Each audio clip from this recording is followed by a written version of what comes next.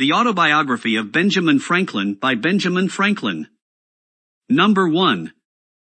Ancestry and Early Youth in Boston. Twyford, at the Bishop of St. Asaph's, 1771.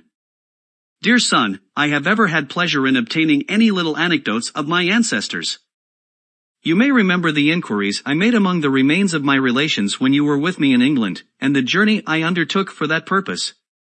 Imagining it may be equally agreeable to you to know the circumstances of my life, many of which you are yet unacquainted with, and expecting the enjoyment of a week's uninterrupted leisure in my present country retirement, I sit down to write them for you. To which I have besides some other inducements.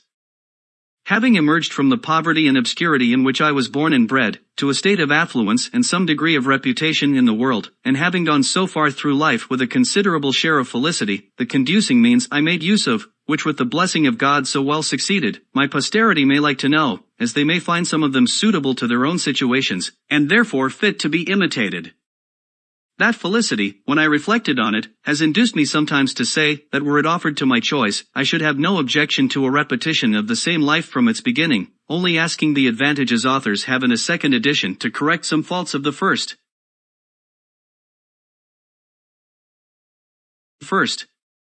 So I might, besides correcting the faults, change some sinister accidents and events of it for others more favorable. But though this were denied, I should still accept the offer. Since such a repetition is not to be expected, the next thing most like living one's life over again seems to be a recollection of that life, and to make that recollection as durable as possible by putting it down in writing.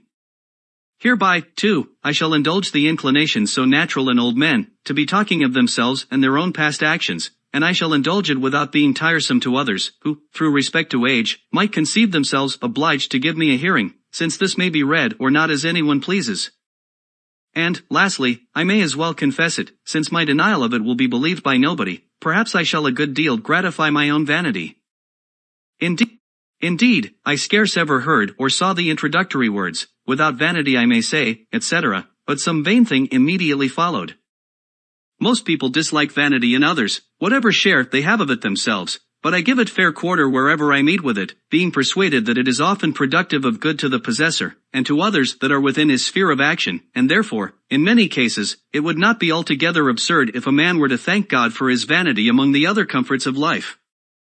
And now I speak of thanking God, I desire with all humility to acknowledge that I owe the mentioned happiness of my past life to his kind providence, which lead me to the means I used and gave them success. My belief of this induces me to hope, though I must not presume, that the same goodness will still be exercised toward me, in continuing that happiness, or enabling me to bear a fatal reverse, which I may experience as others have done, the complexion of my future fortune being known to him only in whose power it is to bless to us even our afflictions. The notes one of my uncles, who had the same kind of curiosity in collecting family anecdotes, once put into my hands, furnished me with several particulars relating to our ancestors. From these notes I learned that the family had lived in the same village, Ecton, in Northamptonshire, for 300 years, and how much longer he knew not, perhaps from the time when the name of Franklin, that before was the name of an order of people, was assumed by them as a surname when others took surnames all over the kingdom on a freehold of about 30 acres, aided by the smith's business, which had continued in the family till his time, the eldest son being always bred to that business, a custom which he and my father followed as to their eldest sons. When I searched the registers at Ecton, I found an account of their births, marriages and burials from the year 1555 only, there being no registers kept in that parish at any time preceding. By that register I perceived that I was the youngest son of the youngest son for 5 generations back. My grandfather Thomas, who was born in 1598, lived at Ecton till he grew too old to follow business longer, when he went to live with his son John, a dyer at Banbury, in Oxfordshire, with whom my father served an apprenticeship.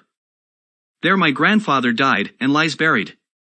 We sought his gravestone in 1758. His eldest son Thomas lived in the house at Ecton, and left it with the land to his only child, a daughter, who, with her husband, one Fisher, of Wellingborough, sold it to Mr. Ist, now lord of the manor there.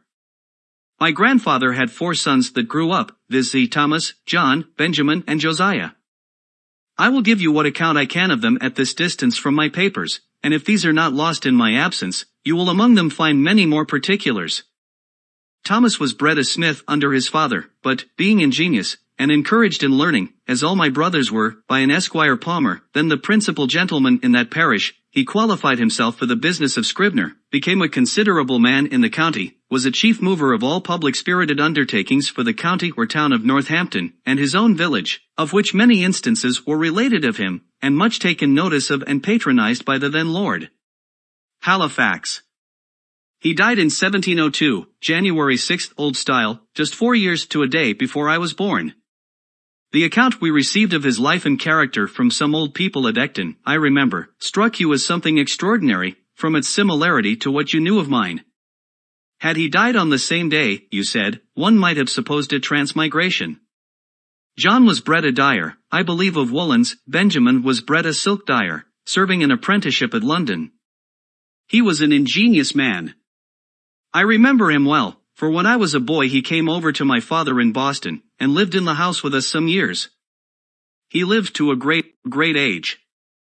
His grandson, Samuel Franklin, now lives in Boston. He left behind him 2 quarto volumes, MS, of his own poetry, consisting of little occasional pieces addressed to his friends and relations, of which the following, sent to me, is a specimen. He had formed a shorthand of his own, which he taught me, but, never practicing it, I have now forgot it. I was named after this uncle, there being a particular affection between him and my father. He was very pious, a great attender of sermons of the best preachers, which he took down in his shorthand, and had with him many volumes of them. He was also much of a politician, too much, perhaps, for his station. There fell lately into my hands, in London, a collection he had made of all the principal pamphlets relating to public affairs, from 1641 to 1717. Many of the volumes are wanting as appears by the numbering, but there still remain 8 volumes in folio, and 24 in quarto and in octavo. A dealer in old books met with them, and knowing me by my sometimes buying of him, he brought them to me. It seems my uncle must have left them here when he went to America, which was about 50 years since. There are many of his notes in the margins. This obscure family of ours was early in the Reformation, and continued Protestants through the reign of Queen Mary, when they were sometimes in danger of trouble on account of their zeal against popery. They had got an English Bible, and to conceal and secure it, it was fastened open with tapes under and within the cover of a joint stool. When my great-great-grandfather read it to his family, he turned up the joint stool upon his knees, turning over the leaves then under the tapes. One of the children stood at the door to give notice if he saw the apparitor coming, who was an officer of the spiritual court. In that case the stool was turned down again upon its feet, when the Bible remained concealed under it as before. This anecdote I had from my uncle Benjamin. The family continued all of the Church of England till about the end of Charles II's reign, when some of the ministers that had been outed for nonconformity, holding conventicles in Northamptonshire, Benjamin and Josiah adhered to them, and so continued all their lives. The rest of the family remained with the Episcopal Church. Josiah, my father, married young, and carried his wife with 3 children into New England, about 1682. The conventicles having been forbidden by law, and frequently disturbed, induced some considerable men of his acquaintance to remove to that country, and he was prevailed with to accompany them thither, where they expected to enjoy their mode of religion with freedom. By the same wife he had 4 children more born there, and by his second wife 10 more, in all 17, of which I remember 13 sitting at one time at his table, who all grew up to be men and women, and married. I was the youngest son, and the youngest child but 2, and was born in Boston, New England. My mother, the second wife, was Abia Folger, daughter of Peter Folger, one of the first settlers of New England, of whom honorable mention is in his church history of that country, entitled Magnalia Christi Americana, as a godly, learned Englishman, if I remember the words rightly. I have heard that he wrote sundry small occasional pieces, but only one of them was printed, which I saw now many years since. It was written in 1675, in the homespun verse of that time and people, and addressed to those then concerned in the government there. It was in favor of liberty of conscience, and in behalf of the Baptists, Quakers, and other sectaries that had been under persecution, ascribing the Indian wars, and other distresses that had befallen the country, to that persecution, as so many judgments of God to punish so heinous an offense, and exhorting a repeal of those uncharitable laws. The whole appeared to me as written with a good deal of decent plainness and manly freedom. The 6 concluding lines I remember, though I have forgotten the 2 first of the stanza, but the purport of them was, that his censures proceeded from goodwill, and, therefore, he would be known to be the author. Because to be a libeller, says he, I hate it with my heart, from Sherburne town, where now I dwell my name I do put here, without offence your real friend, it is Peter Falgier. My elder brothers were all put apprentices to different trades. I was put to the grammar school at 8 years of age, my father intending to devote me, as the tithe of his sons, to the service of the church. My early readiness in learning to read, which must have been very early, as I do not remember when I could not read, and the opinion of all his friends, that I should certainly make a good scholar, encouraged him in this purpose of his. My uncle Benjamin, too, approved of it, and proposed to give me all his shorthand volumes of sermons, I suppose as a stock to set up with, if I would learn his character. I continued, however, at the grammar school not quite 1 year, though in that time I had risen gradually from the middle of the class of that year to be the head of it, and farther was removed into the next class above it, in order to go with that into the third at the end of the year. But my father, in the meantime, from a view of the expense of a college education, which having so large a family he could not well afford, and the mean living many so educated were afterwards able to obtain, reasons that he gave to his friends in my hearing, altered his first intention, took me from the grammar school, and sent me to a school for writing and arithmetic, kept by a then famous man, Mr. George Brownell, very successful in his profession generally, and that by mild, encouraging methods. Under him I acquired fair writing pretty soon, but I failed in the arithmetic, and made no progress in it. At 10 years old I was taken home to assist my father in his business, which was that of a tallow chandler and soap boiler, a business he was not bred to, but had assumed on his arrival in New England, and on finding his dying trade would not maintain his family, being in little request. Accordingly, I was employed in cutting wick for the candles, filling the dipping mold and the molds for cast candles, attending the shop, going of errands, etc. I disliked the trade, and had a strong inclination for the sea, but my father declared against it. However, living near the water, I was much in and about it, learned early to swim well, and to manage boats, and when in a boat or canoe with other boys, I was commonly allowed to govern, especially in any case of difficulty, and upon other occasions I was generally a leader among the boys, and sometimes led them into scrapes, of which I will mention one instance, as it shows an early projecting public spirit, though not then justly conducted. There was a salt marsh that bounded part of the mill pond, on the edge of which, at high water, we used to stand to fish for minnows. By much trampling, we had made it a mere quagmire. My proposal was to build a wharf there fit for us to stand upon, and I showed my comrades a large heap of stones, which were intended for a new house near the marsh, and which would very well suit our purpose. Accordingly, in the evening, when the workmen were gone, I assembled a number of my playfellows, and working with them diligently like so many emmets, sometimes 2 or 3 to a stone, we brought them all away and built our little wharf. The next morning the workmen were surprised at missing the stones, which were found in our wharf. Inquiry was made after the removers, we were discovered and complained of, several of us were corrected by our fathers, and, though I pleaded the usefulness of the work, mine convinced me that nothing was useful which was not honest. I think you may like to know something of his person and character. He had an excellent constitution of body, was of middle stature, but well set, and very strong. He was ingenious, could draw prettily, was skilled a little in music, and had a clear, pleasing voice, so that when he played psalm tunes on his violin and sung withal, as he sometimes did, in an evening after the business of the day was over, it was extremely agreeable to hear. He had a mechanical genius too, and, on occasion, was very handy in the use of other tradesmen's tools, but his great excellence lay in a sound understanding and solid judgment in prudential matters, both in private and public affairs. In the latter, indeed, he was never employed, the numerous family he had to educate and the straitness of his circumstances keeping him close to his trade, but I remember well his being frequently visited by leading people, who consulted him for his opinion in affairs of the town or of the church he belonged to, and showed a good deal of respect for his judgment and advice. He was also much consulted by private persons about their affairs when any difficulty occurred, and frequently chosen an arbitrator between contending parties. At his table he liked to have, as often as he could, some sensible friend or neighbor to converse with, and always took care to start some ingenious or useful topic for discourse, which might tend to improve the minds of his children.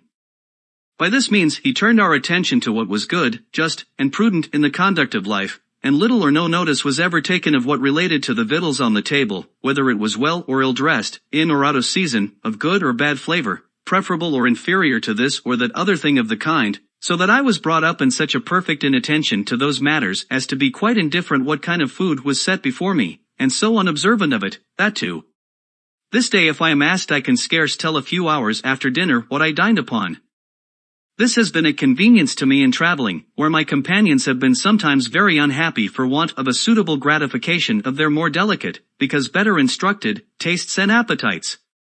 My mother had likewise an excellent constitution, she suckled all her 10 children. I never knew either my father or mother to have any sickness but that of which they died, he at 89, and she at 85 years of age. They lie buried together at Boston, where I some years since placed a marble over their grave, with this inscription: Josiah Franklin, and Abia his wife, lie here interred. They lived lovingly together in wedlock 55 years. Without an estate, or any gainful employment, by constant labor and industry, with God's blessing, they maintained a large family comfortably, and brought up 13 children and 7 grandchildren reputably. From this instance, reader, be encouraged to diligence in thy calling, and distrust not providence. He was a pious and prudent man. She, a discreet and virtuous woman. Their youngest son, in filial regard to their memory, places this stone. J.F., born 1655, died 1744, age 89. I.F., born 1667, died 1752, age 85. By my rambling digressions I perceive myself to be grown old. I used to write more methodically. But one does not dress for private company as for a public ball. 'Tis perhaps only negligence. To return, I continued thus employed in my father's business for 2 years, that is, till I was 12 years old, and my brother John, who was bred to that business, having left my father, married, and set up for himself at Rhode Island, there was all appearance that I was destined to supply his place, and become a tallow chandler. But my dislike to the trade continuing, my father was under apprehensions that if he did not find one for me more agreeable, I should break away and get to sea, as his son Josiah had done, to his great vexation. He therefore sometimes took me to walk with him, and see joiners, bricklayers, turners, braziers, etc., at their work, that he might observe my inclination, and endeavor to fix it on some trade or other on land. It has ever since been a pleasure to me to see good workmen handle their tools, and it has been useful to me, having learned so much by it as to be able to do little jobs myself in my house when a workman could not readily be got, and to construct little machines for my experiments, while the intention of making the experiment was fresh and warm in my mind. My father at last fixed upon the cutler's trade, and my uncle Benjamin's son Samuel, who was bred to that business in London, being about that time established in Boston, I was sent to be with him some time on liking. But his expectations of a fee with me displeasing my father, I was taken home again. Number 2. Beginning life as a printer. From a child I was fond of reading, and all the little money that came into my hands was ever laid out in books. Pleased with the Pilgrim's Progress, my first collection was of John Bunyan's works in separate little volumes. I afterwards sold them to enable me to buy our Burton's historical collections. They were small chapman's books, and cheap, 40 or 50 in all. My father's little library consisted chiefly of books in polemic divinity, most of which I read, and have since often regretted that, at a time when I had such a thirst for knowledge, more proper books had not fallen in my way, since it was now resolved I should not be a clergyman. Plutarch's Lives there was in which I read abundantly, and I still think that time spent to great advantage. There was also a book of Defoe's, called An Essay on Projects, and another of Dr. Mather's, called Essays to Do Good, which perhaps gave me a turn of thinking that had an influence on some of the principal future events of my life. This bookish inclination at length determined my father to make me a printer, though he had already one son, James, of that profession. In 1717 my brother James returned from England with a press and letters to set up his business in Boston. I liked it much better than that of my father, but still had a hankering for the sea. To prevent the apprehended effect of such an inclination, my father was impatient to have me bound to my brother. I stood out some time, but at last was persuaded, and signed the indentures when I was yet but 12 years old. I was to serve as an apprentice till I was 21 years of age, only I was to be allowed journeyman's wages during the last year. In a little time I made great proficiency in the business, and became a useful hand to my brother. I now had access to better books. An acquaintance with the apprentices of booksellers enabled me sometimes to borrow a small one, which I was careful to return soon and clean. Often I sat up in my room reading the greatest part of the night, when the book was borrowed in the evening and to be returned early in the morning, lest it should be missed or wanted. And after some time an ingenious tradesman, Mr. Matthew Adams, who had a pretty collection of books, and who frequented our printing house, took notice of me, invited me to his library, and very kindly lent me such books as I chose to read. I now took a fancy to poetry, and made some little pieces. My brother, thinking it might turn to account, encouraged me, and put me on composing occasional ballads. One was called The Lighthouse Tragedy, and contained an account of the drowning of Captain Worthlake, with his 2 daughters. The other was a sailor's song, on the taking of Teach, or Blackbeard, the pirate. They were wretched stuff, in the Grub Street ballad style, and when they were printed he sent me about the town to sell them. The first sold wonderfully, the event being recent, having made a great noise. This flattered my vanity, but my father discouraged me by ridiculing my performances, and telling me verse-makers were generally beggars. So I escaped being a poet, most probably a very bad one, but as prose writing has been of great use to me in the course of my life, and was a principal means of my advancement, I shall tell you how, in such a situation, I acquired what little ability I have in that way. There was another bookish lad in the town, John Collins by name, with whom I was intimately acquainted. We sometimes disputed, and very fond we were of argument, and very desirous of confuting one another, which disputatious turn, by the way, is apt to become a very bad habit, making people often extremely disagreeable in company by the contradiction that is necessary to bring it into practice, and thence, besides souring and spoiling the conversation, is productive of disgusts and, perhaps enmities where you may have occasion for friendship. I had caught it by reading my father's books of dispute about religion. Persons of good sense, I have since observed, seldom fall into it, except lawyers, university men, and men of all sorts that have been bred at Edinburgh. A question was once, somehow or other, started between Collins and me, of the propriety of educating the female sex in learning, and their abilities for study. He was of opinion that it was improper, and that they were naturally unequal to it. I took the contrary side, perhaps a little for dispute's sake. He was naturally more eloquent, had a ready plenty of words, and sometimes, as I thought, bore me down more by his fluency than by the strength of his reasons. As we parted without settling the point, and were not to see one another again for some time, I sat down to put my arguments in writing, which I copied fair and sent to him. He answered, and I replied. 3 or 4 letters of a side had passed, when my father happened to find my papers and read them.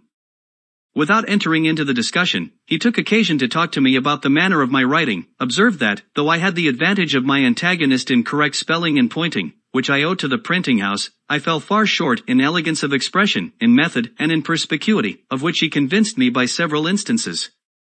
I saw the justice of his remarks, and thence grew more attentive to the manner in writing, and determined to endeavor at improvement. About this time I met with an odd volume of The Spectator. It was the 3rd. I had never before seen any of them. I bought it, read it over and over, and was much delighted with it. I thought the writing excellent, and wished, if possible, to imitate it. With this view I took some of the papers, and, making short hints of the sentiment in each sentence, laid them by a few days, and then, without looking at the book, tried to complete the papers again, by expressing each hinted sentiment at length, and as fully as it had been expressed before, in any suitable words that should come to hand. Then I compared my Spectator with the original, discovered some of my faults, and corrected them. But I found I wanted a stock of words, or a readiness in recollecting and using them, which I thought I should have acquired before that time if I had gone on making verses, since the continual occasion for words of the same import, but of different length, to suit the measure, or of different sound for the rhyme, would have laid me under a constant necessity of searching for variety, and also have tended to fix that variety in my mind, and make me master of it.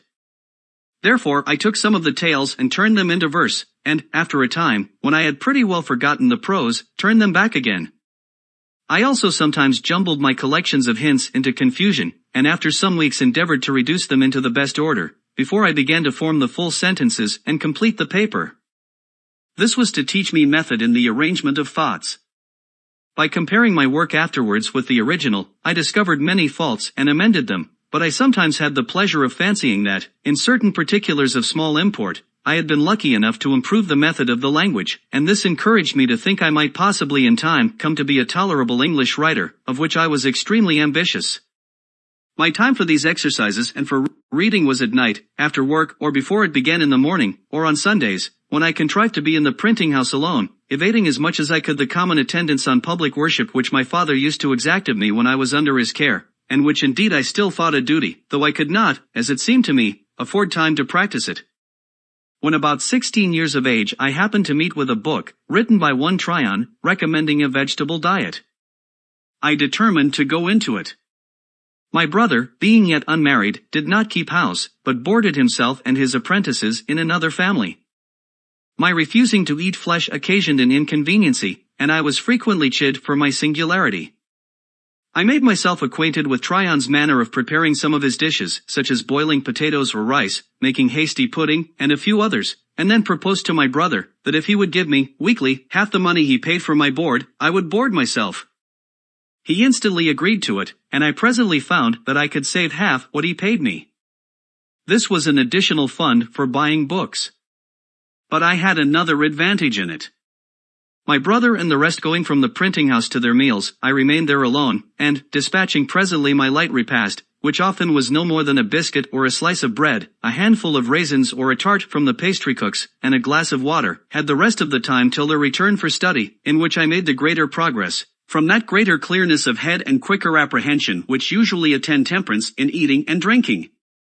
And now it was that, being on some occasion made ashamed of my ignorance in figures, which I had twice failed in learning when at school, I took Cocker's book of arithmetic, and went through the whole by myself with great ease.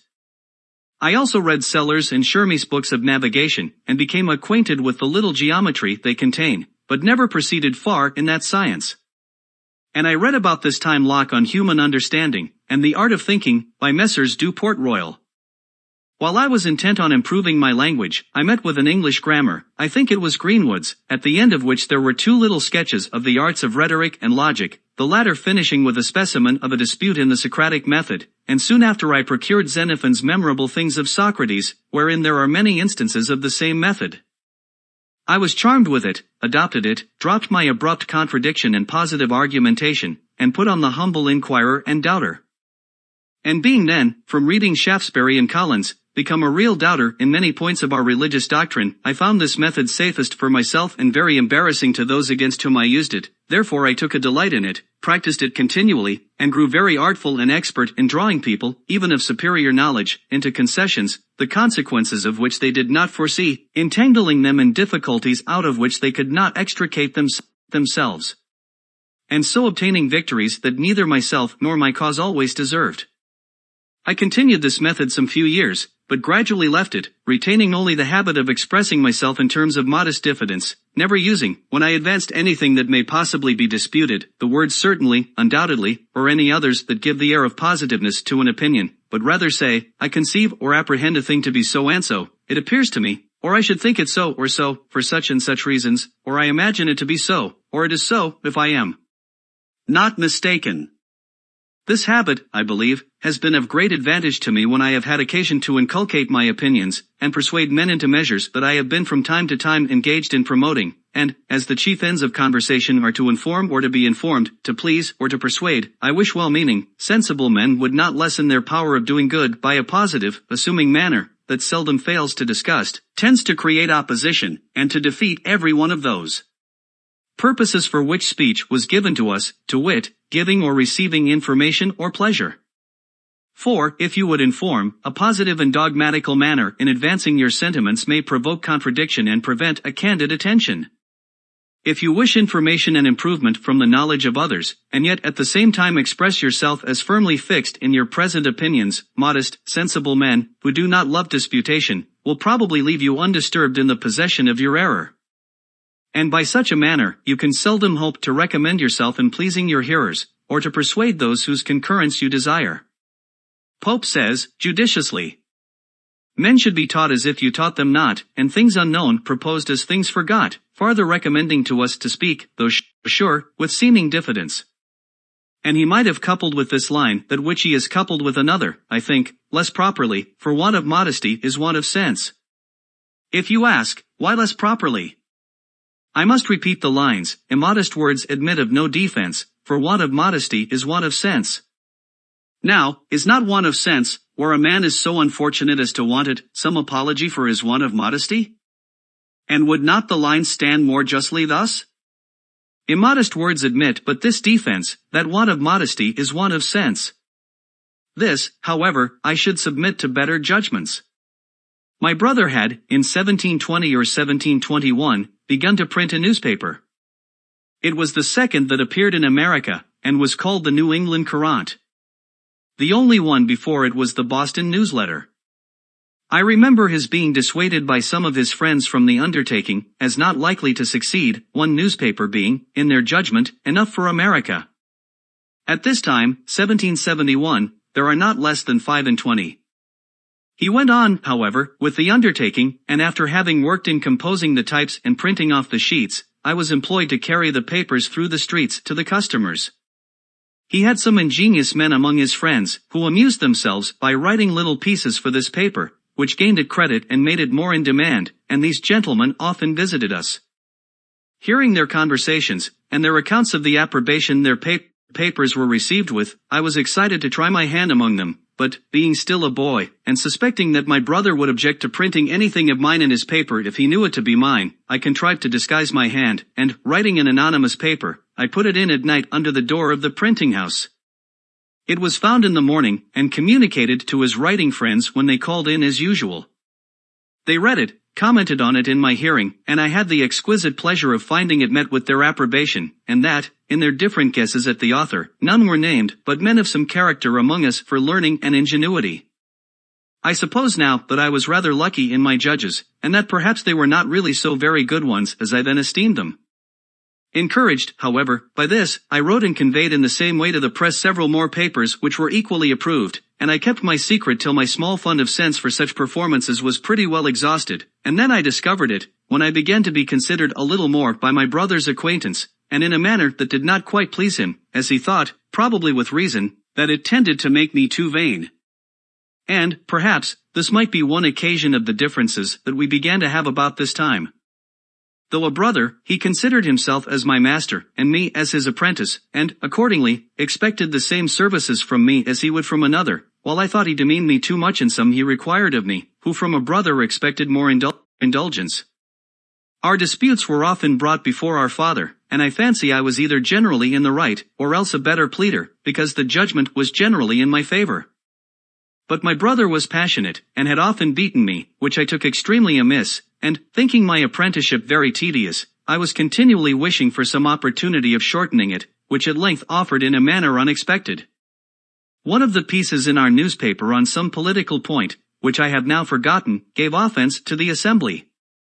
He was taken up, censured, and imprisoned for a month, by the speaker's warrant, I suppose, because he would not discover his author. I too was taken up and examined before the council, but, though I did not give them any satisfaction, they contented themselves with admonishing me, and dismissed me, considering me, perhaps, as an apprentice, who was bound to keep his master's secrets. During my brother's confinement, which I resented a good deal, notwithstanding our private differences, I had the management of the paper, and I made bold to give our rulers some rubs in it, which my brother took very kindly, while others began to consider me in an unfavorable light, as a young genius that had a turn for libeling and satire. My brother's discharge was accompanied with an order of the House, a very odd one, that James Franklin should no longer print the paper called the New England Courant. There was a consultation held in our printing house among his friends, what he should do in this case. Some proposed to evade the order by changing the name of the paper, but my brother, seeing inconveniences in that, it was finally concluded on as a better way, to let it be printed for the future under the name of Benjamin Franklin, and to avoid the censure of the assembly, that might fall on him as still printing it by his apprentice, the contrivance was that my old indenture should be returned to me, with a full discharge on the back of it, to be shown on occasion, but to secure to him the benefit of my service, I was to sign new indentures for the remainder of the term, which were to be kept private.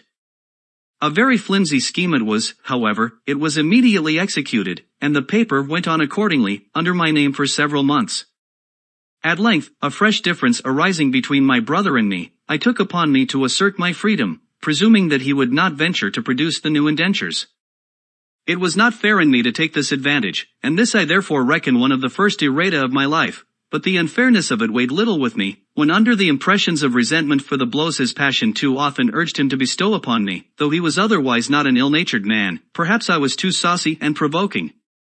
When he found I would leave him, he took care to prevent my getting employment in any other printing house of the town, by going round and speaking to every master, who accordingly refused to give me work.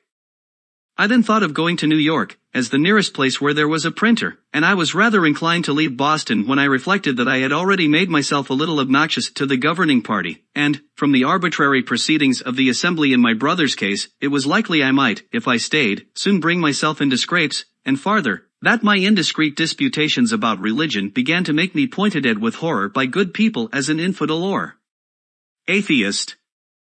I determined on the point, but my father now siding with my brother, I was sensible that, if I attempted to go openly, means would be used to prevent me. My friend Collins, therefore, undertook to manage a little for me. He agreed with the captain of a New York sloop for my passage, under the notion of my being a young acquaintance of his. So I sold some of my books to raise a little money, was taken on board privately, and as we had a fair wind, in 3 days I found myself in New York, near 300 miles from home, a boy of but 17, without the least recommendation to, or knowledge of, any person in the place, and with very little money in my pocket. Number 3. Arrival in Philadelphia. My inclinations for the sea were by this time worn out, or I might now have gratified them. But, having a trade, and supposing myself a pretty good workman, I offered my service to the printer in the place, old Mr. William Bradford, who had been the first printer in Pennsylvania, but removed from thence upon the quarrel of George Keith. He could give me no employment, having little to do, and help enough already, but says he, my son at Philadelphia has lately lost his principal hand, Aquila Rose, by death. If you go thither, I believe he may employ you. Philadelphia was 100 miles further. I set out, however, in a boat for Amboy, leaving my chest and things to follow me round by sea. In crossing the bay, we met with a squall that tore our rotten sails to pieces, prevented our getting into the Kill, and drove us upon Long Island. In our way, a drunken Dutchman, who was a passenger too, fell overboard. When he was sinking, I reached through the water to his shock pate, and drew him up, so that we got him in again. His ducking sobered him a little, and he went to sleep, taking first out of his pocket a book, which he desired I would dry for him. It proved to be my old favorite author, Bunyan's Pilgrim's Progress, in Dutch, finely printed on good paper, with copper cuts, a dress better than I had ever seen it wear in its own language. I have since found that it has been translated into most of the languages of Europe, and suppose it has been more generally read than any other book, except perhaps the Bible. Honest John was the first that I know of who mixed narration and dialogue, a method of writing very engaging to the reader, who in the most interesting parts finds himself, as it were, brought into the company and present at the discourse. Defoe, in his Crusoe, his Moll Flanders, Religious Courtship, Family Instructor, and other pieces, has imitated it with success, and Richardson has done the same in his Pamela, etc. When we drew near the island, we found it was at a place where there could be no landing, there being a great surf on the stony beach. So we dropped anchor, and swung round towards the shore. Some people came down to the water edge and hallooed to us, as we did to them, but the wind was so high, and the surf so loud, that we could not hear so as to understand each other. There were canoes on the shore, and we made signs, and hallooed that they should fetch us, but they either did not understand us, or thought it impracticable, so they went away, and night coming on, we had no remedy but to wait till the wind should abate, and, in the meantime, the boatman and I concluded to sleep, if we could, and so crowded into the scuttle, with the Dutchman, who was still wet, and the spray beating over the head of our boat, leaked through to us, so that we were soon almost as wet as he. In this manner we lay all night, with very little rest, but, the wind abating the next day, we made a shift to reach Amboy before night, having been 30 hours on the water, without victuals, or any drink but a bottle of filthy rum, and the water we sailed on being salt. In the evening I found myself very feverish, and went into bed, but, having read somewhere that cold water drank plentifully was good for a fever, I followed the prescription, sweat plentifully most of the night, my fever left me, and in the morning, crossing the ferry, I proceeded on my journey on foot, having 50 miles to Burlington, where I was told I should find boats that would carry me the rest of the way to Philadelphia. It rained very hard all the day, I was thoroughly soaked, and by noon a good deal tired, so I stopped at a poor inn, where I stayed all night, beginning now to wish that I had never left home. I cut so miserable a figure, too, that I found, by the questions asked me, I was suspected to be some runaway servant, and in danger of being taken up on that suspicion. However, I proceeded the next day, and got in the evening to an inn, within 8 or 10 miles of Burlington, kept by one Dr. Brown. He entered into conversation with me while I took some refreshment, and, finding I had read a little, became very sociable and friendly. Our acquaintance continued as long as he lived. He had been, I imagine, an itinerant doctor, for there was no town in England, or country in Europe, of which he could not give a very particular account. He had some letters, and was ingenious, but much of an unbeliever, and wickedly undertook, some years after, to travesty the Bible in doggerel verse, as Cotton had done Virgil. By this means he set many of the facts in a very ridiculous light, and might have hurt weak minds if his work had been published, but it never was. At his house I lay that night, and the next morning reached Burlington, but had the mortification to find that the regular boats were gone a little before my coming, and no other expected to go before Tuesday, this being Saturday, wherefore I returned to an old woman in the town, of whom I had bought gingerbread to eat on the water, and asked her advice. She invited me to lodge at her house till a passage by water should offer, and being tired with my foot traveling, I accepted the invitation. She, understanding I was a printer, would have had me stay at that town and follow my business, being ignorant of the stock necessary to begin with. She was very hospitable, gave me a dinner of oxcheek with great goodwill, accepting only of a pot of ale in return, and I thought myself fixed till Tuesday should come. However, walking in the evening by the side of the river, a boat came by, which I found was going towards Philadelphia, with several people in her. They took me in, and, as there was no wind, we rowed all the way, and about midnight, not having yet seen the city, some of the company were confident we must have passed it, and would row no farther. The others knew not where we were, so we put toward the shore, got into a creek, landed near an old fence, with the rails of which we made a fire, the night being cold, in October, and there we remained till daylight. Then one of the company knew the place to be Cooper's Creek, a little above Philadelphia, which we saw as soon as we got out of the creek, and arrived there about 8 or 9 o'clock on the Sunday morning, and landed at the Market Street wharf. I have been the more particular in this description of my journey, and shall be so of my first entry into that city, that you may in your mind compare such unlikely beginnings with the figure I have since made there. I was in my working dress, my best clothes being to come round by sea. I was dirty from my journey, my pockets were stuffed out with shirts and stockings, and I knew no soul nor where to look for lodging. I was fatigued with traveling, rowing, and want of rest. I was very hungry, and my whole stock of cash consisted of a Dutch dollar, and about a shilling in copper. The latter I gave the people of the boat for my passage, who at first refused it, on account of my rowing, but I insisted on their taking it. A man being sometimes more generous when he has but a little money than when he has plenty, perhaps through fear of being thought to have but little. Then I walked up the street, gazing about till near the market house I met a boy with bread. I had made many a meal on bread, and, inquiring where he got it, I went immediately to the baker's he directed me to, in 2nd Street, and asked for biscuit, intending such as we had in Boston, but they, it seems, were not made in Philadelphia. Then I asked for a threepenny loaf, and was told they had none such. So not considering or knowing the difference of money, and the greater cheapness nor the names of his bread, I bade him give me threepenny worth of any sort. He gave me, accordingly, 3 great puffy rolls.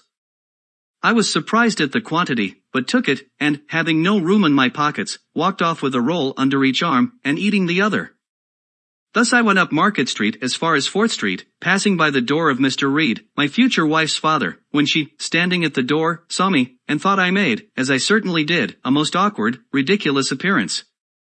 Then I turned and went down Chestnut Street and part of Walnut Street, eating my roll all the way, and, coming round, found myself again at Market Street wharf, near the boat I came in, to which I went for a draught of the river water, and, being filled with one of my rolls, gave the other 2 to a woman and her child that came down the river in the boat with us, and were waiting to go farther. Thus refreshed, I walked again up the street, which by this time had many clean-dressed people in it, who were all walking the same way. I joined them, and thereby was led into the great meeting-house of the Quakers near the market. I sat down among them, and, after looking round a while and hearing nothing said, being very drowsy through labor and want of rest the preceding night, I fell fast asleep, and continued so till the meeting broke up, when one was kind enough to rouse me.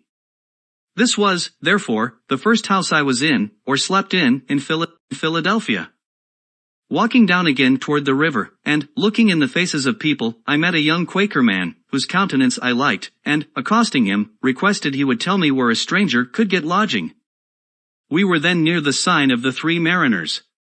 Here, says he, is one place that entertains strangers, but it is not a reputable house. If thee wilt walk with me, I'll show thee a better. He brought me to the Crooked Billet in Water Street.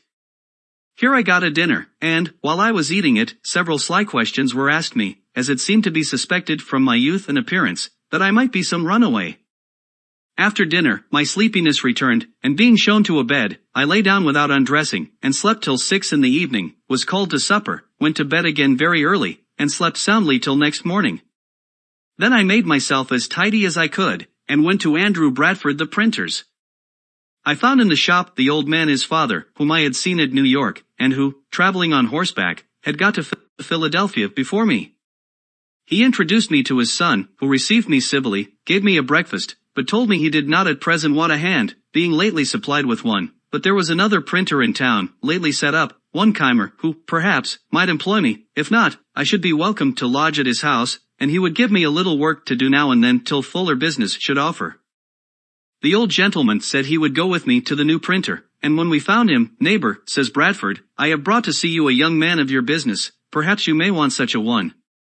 He asked me a few questions, put a composing stick in my hand to see how I worked, and then said he would employ me soon, though he had just then nothing for me to do, and, taking old Bradford, whom he had never seen before, to be one of the townspeople that had a good will for him, entered into a conversation on his present undertaking and prospects, while Bradford, not discovering that he was the other printer's father, on Keimer's saying he expected soon to get the greatest part of the business into his own hands, drew him on by artful questions, and starting little doubts, to explain all his views, what interest he relied on, and in what manner he intended to proceed. I, who stood by and heard all, saw immediately that one of them was a crafty old sophister, and the other a mere novice. Bradford left me with Keimer, who was greatly surprised when I told him who the old man was. Keimer's printing house, I found, consisted of an old shattered press, and one small, worn-out font of English, which he was then using himself, composing an elegy on Aquila Rose, before mentioned, an ingenious young man, of excellent character, much respected in the town, clerk of the assembly, and a pretty poet. Keimer made verses too, but very indifferently. He could not be said to write them, for his manner was to compose them in the types directly out of his head. So there being no copy, but one pair of cases, and the elegy likely to require all the letter, no one could help him. I endeavored to put his press, which he had not yet used, and of which he understood nothing, into order fit to be worked with, and, promising to come and print off his elegy as soon as he should have got it ready, I returned to Bradford's, who gave me a little job to do for the present, and there I lodged and dieted. A few days after, Keimer sent for me to print off the elegy. And now he had got another pair of cases, and a pamphlet to reprint, on which he set me to work. These two printers I found poorly qualified for their business. Bradford had not been bred to it, and was very illiterate, and Keimer, though something of a scholar, was a mere compositor, knowing nothing of presswork. He had been one of the French prophets, and could act their enthusiastic agitations. At this time he did not profess any particular religion, but something of all on occasion, was very ignorant of the world, and had, as I afterward found, a good deal of the knave in his composition. He did not like my lodging at Bradford's while I worked with him. He had a house, indeed, but without furniture, so he could not lodge me, but he got me a lodging at Mr. Reed's before mentioned, who was the owner of his house, and, my chest and clothes being come by this time, I made rather a more respectable appearance in the eyes of Miss Reed than I had done when she first happened to see me eating my roll in the street. I began now to have some acquaintance among the young people of the town, that were lovers of reading, with whom I spent my evenings very pleasantly, and gaining money by my industry and frugality, I lived very agreeably, forgetting Boston as much as I could, and not desiring that any there should know where I resided, except my friend Collins, who was in my secret, and kept it when I wrote to him. At length, an incident happened that sent me back again much sooner than I had intended. I had a brother-in-law, Robert Holmes, master of a sloop that traded between Boston and Delaware. He being at Newcastle, 40 miles below Philadelphia, heard there of me, and wrote me a letter mentioning the concern of my friends in Boston at my abrupt departure, assuring me of their good will to me, and that everything would be accommodated to my mind if I would return, to which he exhorted me very earnestly. I wrote an answer to his letter, thanked him for his advice, but stated my reasons for quitting Boston fully and in such a light as to convince him I was not so wrong as he had apprehended. Number 4. First visit to Boston. Sir William Keith, governor of the province, was then at Newcastle, and Captain Holmes, happening to be in company with him when my letter came to hand, spoke to him of me, and showed him the letter. The governor read it, and seemed surprised when he was told my age. He said I appeared a young man of promising parts, and therefore should be encouraged. The printers at Philadelphia were wretched ones, and if I would set up there, he made no doubt I should succeed. For his part, he would procure me the public business, and do me every other service in his power. This my brother-in-law afterwards told me in Boston, but I knew as yet nothing of it, when, one day, Keimer and I being at work together near the window, we saw the governor and another gentleman, which proved to be Colonel French, of Newcastle, finely dressed, come directly across the street to our house, and heard them at the door. Keimer ran down immediately, thinking it a visit to him, but the governor inquired for me, came up, and with a condescension and politeness I had been quite unused to, made me many compliments, desired to be acquainted with me, blamed me kindly for not having made myself known to him when I first came to the place, and would have me away with him to the tavern, where he was going with Colonel French to taste, as he said, some excellent Madeira. I was not a little surprised, and Keimer stared like a pig poisoned. I went, however, with the governor and Colonel French to a tavern, at the corner of 3rd Street, and over the Madeira he proposed my setting up my business, laid before me the probabilities of success, and both he and Colonel French assured me I should have their interest and influence in procuring the public business of both governments. On my doubting whether my father would assist me in it, Sir William said he would give me a letter to him, in which he would state the advantages, and he did not doubt of prevailing with him. So it was concluded I should return to Boston in the first vessel, with the governor's letter recommending me to my father. In the meantime the intention was to be kept a secret, and I went on working with Keimer as usual, the governor sending for me now and then to dine with him, a very great honor I thought it, and conversing with me in the most affable, familiar, and friendly manner imaginable. About the end of April, 1724, a little vessel offered for Boston. I took leave of Keimer as going to see my friends. The governor gave me an ample letter, saying many flattering things of me to my father, and strongly recommending the project of my setting up at Philadelphia as a thing that must make my fortune. We struck on a shoal in going down the bay, and sprung a leak. We had a blustering time at sea, and were obliged to pump almost continually, at which I took my turn. We arrived safe, however, at Boston in about a fortnight. I had been absent 7 months, and my friends had heard nothing of me, for my brother Holmes was not yet returned, and had not written about me. My unexpected appearance surprised the family. All were, however, very glad to see me, and made me welcome, except my brother. I went to see him at his printing house. I was better dressed than ever while in his service, having a genteel new suit from head to foot, a watch, and my pockets lined with near £5 sterling in silver. He received me not very frankly, looked me all over, and turned to his work again. The journeymen were inquisitive where I had been, what sort of a country it was, and how I liked it. I praised it much, and the happy life I led in it, expressing strongly my intention of returning to it, and, one of them asking what kind of money we had there, I produced a handful of silver, and spread it before them, which was a kind of rarisho they had not been used to, paper being the money of Boston. Then I took an opportunity of letting them see my watch, and, lastly, my brother still grum and sullen, I gave them a piece of 8 to drink, and took my leave. This visit of mine offended him extremely, for, when my mother some time after spoke to him of a reconciliation, and of her wishes to see us on good terms together, and that we might live for the future as brothers, he said I had insulted him in such a manner before his people that he could never forget or forgive it. In this, however, he was mistaken.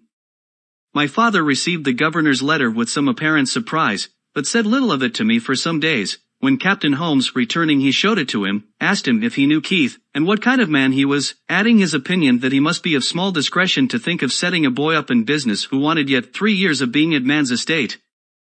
Holmes said what he could in favor of the project, but my father was clear in the impropriety of it, and at last, gave a flat denial to it. Then he wrote a civil letter to Sir William, thanking him for the patronage he had so kindly offered me, but declining to assist me as yet in setting up, I being, in his opinion, too young to be trusted with the management of a business so important, and for which the preparation must be so expensive. My friend and companion Collins, who was a clerk in the post office, pleased with the account I gave him of my new country, determined to go thither also, and, while I waited for my father's determination, he set out before me by land to Rhode Island, leaving his books, which were a pretty collection of mathematics and natural philosophy, to come with mine and me to New York, where he proposed to wait for me. My father, though he did not approve Sir William's proposition, was yet pleased that I had been able to obtain so advantageous a character from a person of such note where I had resided, and that I had been so industrious and careful as to equip myself so handsomely in so short a time. Therefore, seeing no prospect of an accommodation between my brother and me, he gave his consent to my returning again to Philadelphia, advised me to behave respectfully to the people there, endeavored to obtain the general esteem, and avoid lampooning and libeling, to which he thought I had too much inclination, telling me that by steady industry and a prudent parsimony I might save enough by the time I was 21 to set me up, and that, if I came near the matter, he would help me out with the rest. This was all I could obtain, except some small gifts as tokens of his and my mother's love, when I embarked again for New York, now with their approbation and their blessing. The sloop putting in at Newport, Rhode Island, I visited my brother John, who had been married and settled there some years. He received me very affectionately, for he always loved me. A friend of his, one Vernon, having some money due to him in Pennsylvania, about 35 pounds currency, desired I would receive it for him, and keep it till I had his directions what to remit it in. Accordingly, he gave me an order. This afterwards occasioned me a good deal of uneasiness. At Newport we took in a number of passengers for New York, among which were 2 young women, companions, and a grave, sensible, matron-like Quaker woman, with her attendants. I had shown an obliging readiness to do her some little services, which impressed her I suppose with a degree of goodwill toward me. Therefore, when she saw a daily growing familiarity between me and the 2 young women, which they appeared to encourage, she took me aside, and said, "Young man, I am concerned for thee, as thou hast no friend with thee, and seems not to know much of the world, or of the snares youth is exposed to. Depend upon it, those are very bad women, I can see it in all their actions, and if thee art not upon thy guard, they will draw thee into some danger. They are strangers to thee, and I advise thee, in a friendly concern for thy welfare, to have no acquaintance with them." As I seemed at first not to think so ill of them as she did, she mentioned some things she had observed and heard that had escaped my notice, but now convinced me she was right. I thanked her for her kind advice, and promised to follow it. When we arrived at New York, they told me where they lived, and invited me to come and see them, but I avoided it, and it was well I did, for the next day the captain missed a silver spoon and some other things that had been taken out of his cabin, and, knowing that these were a couple of strumpets, he got a warrant to search their lodgings, found the stolen goods, and had the thieves punished. So, though we had escaped a sunken rock, which we scraped upon in the passage, I thought this escape of rather more importance to me. At New York I found my friend Collins, who had arrived there some time before me. We had been intimate from children, and had read the same books together, but he had the advantage of more time for reading and studying, and a wonderful genius for mathematical learning, in which he far outstripped me. While I lived in Boston, most of my hours of leisure for conversation were spent with him, and he continued a sober as well as an industrious lad, was much respected for his learning by several of the clergy and other gentlemen, and seemed to promise making a good figure in life. But, during my absence, he had acquired a habit of sodding with brandy, and I found by his own account, and what I heard from others, that he had been drunk every day since his arrival at New York, and behaved very oddly. He had gamed, too, and lost his money, so that I was obliged to discharge his lodgings, and defray his expenses to and at Philadelphia, which proved extremely inconvenient to me.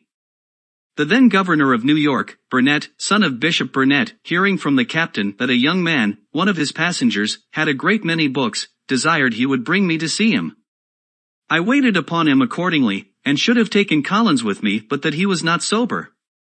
The governor treated me with great civility, showed me his library, which was a very large one, and we had a good deal of conversation about books and authors. This was the second governor who had done me the honor to take notice of me, which, to a poor boy like me, was very pleasing. We proceeded to Philadelphia. I received on the way Vernon's money, without which we could hardly have finished our journey. Collins wished to be employed in some counting-house, but, whether they discovered his dramming by his breath, or by his behavior, though he had some recommendations, he met with no success in any application, and continued lodging and boarding at the same house with me, and at my expense.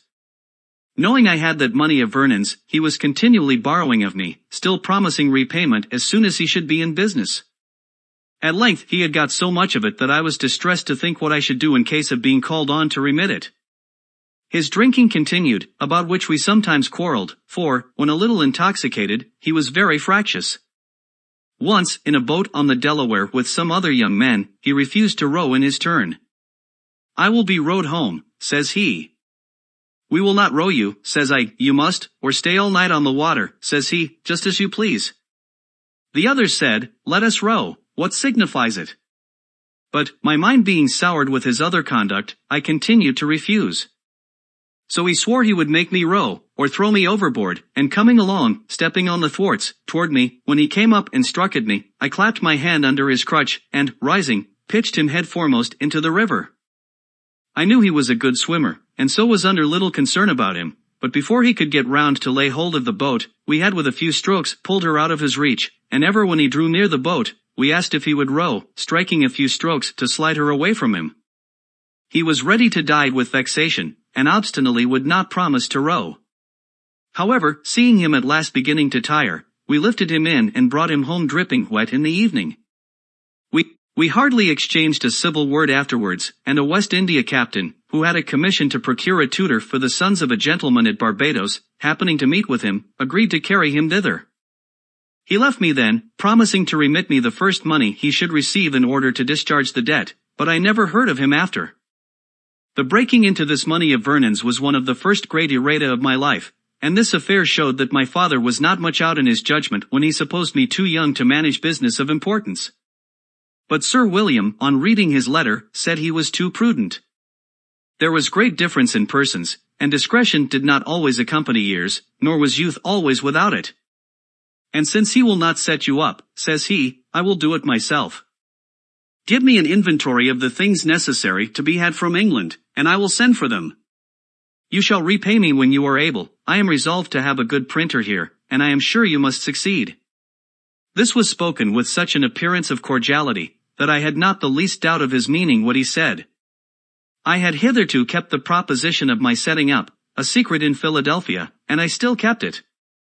Had it been known that I depended on the governor, probably some friend, that knew him better, would have advised me not to rely on him, as I afterwards heard it as his known character to be liberal of promises which he never meant to keep. Yet, unsolicited as he was by me, how could I think his generous offers insincere? I believed him one of the best men in the world. I presented him an inventory of a little print house, amounting by my computation to about £100 sterling. He liked it, but asked me if my being on the spot in England to choose the types, and see that everything was good of the kind, might not be of some advantage. Then, says he, when there, you may make acquaintances, and establish correspondences in the bookselling and stationery way. I agreed that this might be advantageous. Then, says he, get yourself ready to go with Annis, which was the annual ship, and the only one at that time usually passing between London and Philadelphia. But it would be some months before Annis sailed, so I continued working with Keimer, fretting about the money Collins had got from me, and in daily apprehensions of being called upon by Vernon, which, however, did not happen for some years after. I believe I have omitted mentioning that, in my first voyage from Boston, being becalmed off Block Island, our people set about catching cod, and hauled up a great many. Hitherto I had stuck to my resolution of not eating animal food, and on this occasion I considered, with my master Tryon, the taking every fish as a kind of unprovoked murder, since none of them had, or ever could do us any injury that might justify the slaughter. All this seemed very reasonable. But I had formerly been a great lover of fish, and, when this came hot out of the frying pan, it smelt admirably well. I balanced some time between principle and inclination, till I recollected that, when the fish were opened, I saw smaller fish taken out of their stomachs. Then thought I, if you eat one another, I don't see why we mayn't eat you. So I dined upon cod very heartily, and continued to eat with other people, returning only now and then occasionally to a vegetable diet. So convenient a thing is it to be a reasonable creature, since it enables one to find or make a reason for everything one has a mind to do. Number 5. Early friends in Philadelphia. Keimer and I lived on a pretty good familiar footing, and agreed tolerably well, for he suspected nothing of my setting up. He retained a great deal of his old enthusiasms and loved argumentation. We therefore had many disputations. I used to work him so with my Socratic method, and had trepanned him so often by questions apparently so distant from any point we had in hand, and yet by degrees led to the point, and brought him into difficulties and contradictions, that at last he grew ridiculously cautious, and would hardly answer me the most common question, without asking first, "What do you intend to infer from that?" However, it gave him so high an opinion of my abilities in the confuting way, that he seriously proposed my being his colleague in a project he had of setting up a new sect. He was to preach the doctrines, and I was to confound all opponents. When he came to explain with me upon the doctrines, I found several conundrums which I objected to, unless I might have my way a little too, and introduce some of mine. Keimer wore his beard at full length, because somewhere in the Mosaic law it is said, "Thou shalt not mar the corners of thy beard." He likewise kept the seventh-day Sabbath, and these 2 points were essentials with him. I disliked both, but agreed to admit them upon condition of his adopting the doctrine of using no animal food. "I doubt," said he, "my constitution will not bear that." I assured him it would, and that he would be the better for it.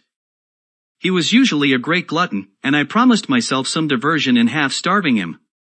He agreed to try the practice if I would keep him company. I did so, and we held it for 3 months. We had our victuals dressed, and brought to us regularly by a woman in the neighborhood, who had from me a list of 40 dishes, to be prepared for us at different times, in all which there was neither fish, flesh, nor fowl, and the whim suited me the better at this time from the cheapness of it, not costing us above 18 pence sterling each per week. I have since kept several Lents most strictly, leaving the common diet for that, and that for the common, abruptly, without the least inconvenience, so that I think there is little in the advice of making those changes by easy gradations. I went on pleasantly, but poor Keimer suffered grievously, tired of the project, longed for the flesh pots of Egypt, and ordered a roast pig. He invited me and 2 women friends to dine with him, but, it being brought too soon upon table, he could not resist the temptation, and ate the whole before we came. I had made some courtship during this time to Miss Red. I had a great respect and affection for her, and had some reason to believe she had the same for me, but, as I was about to take a long voyage, and we were both very young, only a little above 18, it was thought most prudent by her mother to prevent our going too far at present, as a marriage, if it was to take place, would be more convenient after my return, when I should be, as I expected, set up in my business. Perhaps, too, she thought my expectations not so well founded as I imagined them to be. My chief acquaintances at this time were Charles Osborne, Joseph Watson, and James Ralph, all lovers of reading.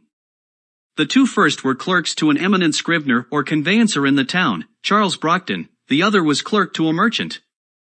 Watson was a pious, sensible young man, of great integrity, the others rather more lax in their principles of religion, particularly Ralph, who, as well as Collins, had been unsettled by me, for which they both made me suffer. Osborne was sensible, candid, frank, sincere and affectionate to his friends, but, in literary matters, too fond of criticizing. Ralph was ingenious, genteel in his manners, and extremely eloquent. I think I never knew a prettier talker. Both of them were great admirers of poetry, and began to try their hands in little pieces. Many pleasant walks we 4 had together on Sundays into the woods, near Schuylkill, where we read to one another, and conferred on what we read. Ralph was inclined to pursue the study of poetry, not doubting but he might become eminent in it, and make his fortune by it, alleging that the best poets must, when they first began to write, make as many faults as he did. Osborne dissuaded him, assured him he had no genius for poetry, and advised him to think of nothing beyond the business he was bred to, that, in the mercantile way, though he had no stock, he might, by his diligence and punctuality, recommend himself to employment as a factor, and in time acquire wherewith to trade on his own account. I approved the amusing oneself with poetry now and then, so far as to improve one's language, but no farther. On this it was proposed that we should each of us, at our next meeting, produce a piece of our own composing, in order to improve by our mutual observations, criticisms, and corrections. As language and expression were what we had in view, we excluded all considerations of invention by agreeing that the task should be a version of the 18th Psalm, which describes the descent of a deity. When the time of our meeting drew nigh, Ralph called on me first, and let me know his piece was ready. I told him I had been busy, and, having little inclination, had done nothing. He then showed me his piece for my opinion, and I much approved it, as it appeared to me to have great merit. Now, says he, Osborne never will allow the least merit in anything of mine, but makes 1,000 criticisms out of mere envy. He is not so jealous of you. I wish, therefore, you would take this piece, and produce it as yours. I will pretend not to have had time, and so produce nothing. We shall then see what he will say to it. It was agreed, and I immediately transcribed it, that it might appear in my own hand. We met. Watson's performance was read. There were some beauties in it, but many defects. Osborne's was read. It was much better. Ralph did it justice, remarked some faults, but applauded the beauties. He himself had nothing to produce. I was backward, seemed desirous of being excused, had not had sufficient time to correct, etc., but no excuse could be admitted. Produce I must. It was read and repeated. Watson and Osborne gave up the contest, and joined in applauding it. Ralph only made some criticisms, and proposed some amendments, but I defended my text. Osborne was against Ralph, and told him he was no better a critic than poet, so he dropped the argument. As they two went home together, Osborne expressed himself still more strongly in favor of what he thought my production, having restrained himself before, as he said, lest I should think it flattery.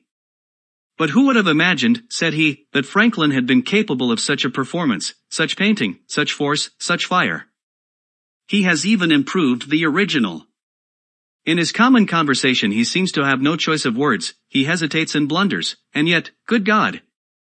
How he writes! When we next met, Ralph discovered the trick we had played him, and Osborne was a little laughed at. This transaction fixed Ralph in his resolution of becoming a poet. I did all I could to dissuade him from it, but he continued scribbling verses till Pope cured him. He became, however, a pretty good prose writer. More of him hereafter. But, as I may not have occasion again to mention the other two, I shall just remark here, that Watson died in my arms a few years after, much lamented, being the best of our set. Osborne went to the West Indies, where he became an eminent lawyer and made money, but died young. He and I had made a serious agreement, that the one who happened first to die should, if possible, make a friendly visit to the other, and acquaint him how he found things in that separate state. But he never fulfilled his promise. Number 6. First visit to London. The governor, seeming to like my company, had me frequently to his house, and his setting me up was always mentioned as a fixed thing. I was to take with me letters recommendatory to a number of his friends, besides the letter of credit to furnish me with the necessary money for purchasing the press and types, paper, etc. For these letters I was appointed to call at different times, when they were to be ready, but a future time was still named. Thus he went on till the ship, whose departure too had been several times postponed, was on the point of sailing. Then, when I called to take my leave and receive the letters, his secretary, Dr. Bard, came out to me and said the governor was extremely busy in writing, but would be down at Newcastle, before the ship, and there the letters would be delivered to me. Ralph, though married, and having one child, had determined to accompany me in this voyage. It was thought he intended to establish a correspondence, and obtain goods to sell on commission, but I found afterwards, that, through some discontent with his wife's relations, he purposed to leave her on their hands, and never return again. Having taken leave of my friends, and interchanged some promises with Miss Reed, I left Philadelphia in the ship, which anchored at Newcastle. The governor was there, but when I went to his lodging, the secretary came to me from him with the civilest message in the world, that he could not then see me, being engaged in business of the utmost importance, but should send the letters to me on board, wished me heartily a good voyage and a speedy return, etc. I returned on board a little puzzled, but still not doubting. Mr. Andrew Hamilton, a famous lawyer of Philadelphia, had taken passage in the same ship for himself and son, and with Mr. Denham, a Quaker merchant, and Messrs. Onion and Russell, masters of an ironwork in Maryland, had engaged the great cabin, so that Ralph and I were forced to take up with a berth in the steerage, and none on board knowing us, were considered as ordinary persons. But Mr. Hamilton and his son, it was James, since governor, returned from Newcastle to Philadelphia, the father being recalled by a great fee to plead for a seized ship, and, just before we sailed, Colonel French coming on board, and showing me great respect, I was more taken notice of, and, with my friend Ralph, invited by the other gentlemen to come into the cabin, there being now room. Accordingly, we removed thither. Understanding that Colonel French had brought on board the governor's dispatches, I asked the captain for those letters that were to be under my care. He said all were put into the bag together and he could not then come at them, but, before we landed in England, I should have an opportunity of picking them out, so I was satisfied for the present, and we proceeded on our voyage. We had a sociable company in the cabin, and lived uncommonly well, having the addition of all Mr. Hamilton's stores, who had laid in plentifully. In this passage Mr. Denham contracted a friendship for me that continued during his life. The voyage was otherwise not a pleasant one, as we had a great deal of bad weather. When we came into the channel, the captain kept his word with me, and gave me an opportunity of examining the bag for the governor's letters. I found none upon which my name was put as under my care. I picked out 6 or 7, that, by the handwriting, I thought might be the promised letters, especially as one of them was directed to Basket, the king's printer, and another to some stationer. We arrived in London the 24th of December, 1724. I waited upon the stationer, who came first in my way, delivering the letter as from Governor Keith. "I don't know such a person," says he, but, opening the letter, "Oh, this is from Riddlesden.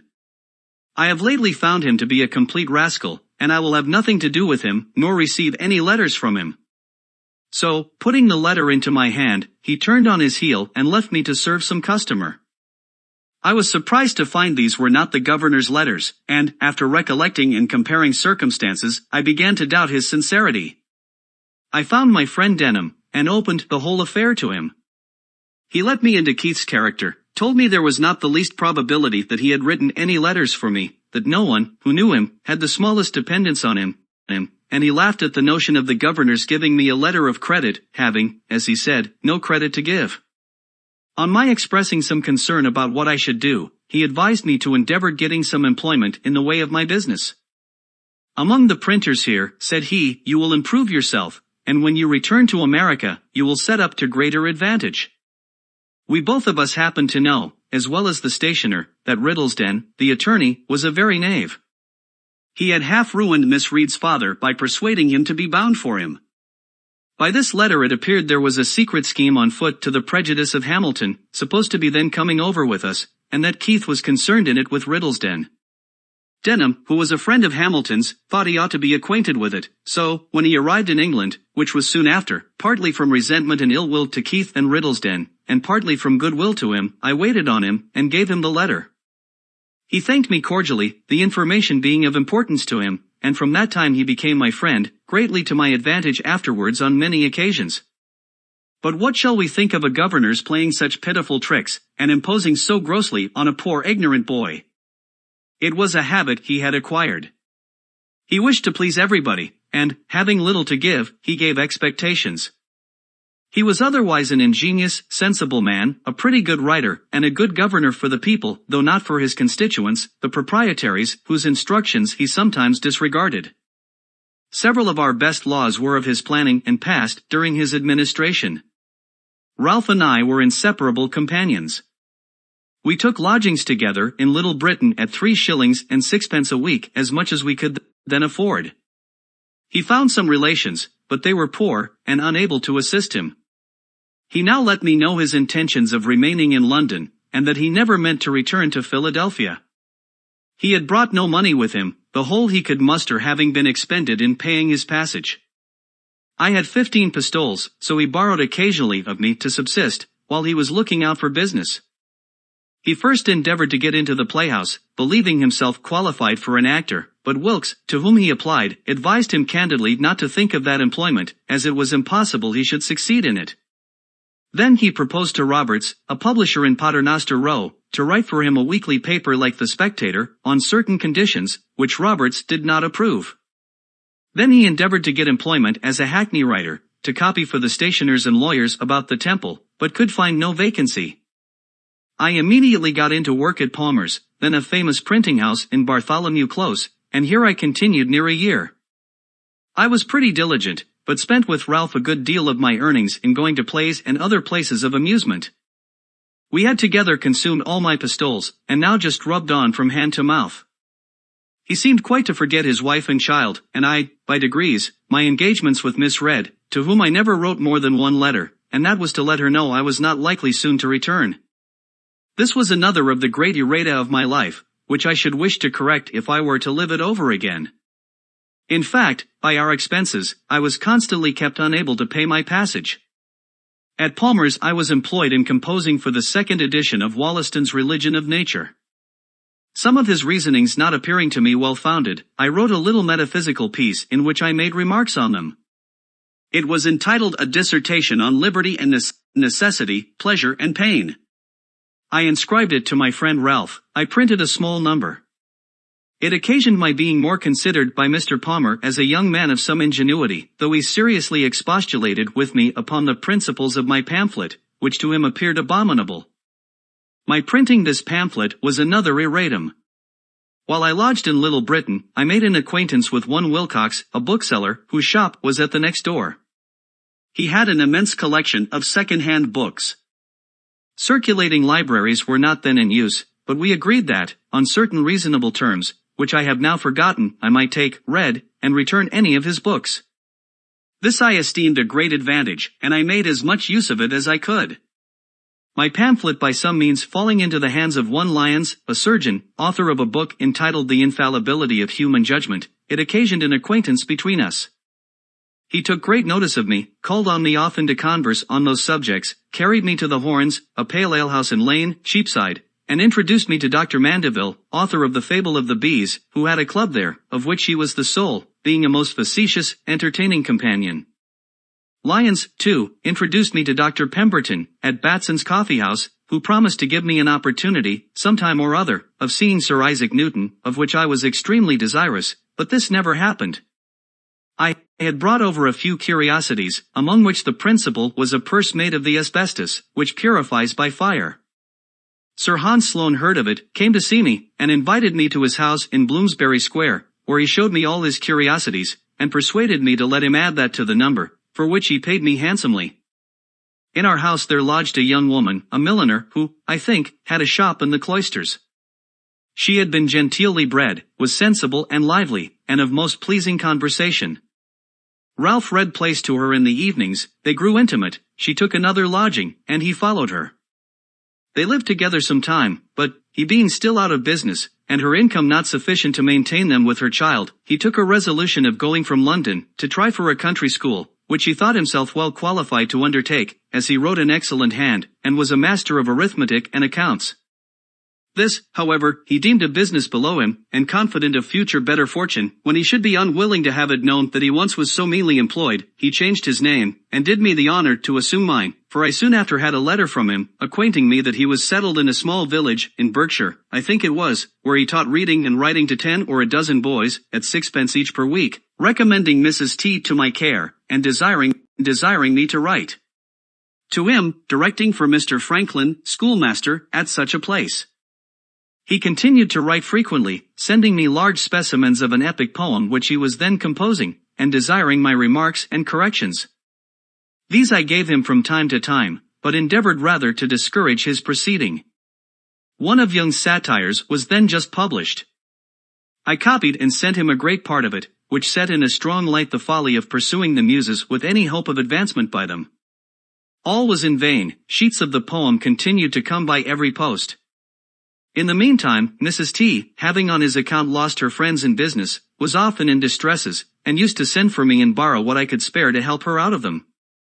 I grew fond of her company, and, being at that time under no religious restraint, and presuming upon my importance to her, I attempted familiarities, another erratum, which she repulsed with a proper resentment, and acquainted him with my behavior. This made a breach between us, and, when he returned again to London, he let me know he thought I had cancelled all the obligations he had been under to me. So I found I was never to expect his repaying me what I lent to him or advanced for him. This, however, was not then of much consequence, as he was totally unable, and in the loss of his friendship I found myself relieved from a burden. I now began to think of getting a little money beforehand, and, expecting better work, I left Palmer's to work at Watts's, near Lincoln's Inn Fields, a still greater printing house. Here I continued all the rest of my stay in London. At my first admission into this printing house I took to working at press, imagining I felt a want of the bodily exercise I had been used to in America, or press work is mixed with composing. I drank only water, the other workmen, near 50 in number, were great guzzlers of beer. On occasion, I carried up and down stairs a large form of types in each hand, when others carried but one in both hands. They wondered to see, from this and several instances, that the water American, as they called me, was stronger than themselves, who drank strong beer. We had an alehouse boy who attended always in the house to supply the workmen. My companion at the press drank every day a pint before breakfast, a pint at breakfast with his bread and cheese, a pint between breakfast and dinner, a pint at dinner, a pint in the afternoon about 6 o'clock, and another when he had done his day's work. I thought it a detestable custom, but it was necessary, he supposed, to drink strong beer, that he might be strong to labor. I endeavored to convince him that the bodily strength afforded by beer could only be in proportion to the grain or flour of the barley dissolved in the water of which it was made, that there was more flour in a pennyworth of bread, and therefore, if he would eat that with a pint of water, it would give him more strength than a quart of beer. He drank on, however, and had 4 or 5 shillings to pay out of his wages every Saturday night for that muddling liquor, an expense I was free from. And thus these poor devils keep themselves always under. What, after some weeks, desiring to have me in the composing room, I left the pressman, a new bienvenu or some for drink, being 5 shillings, was demanded of me by the compositors. I thought it an imposition, as I had paid below, the master thought so too, and forbade my paying it. I stood out 2 or 3 weeks, was accordingly considered as an excommunicate, and had so many little pieces of private mischief done me, by mixing my sorts, transposing my pages, breaking my matter, etc., etc., if I were ever so little out of the room, and all ascribed to the chapel ghost, which they said ever haunted those not regularly admitted, that, notwithstanding the master's protection, I found myself obliged to comply and pay the money, convinced of the folly of being on ill terms. With those one is to live with continually. I was now on a fair footing with them, and soon acquired considerable influence. I proposed some reasonable alterations in their chapel laws, and carried them against all opposition. From my example, a great part of them left their muddling breakfast of beer, and bread, and cheese, finding they could with me be supplied from a neighboring house with a large porringer of hot water gruel, sprinkled with pepper, crumbed with bread, and a bit of butter in it, for the price of a pint of beer, viz., 3 halfpence. This was a more comfortable as well as cheaper breakfast, and keep their heads clearer. Those who continued sodding with beer all day, were often, by not paying, out of credit at the alehouse, and used to make interest with me to get beer, their light, as they phrased it, being out. I watched the pay table on Saturday night, and collected what I stood engaged for them, having to pay sometimes near 30 shillings a week on their accounts. This, and my being esteemed a pretty good rigite, that is, a jocular verbal satirist, supported my consequence in the society. My constant attendance, I never making a St. Monday, recommended me to the master, and my uncommon quickness at composing occasioned my being put upon all work of dispatch, which was generally better paid. So I went on now very agreeably. My lodging in Little Britain being too remote, I found another in Duke Street, opposite to the Romish chapel. It was 2 pair of stairs backwards, at an Italian warehouse. A widow lady kept the house, she had a daughter, and a maid servant, and a journeyman who attended the warehouse, but lodged abroad. After sending to inquire my character at the house where I last lodged, she agreed to take me in at the same rate, 3 shillings. 6 pennies. Per week, cheaper, as she said, from the protection she expected in having a man lodge in the house. She was a widow, an elderly woman, had been bred a Protestant, being a clergyman's daughter, but was converted to the Catholic religion by her husband, whose memory she much revered, had lived much among people of distinction, and knew 1,000 anecdotes of them as far back as the times of Charles II. She was lame in her knees with the gout, and, therefore, seldom stirred out of her room, so sometimes wanted company, and hers was so highly amusing to me, that I was sure to spend an evening with her whenever she desired it. Our supper was only half an anchovy each, on a very little strip of bread and butter, and half a pint of ale between us, but the entertainment was in her conversation. My always keeping good hours, and giving little trouble in the family, made her unwilling to part with me, so that, when I talked of a lodging I had heard of, nearer my business, for 2 shillings a week, which, intent as I now was on saving money, made some difference, she bid me not think of it, for she would abate me 2 shillings a week for the future, so I remained with her at 1 shilling and 6pence as long as I stayed in London.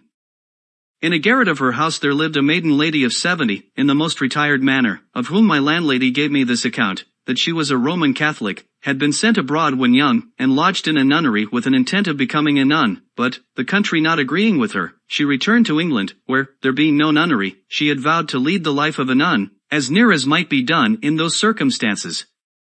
Accordingly, she had given all her estate to charitable uses, reserving only £12 a year to live on, and out of this sum she still gave a great deal in charity, living herself on water gruel only, and using no fire but to boil it. She had lived many years in that garret, being permitted to remain there gratis by successive Catholic tenants of the house below, as they deemed it a blessing to have her there. A priest visited her to confess her every day. I have asked her, says my landlady, how she, as she lived, could possibly find so much employment for a confessor? Oh, said she, it is impossible to avoid vain thoughts. I was permitted once to visit her. She was cheerful and polite, and conversed pleasantly. The room was clean, but had no other furniture than a mattress, a table with a crucifix and book, a stool which she gave me to sit on, and a picture over the chimney of Saint Veronica displaying her handkerchief, with the miraculous figure of Christ's bleeding face on it, 46, which she explained to me with great seriousness. She looked pale, but was never sick, and I give it as another instance on how small an income, life and health, may be supported. At Watts's printing house I contracted an acquaintance with an ingenious young man, one Wygate, who, having wealthy relations, had been better educated than most printers, was a tolerable Latinist, spoke French, and loved reading. I taught him and a friend of his to swim at twice going into the river, and they soon became good swimmers. They introduced me to some gentlemen from the country, who went to Chelsea by water to see the college and Don Saltero's curiosities. In our return, at the request of the company, whose curiosity Wygate had excited, I stripped and leaped into the river, and swam from near Chelsea to Blackfriars, performing on the way many feats of activity, both upon and under water, that surprised and pleased those to whom they were novelties. I had from a child been ever delighted with this exercise, had studied and practiced all Thevenot's motions and positions, added some of my own, aiming at the graceful and easy as well as the useful. All these I took this occasion of exhibiting to the company, and was much flattered by their admiration, and Wygate, who was desirous of becoming a master, grew more and more attached to me on that account, as well as from the similarity of our studies. He at length proposed to me traveling all over Europe together, supporting ourselves everywhere by working at our business. I was once inclined to it, but, mentioning it to my good friend Mr. Denham, with whom I often spent an hour when I had leisure, he dissuaded me from it, advising me to think only of returning to Pennsylvania, which he was now about to do. I must record one trait of this good man's character. He had formerly been in business at Bristol, but failed in debt to a number of people, compounded and went to America. There, by a close application to business as a merchant, he acquired a plentiful fortune in a few years. Returning to England in the ship with me, he invited his old creditors to an entertainment, at which he thanked them for the easy composition they had favored him with, and, when they expected nothing but the treat, every man at the first remove found under his plate an order on a banker for the full amount of the unpaid remainder with interest. He now told me he was about to return to Philadelphia, and should carry over a great quantity of goods in order to open a store there. He proposed to take me over as his clerk, to keep his books, in which he would instruct me, copy his letters, and attend the store. He added, that, as soon as I should be acquainted with mercantile business, he would promote me by sending me with a cargo of flour and bread, etc., to the West Indies, and procure me commissions from others which would be profitable, and, if I managed well, would establish me handsomely. The thing pleased me, for I was grown tired of London, remembered with pleasure the happy months I had spent in Pennsylvania, and wished again to see it. Therefore I immediately agreed on the terms of £50 a year, Pennsylvania money, less, indeed, than my present gettings as a compositor, but affording a better prospect. I now took leave of printing, as I thought, forever, and was daily employed in my new business, going about with Mr. Denham among the tradesmen to purchase various articles, and seeing them packed up, doing errands, calling upon workmen to dispatch, etc., and, when all was on board, I had a few days' leisure. On one of these days, I was, to my surprise, sent for by a great man I knew only by name, a Sir William Wyndham, and I waited upon him. He had heard by some means or other of my swimming from Chelsea to Blackfriars, and of my teaching Wygate and another young man to swim in a few hours. He had 2 sons, about to set out on their travels. He wished to have them first taught swimming, and proposed to gratify me handsomely if I would teach them. They were not yet come to town, and my stay was uncertain, so I could not undertake it. But, from this incident, I thought it likely that, if I were to remain in England and open a swimming school, I might get a good deal of money, and it struck me so strongly, that, had the overture been sooner made me, probably I should not so soon have returned to America. After many years, you and I had something of more importance to do with one of these sons of Sir William Wyndham, become Earl of Egremont, which I shall mention in its place. Thus I spent about 18 months in London. Most part of the time I worked hard at my business, and spent but little upon myself except in seeing plays and in books. My friend Ralph had kept me poor. He owed me about £27, which I was now never likely to receive, a great sum out of my small earnings. I loved him, notwithstanding, for he had many amiable qualities. I had by no means improved my fortune, but I had picked up some very ingenious acquaintance, whose conversation was of great advantage to me, and I had read considerably. Number 7. Beginning business in Philadelphia. We sailed from Gravesend on the 23rd of July, 1726. For the incidents of the voyage, I refer you to my journal, where you will find them all minutely related. Perhaps the most important part of that journal is the plan to be found in it, which I formed at sea, for regulating my future conduct in life. It is the more remarkable, as being formed when I was so young, and yet being pretty faithfully adhered to quite through to old age. We landed in Philadelphia on the 11th of October, where I found sundry alterations. Keith was no longer governor, being superseded by Major Gordon. I met him walking the streets as a common citizen. He seemed a little ashamed at seeing me, but passed without saying anything. I should have been as much ashamed at seeing Miss Reed, had not her friends, despairing with reason of my return after the receipt of my letter, persuaded her to marry another, one Rogers, a potter, which was done in my absence. With him, however, she was never happy, and soon parted from him, refusing to cohabit with him or bear his name, it being now said that he had another wife. He was a worthless fellow, though an excellent workman, which was the temptation to her friends. He got into debt, ran away in 1727 or 1728, went to the West Indies, and died there. Keimer had got a better house, a shop well supplied with stationery, plenty of new types, a number of hands, though none good, and seemed to have a great deal of business. Mr. Denham took a store in Water Street, where we opened our goods. I attended the business diligently, studied accounts, and grew, in a little time, expert at selling. We lodged and boarded together. He counseled me as a father, having a sincere regard for me. I respected and loved him, and we might have gone on together very happy, but, in the beginning of February, 1726/7, when I had just passed my 21st year, we both were taken ill. My distemper was a pleurisy, which very nearly carried me off. I suffered a good deal, gave up the point in my own mind, and was rather disappointed when I found myself recovering, regretting, in some degree, that I must now, some time or other, have all that disagreeable work to do over again. I forget what his distemper was. It held him a long time, and at length carried him off. He left me a small legacy in an uncupative will, as a token of his kindness for me, and he left me once more to the wide world, for the store was taken into the care of his executors, and my employment under him ended. My brother-in-law, Holmes, being now at Philadelphia, advised my return to my business, and Keimer tempted me, with an offer of large wages by the year, to come and take the management of his printing house, that he might better attend his stationer's shop. I had heard a bad character of him in London from his wife and her friends, and was not fond of having any more to do with him. I tried for farther employment as a merchant's clerk, but, not readily meeting with any, I closed again with Keimer.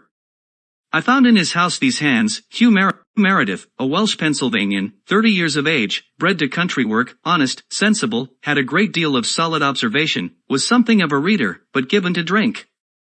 Stephen Potts, a young countryman of full age, bred to the same, of uncommon natural parts, and great wit and humor, but a little idle.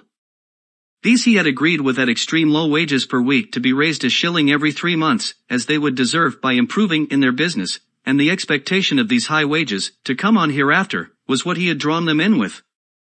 Meredith was to work at press, Potts at bookbinding, which he, by agreement, was to teach them, though he knew neither one nor t'other.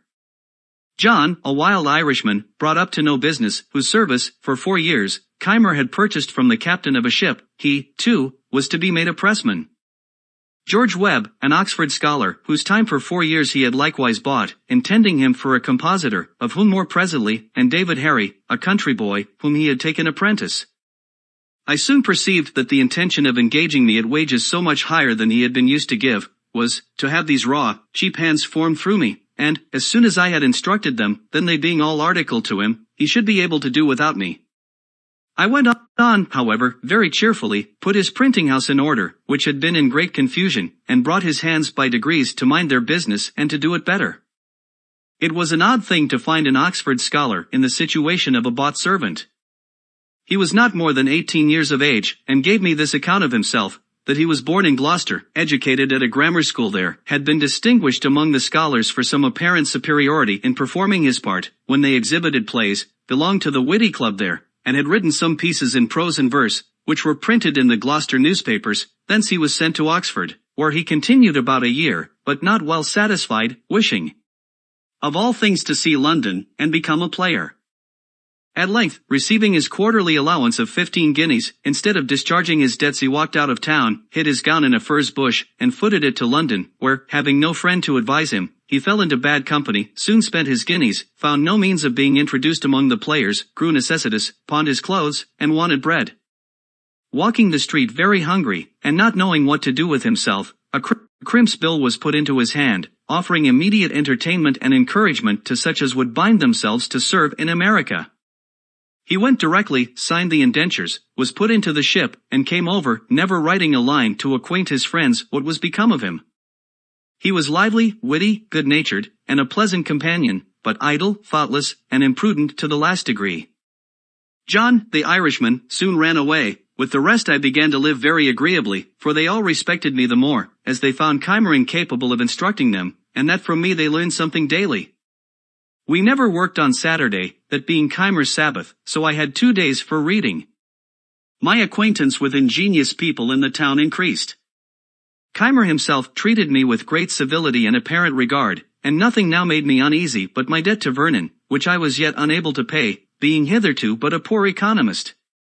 He, however, kindly made no demand of it. Our printing house often wanted sorts, and there was no letter founder in America. I had seen types cast at James's in London, but without much attention to the manner. However, I now contrived a mold, made use of the letters we had as puncheons, struck the matrices in lead, and thus supplied in a pretty tolerable way all deficiencies. I also engraved several things on occasion. I made the ink, I was warehouseman, and everything, and, in short, quite a factotum. But, however serviceable I might be, I found that my services became every day of less importance, as the other hands improved in the business, and, when Keimer paid my second quarter's wages, he let me know that he felt them too heavy, and thought I should make an abatement. He grew by degrees less civil, put on more of the master, frequently found fault, was captious, and seemed ready for an outbreaking.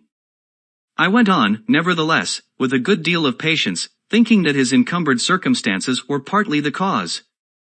At length a trifle snapped our connections, for, a great noise happening near the courthouse, I put my head out of the window to see what was the matter. Keimer, being in the street, looked up and saw me, called out to me in a loud voice and angry tone to mind my business, adding some reproachful words, that nettled me the more for their publicity, all the neighbors who were looking out on the same occasion being witnesses how I was treated.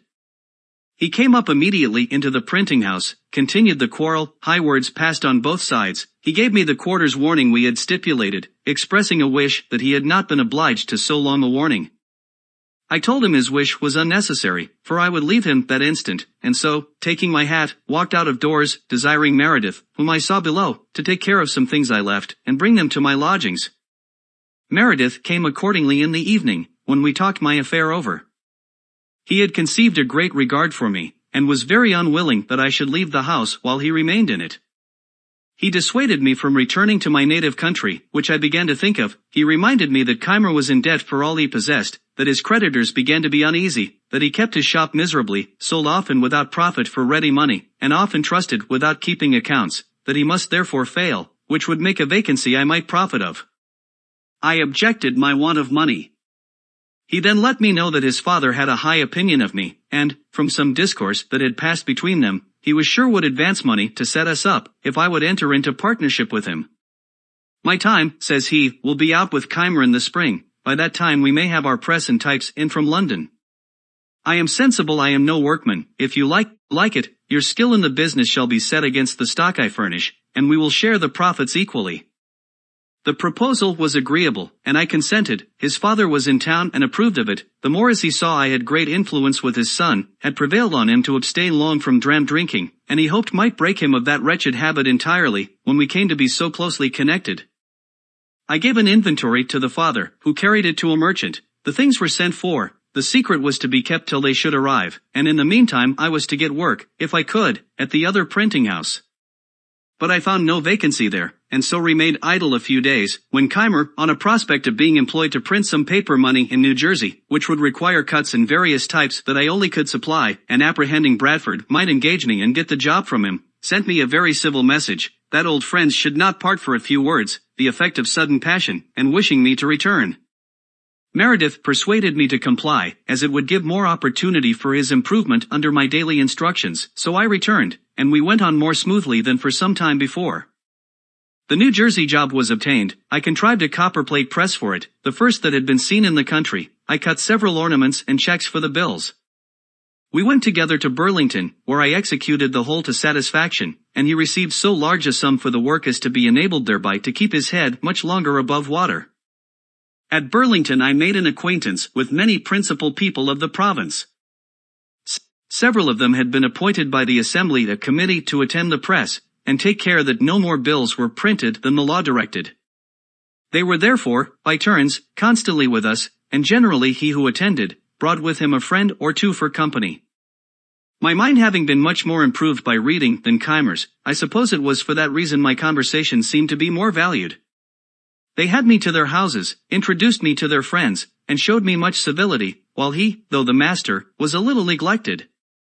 In truth, he was an odd fish, ignorant of common life, fond of rudely opposing received opinions, slovenly to extreme dirtiness, enthusiastic in some points of religion, and a little knavish withal. We continued there near 3 months, and by that time I could reckon among my acquired friends, Judge Allen, Samuel Bustill, the Secretary of the Province, Isaac Pearson, Joseph Cooper, and several of the Smiths, members of Assembly, and Isaac Decow, the Surveyor General. The latter was a shrewd, sagacious old man, who told me that he began for himself, when young, by wheeling clay for brickmakers, learned to write after he was of age, carried the chain for surveyors, who taught him surveying, and he had now by his industry, acquired a good estate, and says he, I foresee that you will soon work this man out of his business, and make a fortune in it at Philadelphia. He had not then the least intimation of my intention to set up there or anywhere. These friends were afterwards of great use to me, as I occasionally was to some of them. They all continued their regard for me as long as they lived.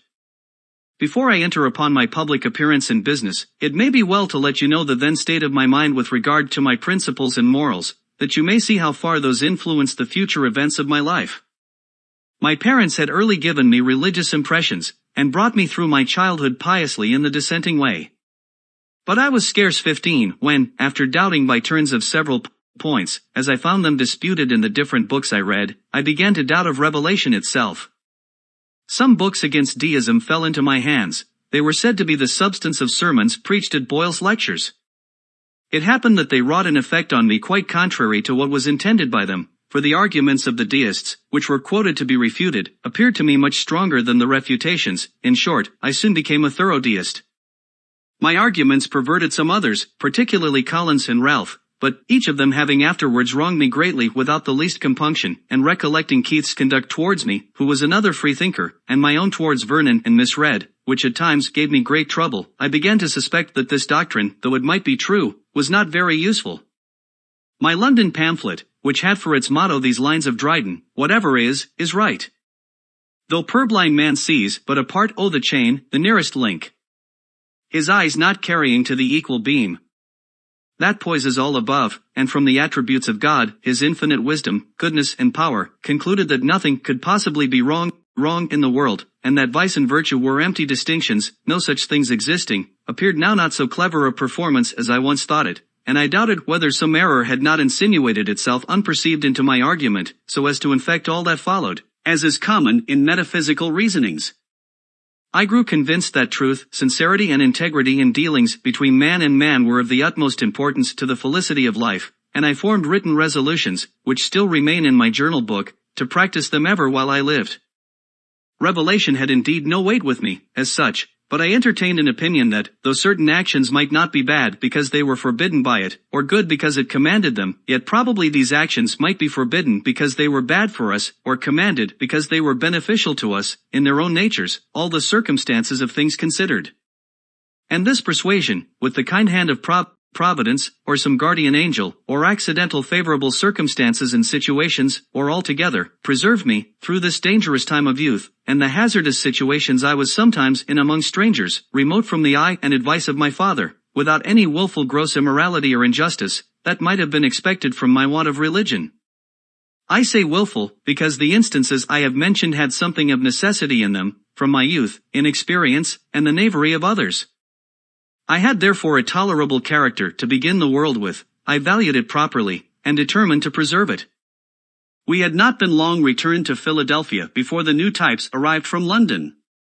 We settled with Keimer, and left him by his consent before he heard of it. We found a house to hire near the market, and took it. To lessen the rent, which was then but £24 a year, though I have since known it to let for 70, we took in Thomas Godfrey, a glazier, and his family, who were to pay a considerable part of it to us, and we to board with them. We had scarce opened our letters and put our press in order, before George House, an acquaintance of mine, brought a countryman to us, whom he had met in the street inquiring for a printer. All our cash was now expended in the variety of particulars we had been obliged to procure, and this countryman's 5 shillings, being our first fruits, and coming so seasonably, gave me more pleasure than any crown I have since earned, and the gratitude I felt toward House has made me often more ready than perhaps I should otherwise have been to assist young beginners. There are croakers in every country, always boding its ruin. Such a one then lived in Philadelphia, a person of note, an elderly man, with a wise look and a very grave manner of speaking. His name was Samuel Mickle. This gentleman, a stranger to me, stopped one day at my door, and asked me if I was the young man who had lately opened a new printing house.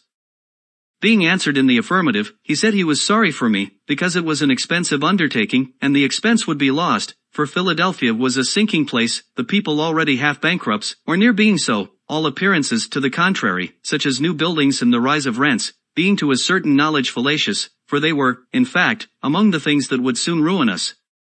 And he gave me such a detail of misfortunes now existing, or that were soon to exist, that he left me half melancholy. Had I known him before I engaged in this business, probably I never should have done it. This man continued to live in this decaying place, and to declaim in the same strain, refusing for many years to buy a house there, because all was going to destruction, and at last I had the pleasure of seeing him give 5 times as much for one as he might have bought it for when he first began his croaking. I should have mentioned before, that, in the autumn of the preceding year, I had formed most of my ingenious acquaintance into a club of mutual improvement, which was called the Junto. We met on Friday evenings. The rules that I drew up required that every member, in his turn, should produce 1 or more queries on any point of morals, politics, or natural philosophy, to be discussed by the company, and once in 3 months produce and read an essay of his own writing, on any subject he pleased. Our debates were to be under the direction of a president, and to be conducted in the sincere spirit of inquiry after truth, without fondness for dispute, or desire of victory, and, to prevent warmth, all expressions of positiveness in opinions, or direct contradiction, were after some time made contraband, and prohibited under small pecuniary penalties. The first members were Joseph Braintnell, a copier of deeds for the Scribners, a good-natured, friendly middle-aged man, a great lover of poetry, reading all he could meet with, and writing some that was tolerable, very ingenious in many little knickknackeries, and of sensible conversation. Thomas Godfrey, a self-taught mathematician, great in his way, and afterward inventor of what is now called Hadley's quadrant.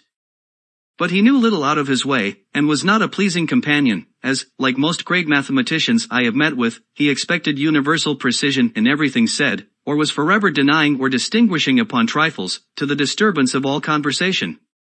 He soon left us. Nicholas Scull, a surveyor, afterwards surveyor general, who loved books, and sometimes made a few verses. William Parsons, bred a shoemaker, but, loving reading, had acquired a considerable share of mathematics, which he first studied with a view to astrology, that he afterwards laughed at it. He also became surveyor general. William Moggridge, a joiner, a most exquisite mechanic, and a solid, sensible man. Hugh Meredith, Stephen Potts, and George Webb I have characterized before. Robert Grace, a young gentleman of some fortune, generous, lively, and witty, a lover of punning and of his friends.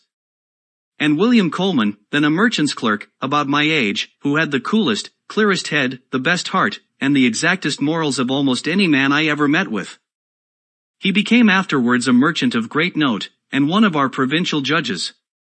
Our friendship continued without interruption to his death, upwards of 40 years, and the club continued almost as long, and was the best school of philosophy, morality, and politics that then existed in the province, for our queries, which were read the week preceding their discussion, put us upon reading with attention upon the several subjects, that we might speak more to the purpose, and here, too, we acquired better habits of conversation, everything being studied in our rules which might prevent our disgusting each other. From hence the long continuance of the club, which I shall have frequent occasion to speak further of hereafter. But my giving this account of it here is to show something of the interest I had, every one of these exerting themselves in recommending business to us. Braintnell particularly procured us from the Quakers the printing 40 sheets of their history, the rest being to be done by Keimer, and upon this we worked exceedingly hard, for the price was low. It was a folio, pro patria size, in pica, with long primer notes. I composed of it a sheet a day, and Meredith worked it off at press. It was often 11 at night, and sometimes later, before I had finished my distribution for the next day's work, for the little jobs sent in by our other friends now and then put us back. But so determined I was to continue doing a sheet a day of the folio, that one night, when, having imposed my forms, I thought my day's work over, one of them by accident was broken, and 2 pages reduced to pi, I immediately distributed and composed it over again before I went to bed, and this industry, visible to our neighbors, began to give us character and credit, particularly, I was told, that mention being made of the new printing office at the Merchants' Every Night Club. The general opinion was that it must fail, there being already 2 printers in the place, Keimer and Bradford, but Dr. Baird, whom you and I saw many years after at his native place, St. Andrews in Scotland, gave a contrary opinion, for the industry of that Franklin, says he, is superior to anything I ever saw of the kind. I see him still at work when I go home from club, and he is at work again before his neighbors are out of bed. I mention this industry the more particularly and the more freely, though it seems to be talking in my own praise, that those of my posterity, who shall read it, may know the use of that virtue, when they see its effects in my favor throughout this relation. George Webb, who had found a female friend that lent him wherewith to purchase his time of Keimer, now came to offer himself as a journeyman to us. We could not then employ him, but I foolishly let him know as a secret that I soon intended to begin a newspaper, and might then have work for him. My hopes of success, as I told him, were founded on this, that the then only newspaper, printed by Bradford, was a paltry thing, wretchedly managed, no way entertaining, and yet was profitable to him. I therefore thought a good paper would scarcely fail of good encouragement. I requested Webb not to mention it, but he told it to Keimer, who immediately, to be beforehand with me, published proposals for printing one himself, on which Webb was to be employed.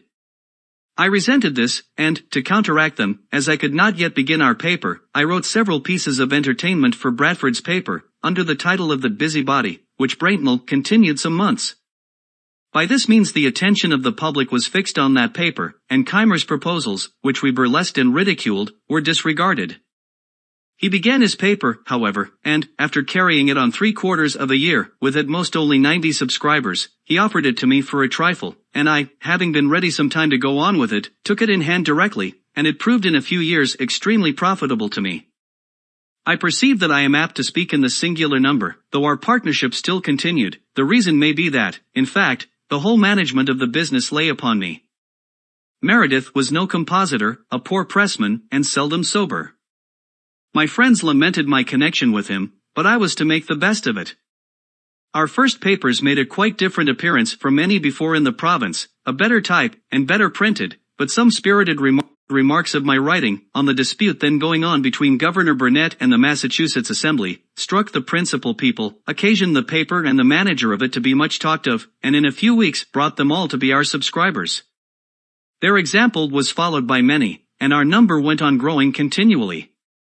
This was one of the first good effects of my having learned a little to scribble. Another was, that the leading men, seeing a newspaper now in the hands of one who could also handle a pen, thought it convenient to oblige and encourage me.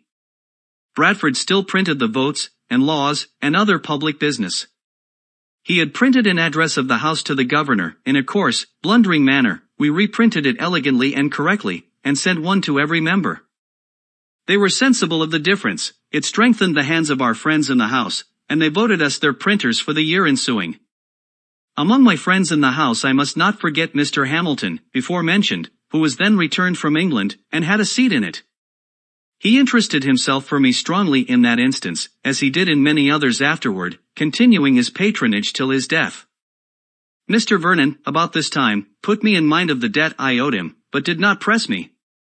I wrote him an ingenuous letter of acknowledgment, craved his forbearance a little longer, which he allowed me, and as soon as I was able, I paid the principal with interest, and many thanks, so that erratum was in some degree corrected.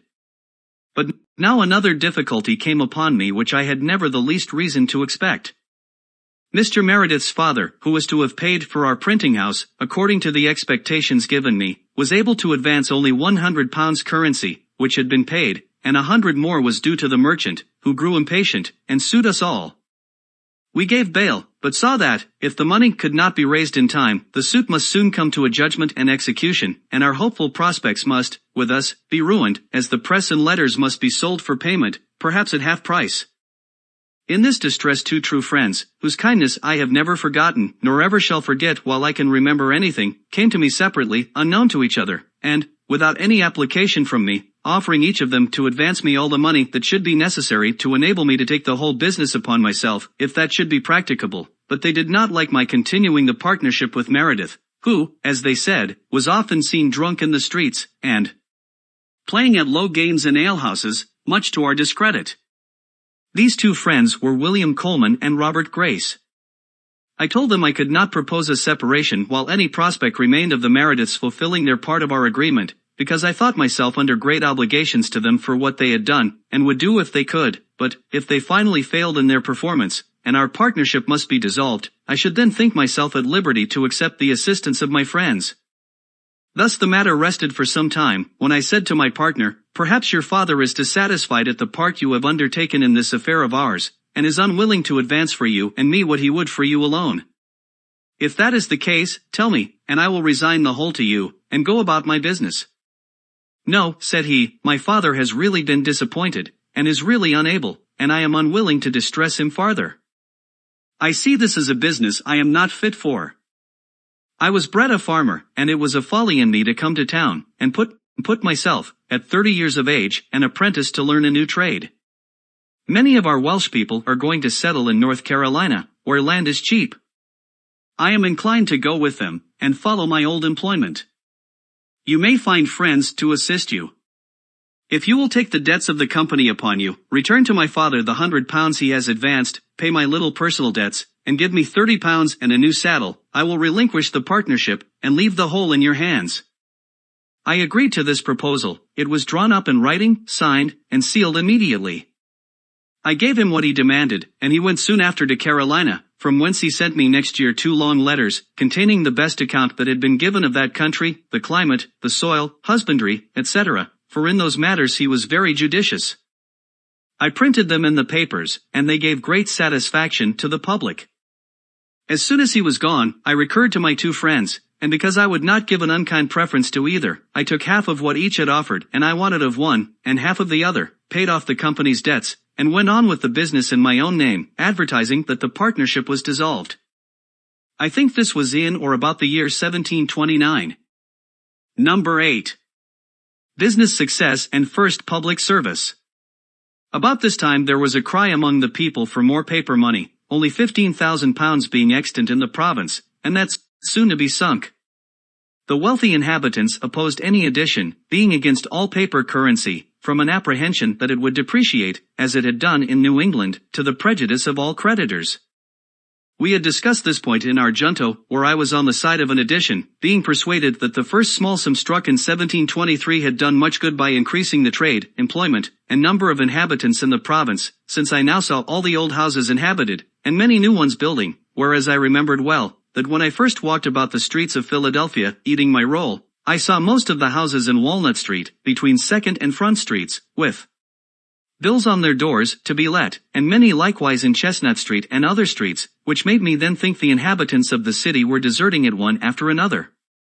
Our debates possessed me so fully of the subject, that I wrote and printed an anonymous pamphlet on it, entitled The Nature and Necessity of a Paper Currency. It was well received by the common people in general, but the rich men disliked it, for it increased and strengthened the clamor for more money, and they happening to have no writers among them that were able to answer it, their opposition slackened, and the point was carried by a majority in the House. My friends there, who conceived I had been of some service, thought fit to reward me by employing me in printing the money, a very profitable job and a great help to me. This was another advantage gained by my being able to write. The utility of this currency became by time and experience so evident as never afterwards to be much disputed, so that it grew soon to £55,000, and in 1739 to £80,000, since which it arose during war to upwards of £350,000, trade, building, and inhabitants all the while increasing, though I now think there are limits beyond which the quantity may be hurtful. I soon after obtained, through my friend Hamilton, the printing of the Newcastle paper money, another profitable job as I then thought it, small things appearing great to those in small circumstances, and these, to me, were really great advantages, as they were great encouragements. He procured for me, also, the printing of the laws and votes of that government, which continued in my hands as long as I followed the business. I now opened a little stationer's shop. I had in it blanks of all sorts, the correctest that ever appeared among us, being assisted in that by my friend Braintnell. I had also paper, parchment, Chapman's books, etc. One Whitemash, a compositor I had known in London, an excellent workman, now came to me, and worked with me constantly and diligently, and I took an apprentice, the son of Aquila Rose. I was under for the printing house. In order to secure my credit and character as a tradesman, I took care not only to be in reality industrious and frugal, but to avoid all appearances to the contrary. I dressed plainly, I was seen at no places of idle diversion. I never went out a fishing or shooting. A book, indeed, sometimes debauched me from my work, but that was seldom, snug, and gave no scandal, and, to show that I was not above my business, I sometimes brought home the paper I purchased at the stores through the streets on a wheelbarrow. Thus being esteemed an industrious, thriving young man, and paying duly for what I bought, the merchants who imported stationery solicited my custom, others proposed supplying me with books, and I went on swimmingly. In the meantime, Keimer's credit and business declining daily, he was at last forced to sell his printing house to satisfy his creditors. He went to Barbados, and there lived some years in very poor circumstances. His apprentice, David Harry, whom I had instructed while I worked with him, set up in his place at Philadelphia, having bought his materials. I was at first apprehensive of a powerful rival in Harry, as his friends were very able, and had a good deal of interest. I therefore proposed a partnership to him, which he, fortunately for me, rejected with scorn. He was very proud, dressed like a gentleman, lived expensively, took much diversion and pleasure abroad, ran in debt, and neglected his business, upon which all business left him, and, finding nothing to do, he followed Keimer to Barbados, taking the printing house with him. There this apprentice employed his former master as a journeyman, they quarreled often, Harry went continually behindhand, and at length was forced to sell his types and return to his country work in Pennsylvania. The person that bought them employed Keimer to use them, but in a few years he died. There remained now no competitor with me at Philadelphia but the old one, Bradford, who was rich and easy, did a little printing now and then by straggling hands, but was not very anxious about the business. However, as he kept the post office, it was imagined he had better opportunities of obtaining news, his paper was thought a better distributor of advertisements than mine, and therefore had many more, which was a profitable thing to him, and a disadvantage to me, for, though I did indeed receive and send papers by the post, yet the public opinion was otherwise, for what I did send was by bribing the writers, who took them privately, Bradford being unkind enough to forbid it, which occasioned some resentment on my part, and I thought so meanly of him for it, that, when I afterward came into his situation, I took care never to imitate it. I had hitherto continued to board with Godfrey, who lived in part of my house with his wife and children, and had one side of the shop for his glazier's business, though he worked little, being always absorbed in his mathematics. Mrs. Godfrey projected a match for me with a relation's daughter, took opportunities of bringing us often together, till a serious courtship on my part ensued, the girl being in herself very deserving. The old folks encouraged me by continual invitations to supper, and by leaving us together, till at length it was time to explain. Mrs. Godfrey managed our little treaty. I let her know that I expected as much money with their daughter as would pay off my remaining debt for the printing house, which I believe was not then above £100. She brought me word they had no such sum to spare. I said they might mortgage their house in the loan office. The answer to this, after some days, was that they did not approve the match, that, on inquiry of Bradford, they had been informed the printing business was not a profitable one, the types would soon be worn out, and more wanted, that S. Schuymer and D. Harry had failed one after the other, and I should probably soon follow them, and, therefore, I was forbidden the house, and the daughter shut up. Whether this was a real change of sentiment or only artifice, on a supposition of our being too far engaged in affection to retract, and therefore that we should steal a marriage, which would leave them at liberty to give or withhold what they pleased, I know not, but I suspected the latter, resented it, and went no more. Mrs. Godfrey brought me afterward some more favorable accounts of their disposition, and would have drawn me on again, but I declared absolutely my resolution to have nothing more to do with that family. This was resented by the Godfreys, we differed, and they removed, leaving me the whole house, and I resolved to take no more inmates. But this affair having turned my thoughts to marriage, I looked round me and made overtures of acquaintance in other places, but soon found that, the business of a printer being generally thought a poor one, I was not to expect money with a wife, unless with such a one as I should not otherwise think agreeable. A friendly correspondence as neighbors and old acquaintances had continued between me and Mrs. Reed's family, who all had a regard for me from the time of my first lodging in their house. I was often invited there and consulted in their affairs, wherein I sometimes was of service.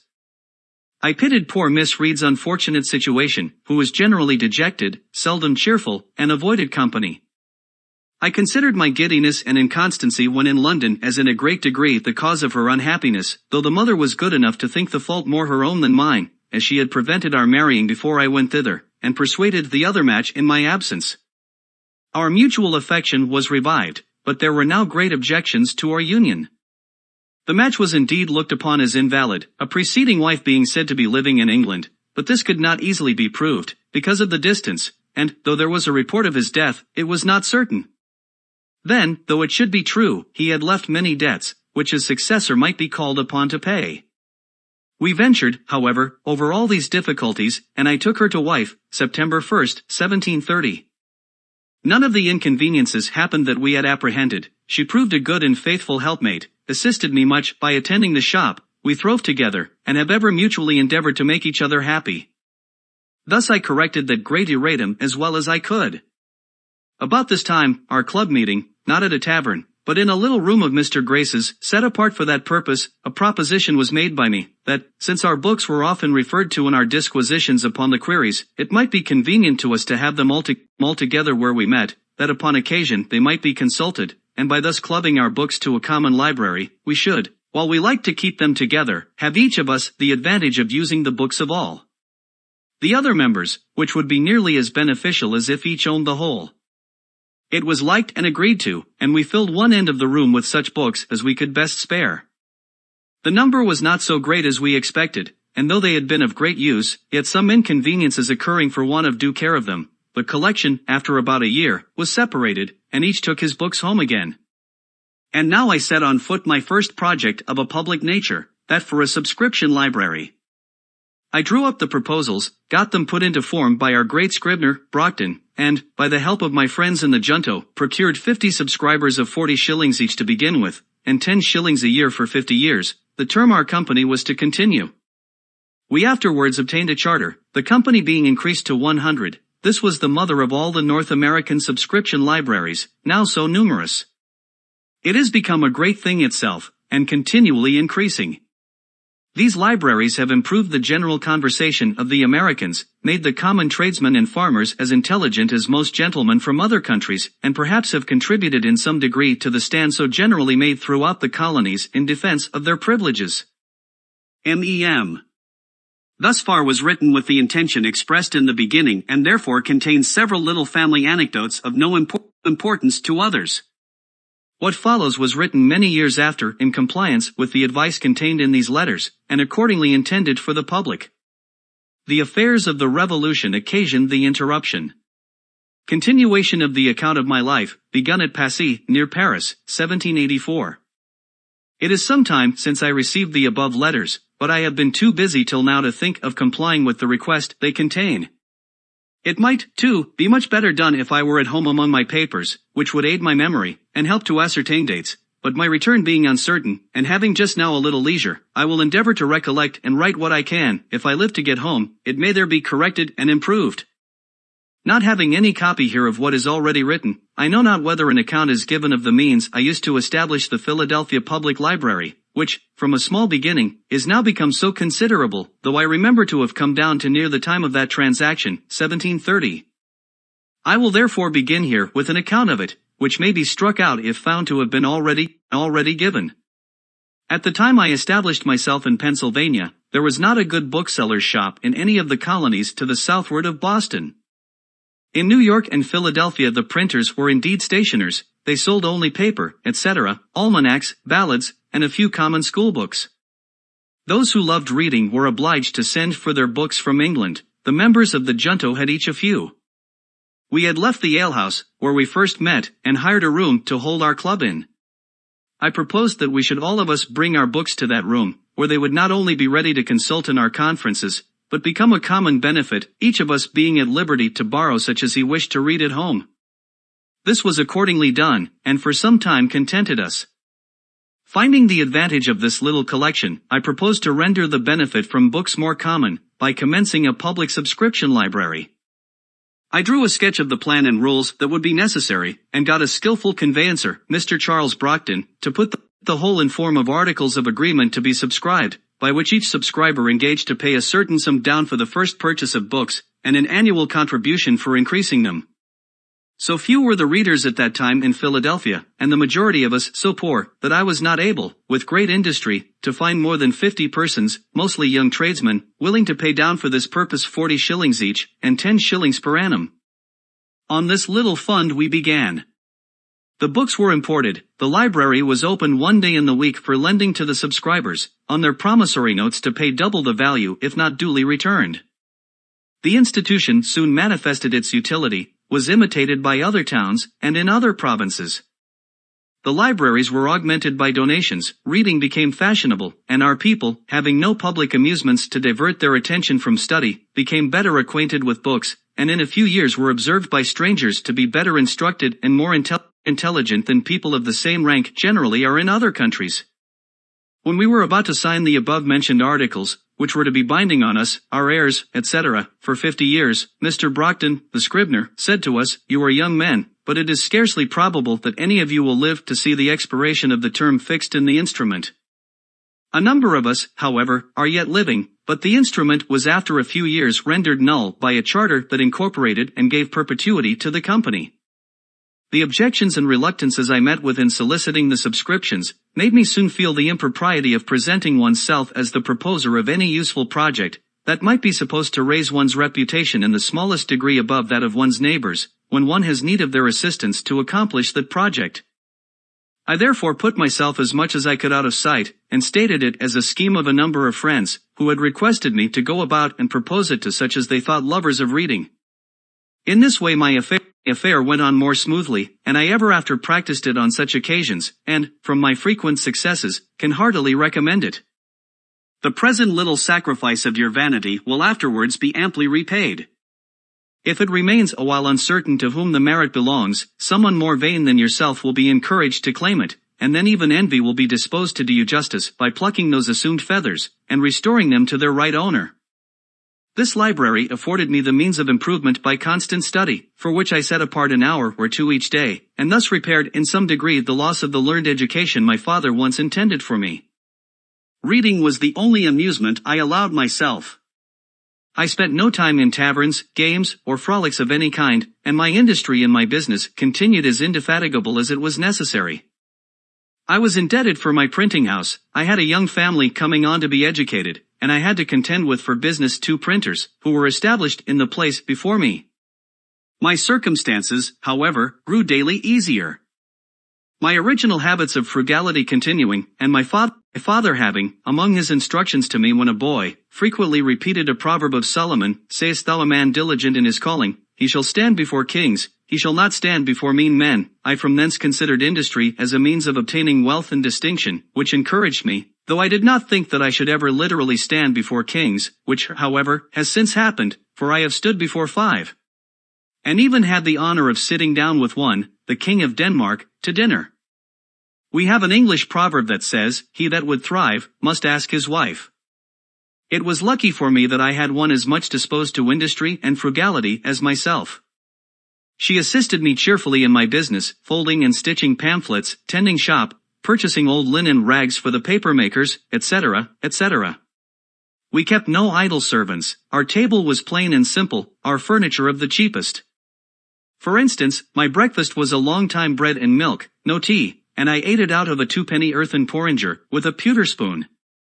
But mark how luxury will enter families, and make a progress, in spite of principle. Being called one morning to breakfast, I found it in a china bowl, with a spoon of silver.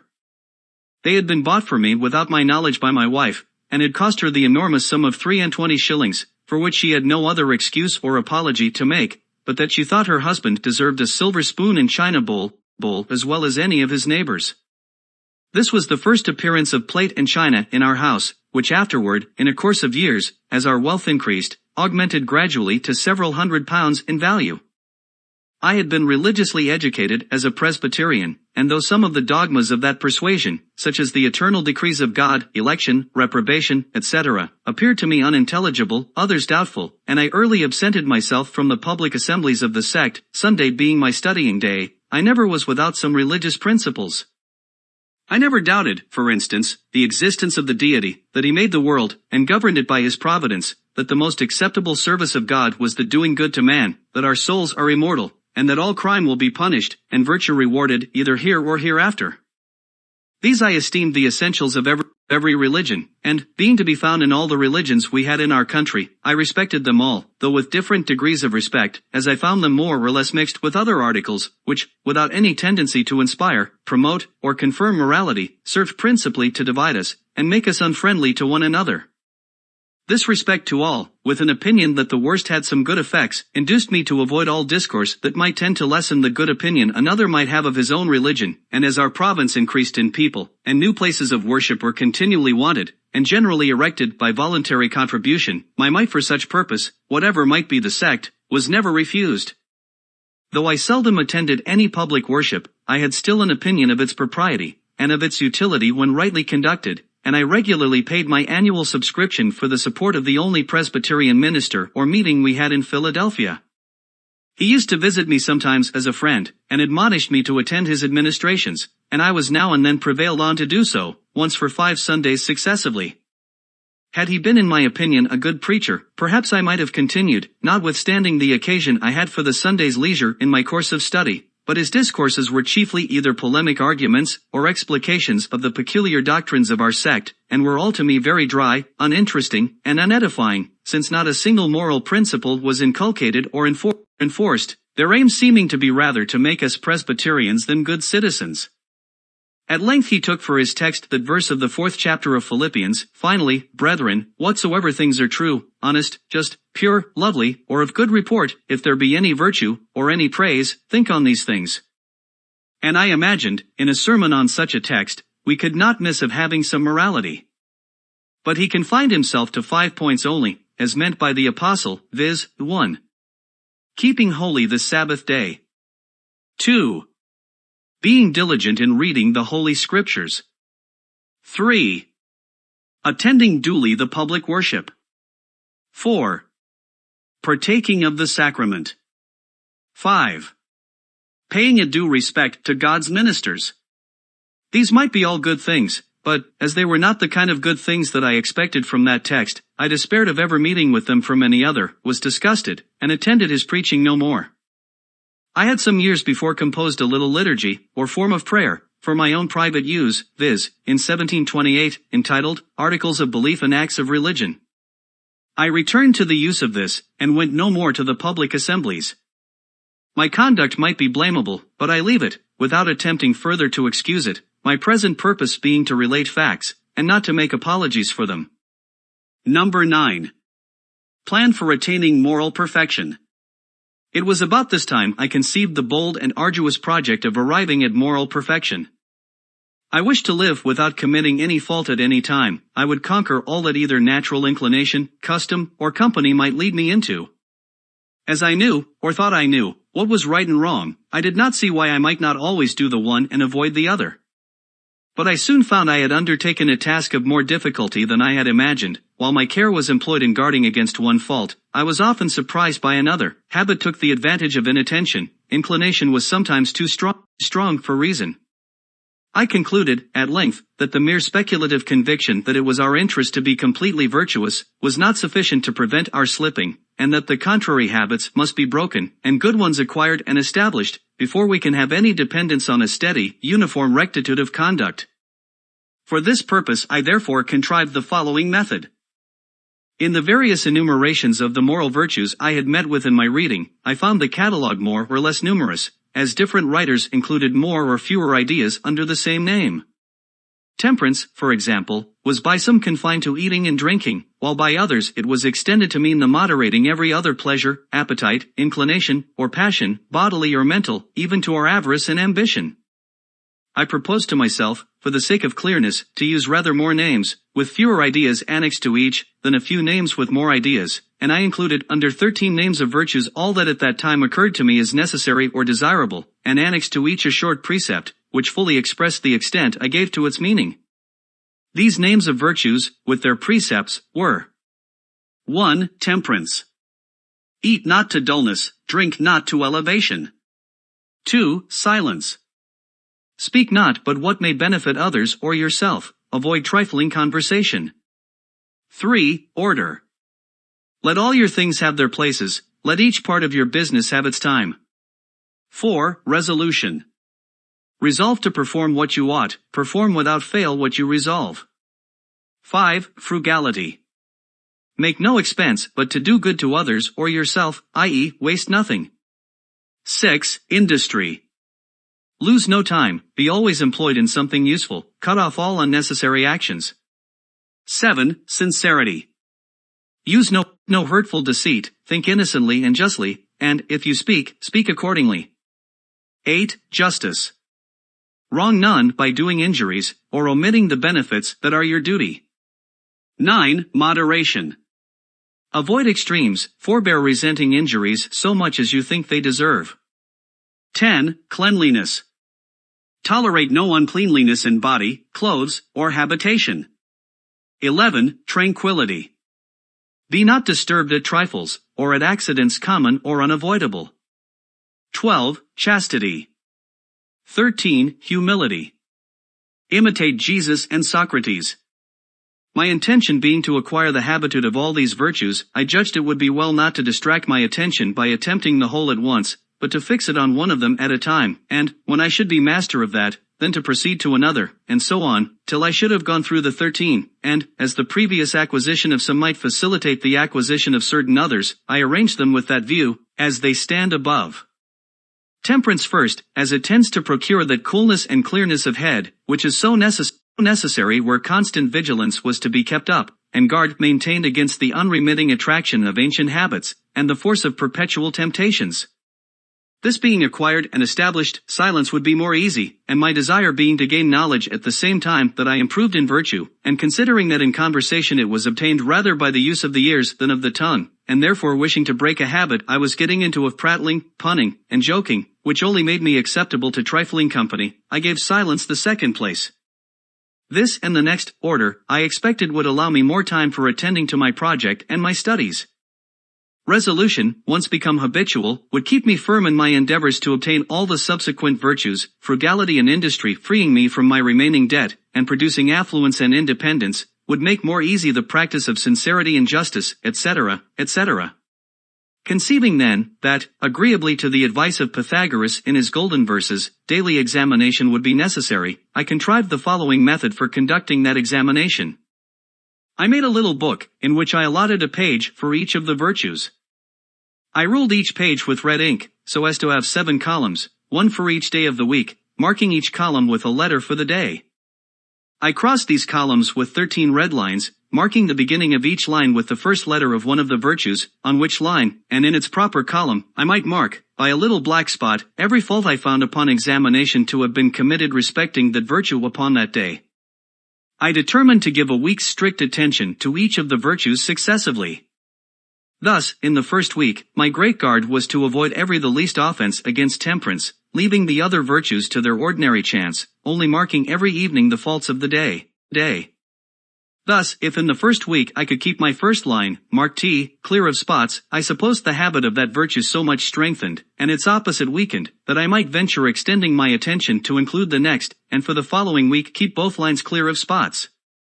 Proceeding thus to the last, I could go through a course complete in 13 weeks, and 4 courses in a year. And like him who, having a garden to weed, does not attempt to eradicate all the bad herbs at once, which would exceed his reach and his strength, but works on one of the beds at a time, and, having accomplished the first, proceeds to a second, so I should have, I hoped, the encouraging pleasure of seeing on my pages the progress I made in virtue, by clearing successively my lines of their spots, till in the end, by a number of courses, I should be happy in viewing a clean book, after a 13 weeks daily examination. This my little book had for its motto these lines from Addison's Cato. Here will I hold. If there's a power above us, and that there is, all nature cries aloud through all her works, he must delight in virtue, and that which he delights in must be happy. Another from Cicero, O philosophy, guide of life. O searcher out of virtue and exterminator of vice. One day spent well and in accordance with thy precepts is worth an immortality of sin. Another from the Proverbs of Solomon, speaking of wisdom or virtue. Length of days is in her right hand, and in her left hand riches and honor. Her ways are ways of pleasantness, and all her paths are peace. Proverbs 3 verses 16 and 17. And conceiving God to be the fountain of wisdom, I thought it right and necessary to solicit his assistance for obtaining it. To this end I formed the following little prayer, which was prefixed to my tables of examination, for daily use. O powerful goodness! Bountiful Father! Merciful Guide! Increase in me that wisdom which discovers my truest interest. Strengthen my resolutions to perform what that wisdom dictates. Accept my kind offices to thy other children as the only return in my power for thy continual favors to me. I used also sometimes a little prayer which I took from Thomson's poems, viz. Father of light and life, thou good supreme. O teach me what is good, teach me thyself. Save me from folly, vanity, and vice. From every low pursuit, and fill my soul with knowledge, conscious peace, and virtue pure, sacred, substantial, never-fading bliss. The precept of order requiring that every part of my business should have its allotted time. One page in my little book contained the following scheme of employment for the 24 hours of a natural day. The morning. Question. What good shall I do this day? Rise, wash, and address powerful. Goodness. Contrive day's business, and take the resolution of the day, prosecute the present study, and breakfast. 5. 6. 7. Work. 8. 9. 10. 11. Noon. Read, or overlook my accounts, and dine. 12. 1. Work. 2. 3. 4. 5. Evening. Question. What good have I done today? Put things in their places. Supper. Music or diversion, or conversation. Examination of the day. 6. 7. 8. 9. Night. Sleep. 10. 11. 12. 1. 2. 3. 4. I entered upon the execution of this plan for self-examination, and continued it with occasional intermissions for some time. I was surprised to find myself so much fuller of faults than I had imagined, but I had the satisfaction of seeing them diminish. To avoid the trouble of renewing now and then my little book, which, by scraping out the marks on the paper of old faults to make room for new ones in a new course, became full of holes, I transferred my tables and precepts to the ivory leaves of a memorandum book, on which the lines were drawn with red ink, that made a durable stain, and on those lines I marked my faults with a black lead pencil, which marks I could easily wipe out with a wet sponge. After a while I went through one course only in a year, and afterward only one in several years, till at length I omitted them entirely, being employed in voyages and business abroad, with a multiplicity of affairs that interfered, but I always carried my little book with me. My scheme of order gave me the most trouble, and I found that, though it might be practicable where a man's business was such as to leave him the disposition of his time, that of a journeyman printer, for instance, it was not possible to be exactly observed by a master, who must mix with the world, and often receive people of business at their own hours. Order, too, with regard to places for things, papers, etc., I found extremely difficult to acquire. I had not been early accustomed to it, and, having an exceeding good memory, I was not so sensible of the inconvenience attending want of method. This article, therefore, cost me so much painful attention, and my faults in it vexed me so much, and I made so little progress in amendment, and had such frequent relapses, that I was almost ready to give up the attempt, and content myself with a faulty character in that respect, like the man who, in buying an axe of a smith, my neighbor, desired to have the whole of its surface as bright as the edge. The smith consented to grind it bright for him if he would turn the wheel. He turned, while the smith pressed the broad face of the axe hard and heavily on the stone, which made the turning of it very fatiguing. The man came every now and then from the wheel to see how the work went on, and at length would take his axe as it was, without farther grinding. "No," said the smith, turn on, we shall have it bright by and by, as yet, it is only speckled." "Yes," says the man, "but I think I like a speckled axe best."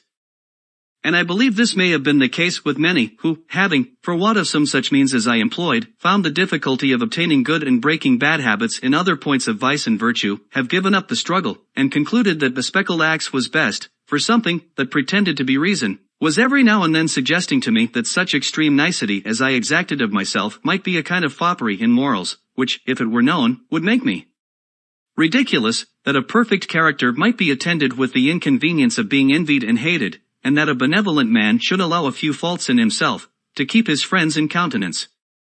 In truth, I found myself incorrigible with respect to order, and now I am grown old, and my memory bad, I feel very sensibly the want of it. But, on the whole, though I never arrived at the perfection I had been so ambitious of obtaining, but fell far short of it, yet I was, by the endeavor, a better and a happier man than I otherwise should have been if I had not attempted it, as those who aim at perfect writing by imitating the engraved copies, though they never reach the wished for excellence of those copies, their hand is mended by the endeavor, and is tolerable while it continues fair and legible. It may be well my posterity should be informed that to this little artifice, with the blessing of God, their ancestor owed the constant felicity of his life, down to his 79th year, in which this is written. What reverses may attend the remainder is in the hand of Providence, but, if they arrive, the reflection on past happiness enjoyed ought to help his bearing them with more resignation. To temperance he ascribes his long-continued health, and what is still left to him of a good constitution, to industry and frugality, the early easiness of his circumstances and acquisition of his fortune, with all that knowledge that enabled him to be a useful citizen, and obtained for him some degree of reputation among the learned, to sincerity and justice, the confidence of his country, and the honorable employs it conferred upon him, and to the joint influence of the whole mass of the virtues. Even in the imperfect state he was able to acquire them, all that evenness of temper, and that cheerfulness in conversation, which makes his company still sought for, and agreeable even to his younger acquaintance. I hope, therefore, that some of my descendants may follow the example and reap the benefit. It will be remarked that, though my scheme was not wholly without religion, there was in it no mark of any of the distinguishing tenets of any particular sect. I had purposely avoided them, for, being fully persuaded of the utility and excellency of my method, and that it might be serviceable to people in all religions, and intending some time or other to publish it, I would not have anything in it that should prejudice anyone, of any sect, against it. I purposed writing a little comment on each virtue, in which I would have shown the advantages of possessing it, and the mischiefs attending its opposite vice, and I should have called my book The Art of Virtue, because it would have shown the means and manner of obtaining virtue, which would have distinguished it from the mere exhortation to be good, that does not instruct and indicate the means, but is like the apostle's man of verbal charity, who only without showing to the naked end hungry how or where they might get clothes or victuals, exhorted them to be fed and clothed. James 2 verses 15 and 16. But it so happened that my intention of writing and publishing this comment was never fulfilled. I did, indeed, from time to time, put down short hints of the sentiments, reasonings, etc., to be made use of in it, some of which I have still by me, but the necessary close attention to private business in the earlier part of my life, and public business since, have occasioned my postponing it, for, it being connected in my mind with a great and extensive project, that required the whole man to execute, and which an unforeseen succession of employs prevented my attending to, it has hitherto remained unfinished. In this piece it was my design to explain and enforce this doctrine, that vicious actions are not hurtful because they are forbidden, but forbidden because they are hurtful, the nature of man alone considered, that it was, therefore, everyone's interest to be virtuous who wished to be happy even in this world, and I should, from this circumstance, there being always in the world a number of rich merchants, nobility, states, and princes, who have need of honest instruments for the management of their affairs, and such being so rare, have endeavored to convince young persons that no qualities were so likely to make a poor man's fortune as those of probity and integrity. My list of virtues contained at first but 12, but a Quaker friend having kindly informed me that I was generally thought proud, that my pride showed itself frequently in conversation, that I was not content with being in the right when discussing any point, but was overbearing, and rather insolent, of which he convinced me by mentioning several instances, I determined endeavoring to cure myself, if I could, of this vice or folly among the rest, and I added humility to my list, giving an extensive meaning to the word. I cannot boast of much success in acquiring the reality of this virtue, but I had a good deal with regard to the appearance of it. I made it a rule to forbear all direct contradiction to the sentiments of others, and all positive assertion of my own. I even forbid myself, agreeably to the old laws of our junto, the use of every word or expression in the language that imported a fixed opinion, such as certainly, undoubtedly, etc., and I adopted, instead of them, I conceive, I apprehend, or I imagine a thing to be so, or it so appears to me at present. When another asserted something that I thought an error, I denied myself the pleasure of contradicting him abruptly, and of showing immediately some absurdity in his proposition, and in answering I began by observing that in certain cases or circumstances his opinion would be right, but in the present case there appeared or seemed to me some difference, etc. I soon found the advantage of this change in my manner. The conversations I engaged in went on more pleasantly.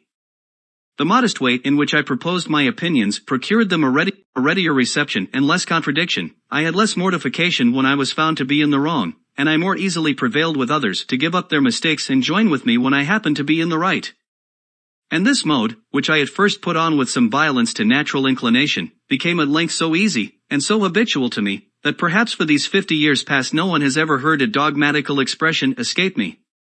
And to this habit, after my character of integrity, I think it principally owing that I had early so much weight with my fellow citizens when I proposed new institutions, or alterations in the old, and so much influence in public councils when I became a member, for I was but a bad speaker, never eloquent, subject to much hesitation in my choice of words, hardly correct in language, and yet I generally carried my points. In reality, there is, perhaps, no one of our natural passions so hard to subdue as pride. Disguise it, struggle with it, beat it down, stifle it, mortify it as much as one pleases, it is still alive, and will every now and then peep out and show itself. You will see it, perhaps, often in this history, for, even if I could conceive that I had completely overcome it, I should probably be proud of my humility. Thus far written at Passy, 1784. I am now about to write at home, August, 1788, but cannot have the help expected from my papers, many of them being lost in the war. I have, however, found the following. Having mentioned a great and extensive project which I had conceived, it seems proper that some account should be here given of that project and its object. Its first rise in my mind appears in the following little paper, accidentally preserved, viz. Observations on my reading history, in library, May 19, 1731. That the great affairs of the world, the wars, revolutions, etc., are carried on and affected by parties. That the view of these parties is their present general interest, or what they take to be such. That the different views of these different parties occasion all confusion. That while a party is carrying on a general design, each man has his particular private interest in view. That as soon as a party has gained its general point, each member becomes intent upon his particular interest, which, thwarting others, breaks that party into divisions, and occasions more confusion. That few in public affairs act from a mere view of the good of their country, whatever they may pretend, and, though their actings bring real good to their country, yet men primarily considered that their own and their country's interest was united, and did not act from a principle of benevolence. That fewer still, in public affairs, act with a view to the good of mankind. There seems to me at present to be great occasion for raising a united party for virtue, by forming the virtuous and good men of all nations into a regular body, to be governed by suitable good and wise rules, which good and wise men may probably be more unanimous in their obedience to, than common people are to common laws. I at present think that whoever attempts this aright, and is well qualified, cannot fail of pleasing God, and of meeting with success. B.F. Revolving this project in my mind, as to be undertaken hereafter, when my circumstances should afford me the necessary leisure, I put down from time to time, on pieces of paper, such thoughts as occurred to me respecting it. Most of these are lost, but I find one purporting to be the substance of an intended creed, containing, as I thought, the essentials of every known religion, and being free of everything that might shock the professors of any religion. It is expressed in these words, viz. That there is one God, who made all things. That he governs the world by his providence. That he ought to be worshipped by adoration, prayer, and thanksgiving. But that the most acceptable service of God is doing good to man. That the soul is immortal. And that God will certainly reward virtue and punish vice, either here or hereafter.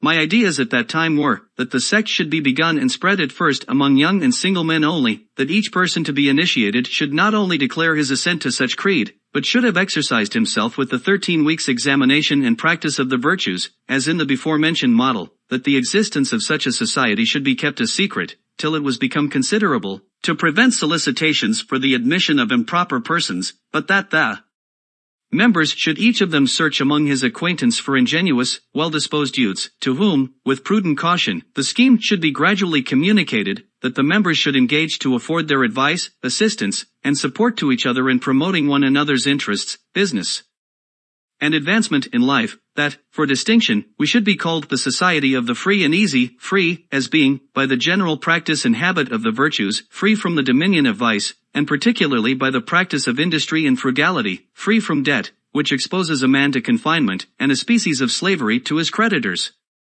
This is as much as I can now recollect of the project, except that I communicated it in part to 2 young men, who adopted it with some enthusiasm, but my then narrow circumstances, and the necessity I was under of sticking close to my business, occasioned my postponing the further prosecution of it at that time, and my multifarious occupations, public and private, induced me to continue postponing, so that it has been omitted till I have no longer strength or activity left sufficient for such an enterprise, though I am still of opinion that it was a practicable scheme, and might have been very useful, by forming a great number of good citizens, and I was not discouraged by the seeming magnitude of the undertaking, as I have always thought that one man of tolerable abilities may work great changes, and accomplish great affairs among mankind, if he first forms a good plan, and, cutting off all amusements or other employments that would divert his attention, makes the execution of that same plan his sole study and business. Number 10. Poor Richard's Almanac and Other Activities. In 1732 I first published my almanac, under the name of Richard Saunders. It was continued by me about 25 years, commonly called Poor Richard's Almanac. I endeavored to make it both entertaining and useful, and it accordingly came to be in such demand, that I reaped considerable profit from it, vending annually near 10,000.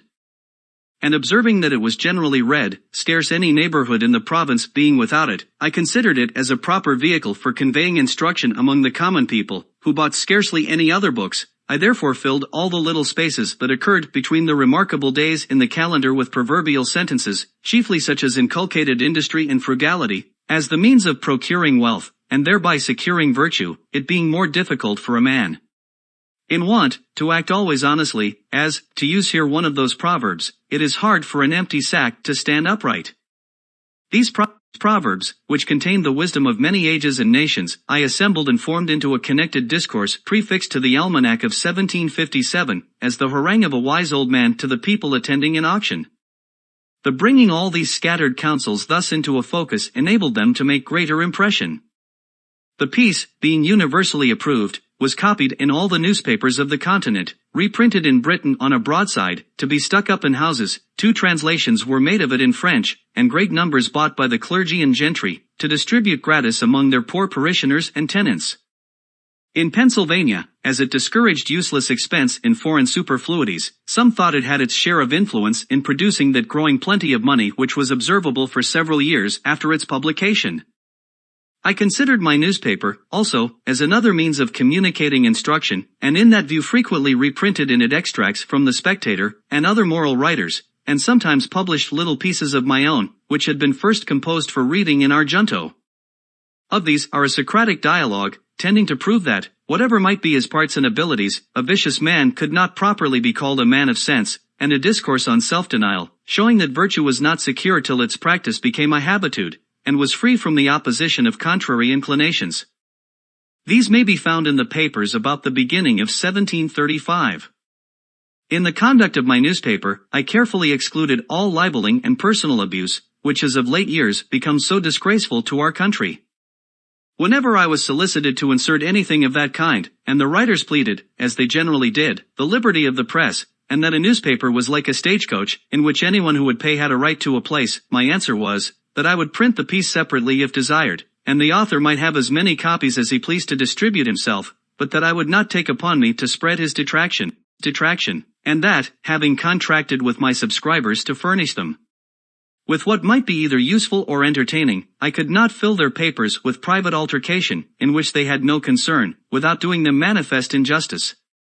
Now, many of our printers make no scruple of gratifying the malice of individuals by false accusations of the fairest characters among ourselves, augmenting animosity even to the producing of duels, and are, moreover, so indiscreet as to print scurrilous reflections on the government of neighboring states, and even on the conduct of our best national allies, which may be attended with the most pernicious consequences. These things I mention as a caution to young printers, and that they may be encouraged not to pollute their presses and disgrace their profession by such infamous practices, but refuse steadily, as they may see by my example that such a course of conduct will not, on the whole, be injurious to their interests. In 1733, I sent one of my journeymen to Charleston, South Carolina, where a printer was wanting. I furnished him with a press and letters, on an agreement of partnership, by which I was to receive 1/3 of the profits of the business, paying 1/3 of the expense.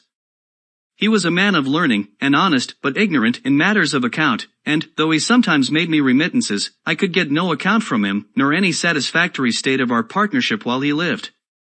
On his decease, the business was continued by his widow, who, being born and bred in Holland, where, as I have been informed, the knowledge of accounts makes a part of female education, she not only sent me as clear a state as she could find of the transactions past, but continued to account with the greatest regularity and exactness every quarter afterwards, and managed the business with such success, that she not only brought up reputably a family of children, but, at the expiration of the term, was able to purchase of me the printing house, and establish her son in it. I mention this affair chiefly for the sake of recommending that branch of education for our young females, as likely to be of more use to them and their children, in case of widowhood, than either music or dancing, by preserving them from losses by imposition of crafty men, and enabling them to continue, perhaps, a profitable mercantile house, with established correspondence, till a son is grown up fit to undertake and go on with it, to the lasting advantage and enriching of the family. About the year 1734 there arrived among us from Ireland a young Presbyterian preacher, named Hemphill, who delivered with a good voice, and apparently extempore, most excellent discourses, which drew together considerable numbers of different persuasions, who joined in admiring them. Among the rest, I became one of his constant hearers, his sermons pleasing me, as they had little of the dogmatical kind, but inculcated strongly the practice of virtue, or what in the religious style are called good works. Those, however, of our congregation, who considered themselves as orthodox Presbyterians, disapproved his doctrine, and were joined by most of the old clergy, who arraigned him of heterodoxy before the synod, in order to have him silenced. I became his zealous partisan, and contributed all I could to raise a party in his favor, and we combated for him a while with some hopes of success. There was much scribbling pro and con upon the occasion, and finding that, though an elegant preacher, he was but a poor writer, I lent him my pen and wrote for him 2 or 3 pamphlets, and one piece in the Gazette of April, 1735. Those pamphlets, as is generally the case with controversial writings, though eagerly read at the time, were soon out of vogue, and I question whether a single copy of them now exists. During the contest an unlucky occurrence hurt his cause exceedingly. One of our adversaries, having heard him preach a sermon that was much admired, thought he had somewhere read the sermon before, or at least a part of it. On search, he found that part quoted at length, in one of the British reviews, from a discourse of Dr. Foster. fosters this detection gave many of our party disgust, who accordingly abandoned his cause, and occasioned our more speedy discomfiture in the synod. I stuck by him, however, as I rather approved his giving us good sermons composed by others, than bad ones of his own manufacture, though the latter was the practice of our common teachers. He afterward acknowledged to me that none of those he preached were his own, adding, that his memory was such as enabled him to retain and repeat any sermon after one reading only. On our defeat, he left us in search elsewhere of better fortune, and I quitted the congregation, never joining it after, though I continued many years my subscription for the support of its ministers. I had begun in 1733 to study languages. I soon made myself so much a master of the French as to be able to read the books with ease. I then undertook the Italian. An acquaintance, who was also learning it, used often to tempt me to play chess with him. Finding this took up too much of the time I had to spare for study, I at length refused to play any more, unless on this condition, that the victor in every game should have a right to impose a task, either in parts of the grammar to be got by heart, or in translations, etc., which tasks the vanquished was to perform upon honor, before our next meeting. As we played pretty equally, we thus beat one another into that language. I afterwards, with a little painstaking, acquired as much of the Spanish as to read their books also. I have already mentioned that I had only 1 year's instruction in a Latin school, and that when very young, after which I neglected that language entirely. But, when I had attained an acquaintance with the French, Italian, and Spanish, I was surprised to find, on looking over a Latin Testament, that I understood so much more of that language than I had imagined, which encouraged me to apply myself again to the study of it, and I met with more success, as those preceding languages had greatly smoothed my way. From these circumstances, I have thought that there is some inconsistency in our common mode of teaching languages. We are told that it is proper to begin first with the Latin, and, having acquired that, it will be more easy to attain those modern languages which are derived from it, and yet we do not begin with the Greek, in order more easily to acquire the Latin. It is true that, if you can clamber and get to the top of a staircase without using the steps, you will more easily gain them in descending, but certainly, if you begin with the lowest you will with more ease ascend to the top, and I would therefore offer it to the consideration of those who superintend the education of our youth, whether, since many of those who begin with the Latin quit the same after spending some years without having made any great proficiency, and what they have learned becomes almost useless, so that their time has been lost, it would not have been better to have begun with the French, proceeding to the Italian, etc., for, though, after spending the same time, they should quit the study of languages and never arrive at the Latin, they would, however, have acquired another. In returning, I called at Newport to see my brother, then settled there with his printing house. Our former differences were forgotten, and our meeting was very cordial and affectionate.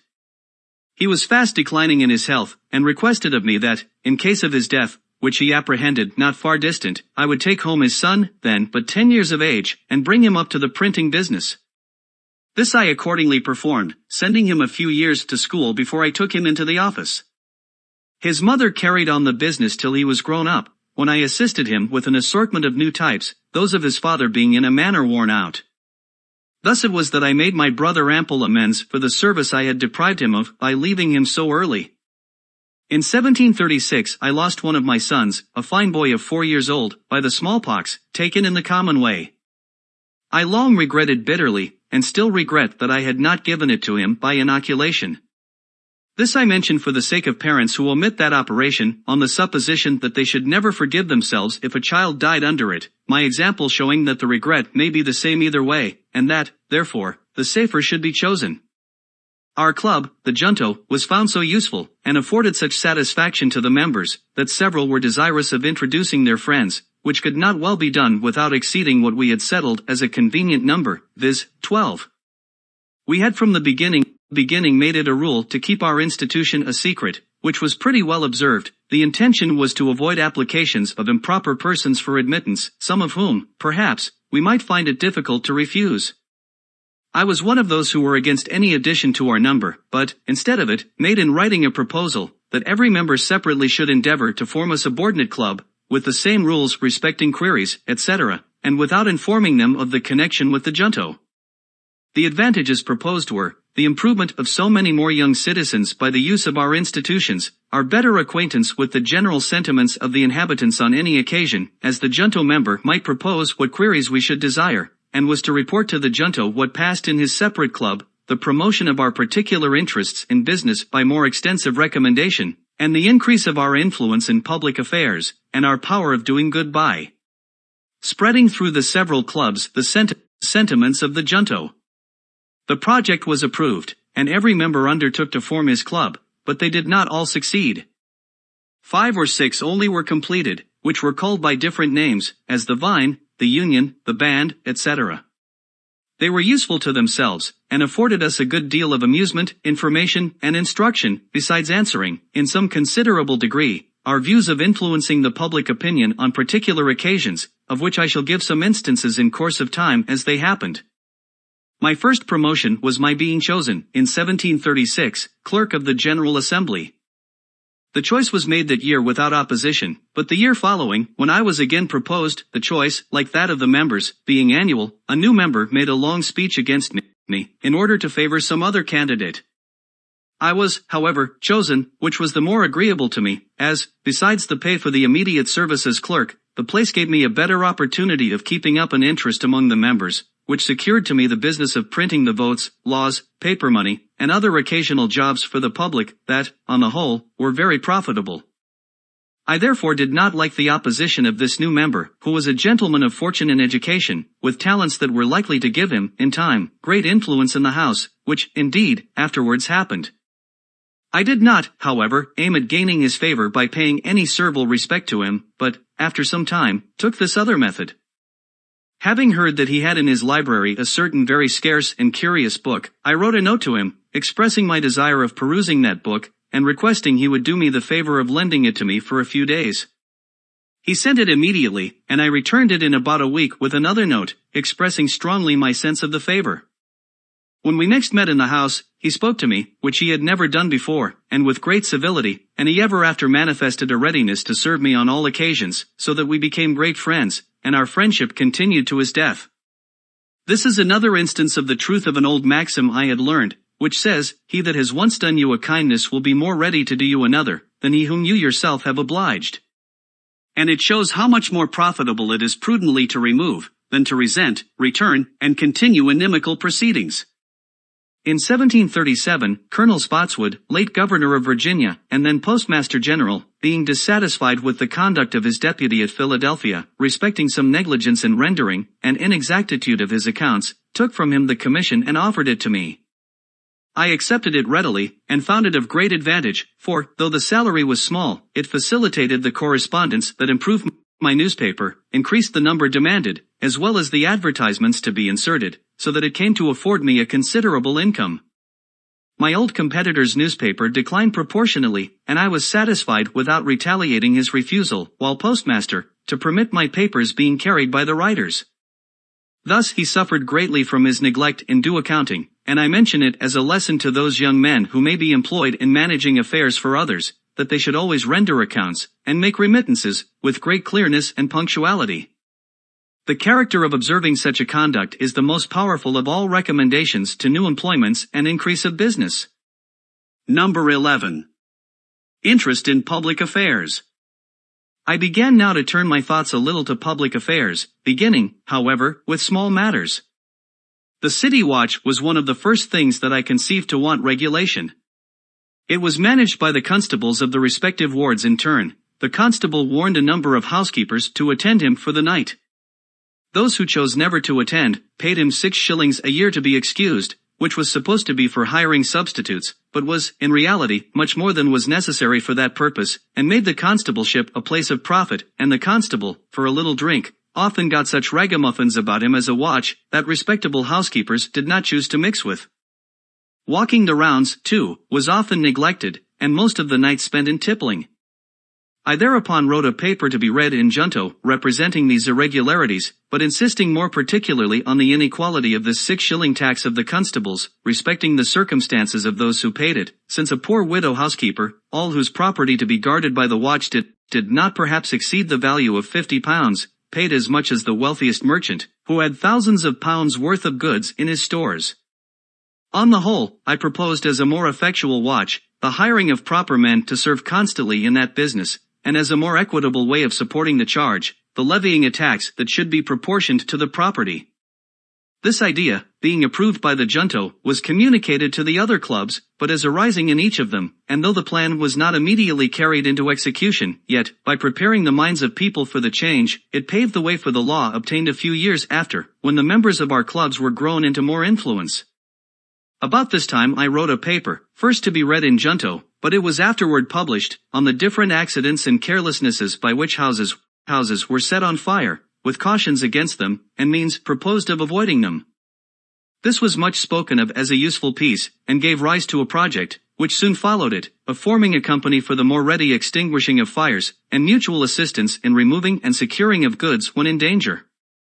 Associates in this scheme were presently found, amounting to 30. Our articles of agreement obliged every member to keep always in good order, and fit for use, a certain number of leather buckets, with strong bags and baskets, for packing and transporting of goods, which were to be brought to every fire, and we agreed to meet once a month and spend a social evening together, in discoursing and communicating such ideas as occurred to us upon the subjects of fires, as might be useful in our conduct on such occasions.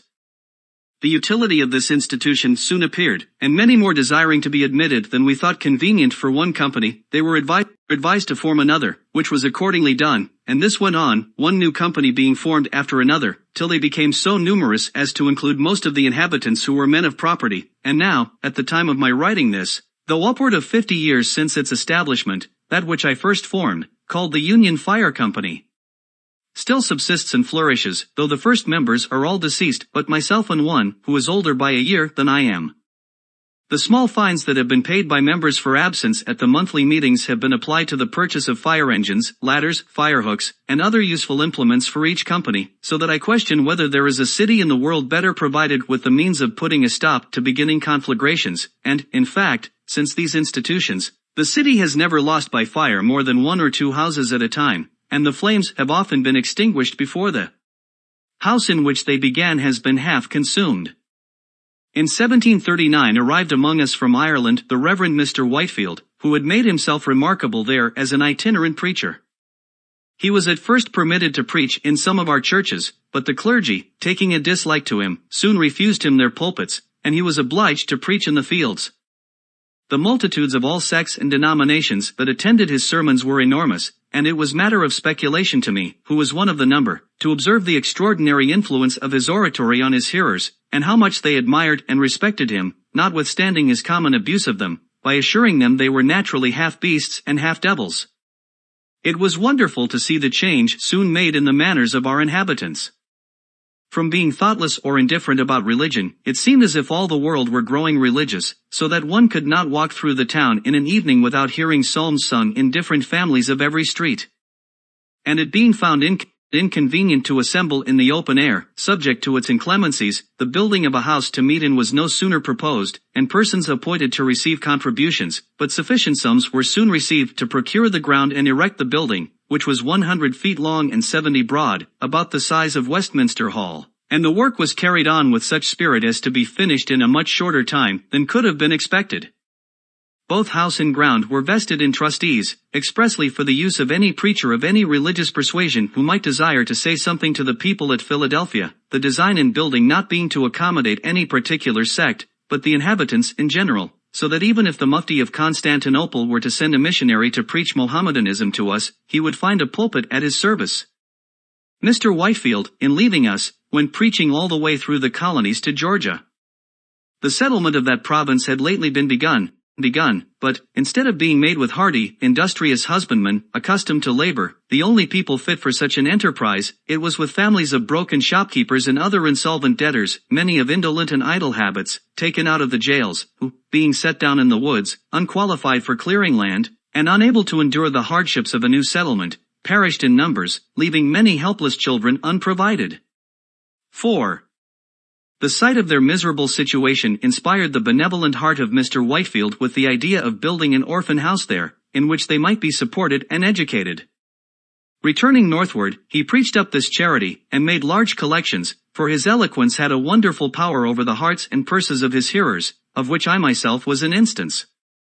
I did not disapprove of the design, but, as Georgia was then destitute of materials and workmen, and it was proposed to send them from Philadelphia at a great expense, I thought it would have been better to have built the house here, and brought the children to it. This I advised, but he was resolute in his first project, rejected my counsel, and I therefore refused to contribute. I happened soon after to attend one of his sermons, in the course of which I perceived he intended to finish with a collection, and I silently resolved he should get nothing from me. I had in my pocket a handful of copper money, 3 or 4 silver dollars, and 5 pistoles in gold. As he proceeded I began to soften, and concluded to give the coppers. Another stroke of his oratory made me ashamed of that, and determined me to give the silver, and he finished so admirably, that I emptied my pocket wholly into the collector's dish, gold and all. At this sermon there was also one of our club, who, being of my sentiments respecting the building in Georgia, and suspecting a collection might be intended, had, by precaution, emptied his pockets before he came from home. Towards the conclusion of the discourse, however, he felt a strong desire to give, and applied to a neighbor who stood near him, to borrow some money for the purpose. The application was unfortunately made to perhaps the only man in the company who had the firmness not to be affected by the preacher. His answer was, "At any other time, friend Hopkinson, I would lend to thee freely, but not now, for thee seems to be out of thy right senses." Some of Mr. Whitefield's enemies affected to suppose that he would apply these collections to his own private emolument, but I, who was intimately acquainted with him, being employed in printing his sermons and journals, etc., never had the least suspicion of his integrity, but am to this day decidedly of opinion that he was in all his conduct a perfectly honest man, and methinks my testimony in his favor ought to have the more weight, as we had no religious connection. He used, indeed, sometimes to pray for my conversion, but never had the satisfaction of believing that his prayers were heard. Ours was a mere civil friendship, sincere on both sides, and lasted to his death. The following instance will show something of the terms on which we stood. Upon one of his arrivals from England at Boston, he wrote to me that he should come soon to Philadelphia, but knew not where he could lodge when there, as he understood his old friend and host, Mr. Benezet, was removed to Germantown. My answer was, "You know my house, if you can make shift with its scanty accommodations, you will be most heartily welcome." He replied, that if I made that kind offer for Christ's sake, I should not miss of a reward. And I returned, "Don't let me be mistaken, it was not for Christ's sake, but for your sake." One of our common acquaintance jocosely remarked, that, knowing it to be the custom of the saints, when they received any favor, to shift the burden of the obligation from off their own shoulders, and place it in heaven, I had contrived to fix it on earth. The last time I saw Mr. Whitefield was in London, when he consulted me about his orphan house concern, and his purpose of appropriating it to the establishment of a college. He had a loud and clear voice, and articulated his words and sentences so perfectly, that he might be heard and understood at a great distance, especially as his auditories, however numerous, observed the most exact silence. He preached one evening from the top of the courthouse steps, which are in the middle of Market Street, and on the west side of 2nd Street, which crosses it at right angles. Both streets were filled with his hearers to a considerable distance. Being among the hindmost in Market Street, I had the curiosity to learn how far he could be heard, by retiring backwards down the street towards the river, and I found his voice distinct till I came near Front Street, when some noise in that street obscured it. Imagining then a semicircle, of which my distance should be the radius, and that it were filled with auditors, to each of whom I allowed 2 square feet, I computed that he might well be heard by more than 30,000. This reconciled me to the newspaper accounts of his having preached to 25,000 people in the fields, and to the ancient histories of generals haranguing whole armies, of which I had sometimes doubted. By hearing him often, I came to distinguish easily between sermons newly composed, and those which he had often preached in the course of his travels. His delivery of the latter was so improved by frequent repetitions that every accent, every emphasis, every modulation of voice, was so perfectly well turned and well placed, that, without being interested in the subject, one could not help being pleased with the discourse, a pleasure of much the same kind with that received from an excellent piece of music. This is an advantage itinerant preachers have over those who are stationary, as the latter cannot well improve their delivery of a sermon by so many rehearsals. His writing and printing from time to time gave great advantage to his enemies. Unguarded expressions, and even erroneous opinions, delivered in preaching, might have been afterwards explained or qualified by supposing others that might have accompanied them, or they might have been denied, but litera scriptumanae. Critics attacked his writings violently, and with so much appearance of reason as to diminish the number of his votaries and prevent their increase, so that I am of opinion if he had never written anything, he would have left behind him a much more numerous and important sect, and his reputation might in that case have been still growing, even after his death. As there being nothing of his writing on which to found a censure and give him a lower character, his proselytes would be left at liberty to feign for him as great a variety of excellences as their enthusiastic admiration might wish him to have possessed. My business was now continually augmenting, and my circumstances growing daily easier, my newspaper having become very profitable, as being for a time almost the only one in this and the neighboring provinces. I experienced, too, the truth of the observation, that after getting the first £100, it is more easy to get the second, money itself being of a prolific nature. The partnership at Carolina having succeeded, I was encouraged to engage in others, and to promote several of my workmen who had behaved well, by establishing them with printing houses in different colonies, on the same terms with that in Carolina. Most of them did well, being enabled at the end of our term, 6 years, to purchase the types of me and go on working for themselves, by which means several families were raised. Partnerships often finish in quarrels, but I was happy in this, that mine were all carried on and ended amicably, owing, I think, a good deal to the precaution of having very explicitly settled, in our articles, everything to be done by or expected from each partner, so that there was nothing to dispute, which precaution I would therefore recommend to all who enter into partnerships, for, whatever esteem partners may have for, and confidence in each other at the time of the contract, little jealousies and disgusts may arise, with ideas of inequality in the care and burden of the business, etc., which are attended often with breach of friendship and of the connection, perhaps with lawsuits and other disagreeable consequences. Number 12. Defense of the province. I had, on the whole, abundant reason to be satisfied with my being established in Pennsylvania.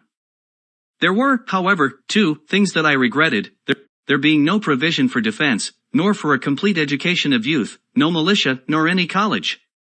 I therefore, in 1743, drew up a proposal for establishing an academy, and at that time, thinking the Reverend Mr. Peters, who was out of employ, a fit person to superintend such an institution, I communicated the project to him, but he, having more profitable views in the service of the proprietaries, which succeeded, declined the undertaking, and, not knowing another at that time suitable for such a trust, I let the scheme lie a while dormant. I succeeded better the next year, 1744, in proposing and establishing a philosophical society. The paper I wrote for that purpose will be found among my writings, when collected.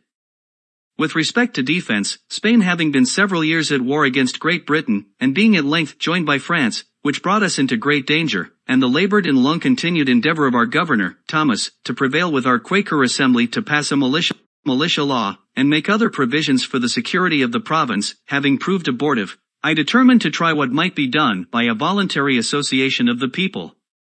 To promote this, I first wrote and published a pamphlet, entitled Plain Truth, in which I stated our defenseless situation in strong lights, with the necessity of union and discipline for our defense, and promised to propose in a few days an association, to be generally signed for that purpose.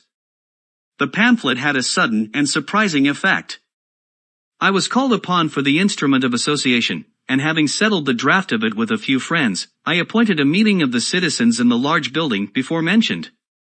The house was pretty full. I had prepared a number of printed copies, and provided pens and ink dispersed all over the room. I harangued them a little on the subject, read the paper, and explained it, and then distributed the copies, which were eagerly signed, not the least objection being made. When the company separated, and the papers were collected, we found above 1,200 hands, and, other copies being dispersed in the country, the subscribers amounted at length to upward of 10,000.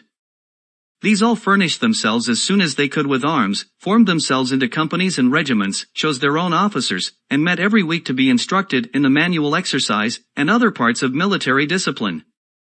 The women, by subscriptions among themselves, provided silk colors, which they presented to the companies, painted with different devices and mottos, which I supplied. The officers of the companies composing the Philadelphia regiment, being met, chose me for their colonel, but, conceiving myself unfit, I declined that station, and recommended Mr. Lawrence, a fine person, and man of influence, who was accordingly appointed.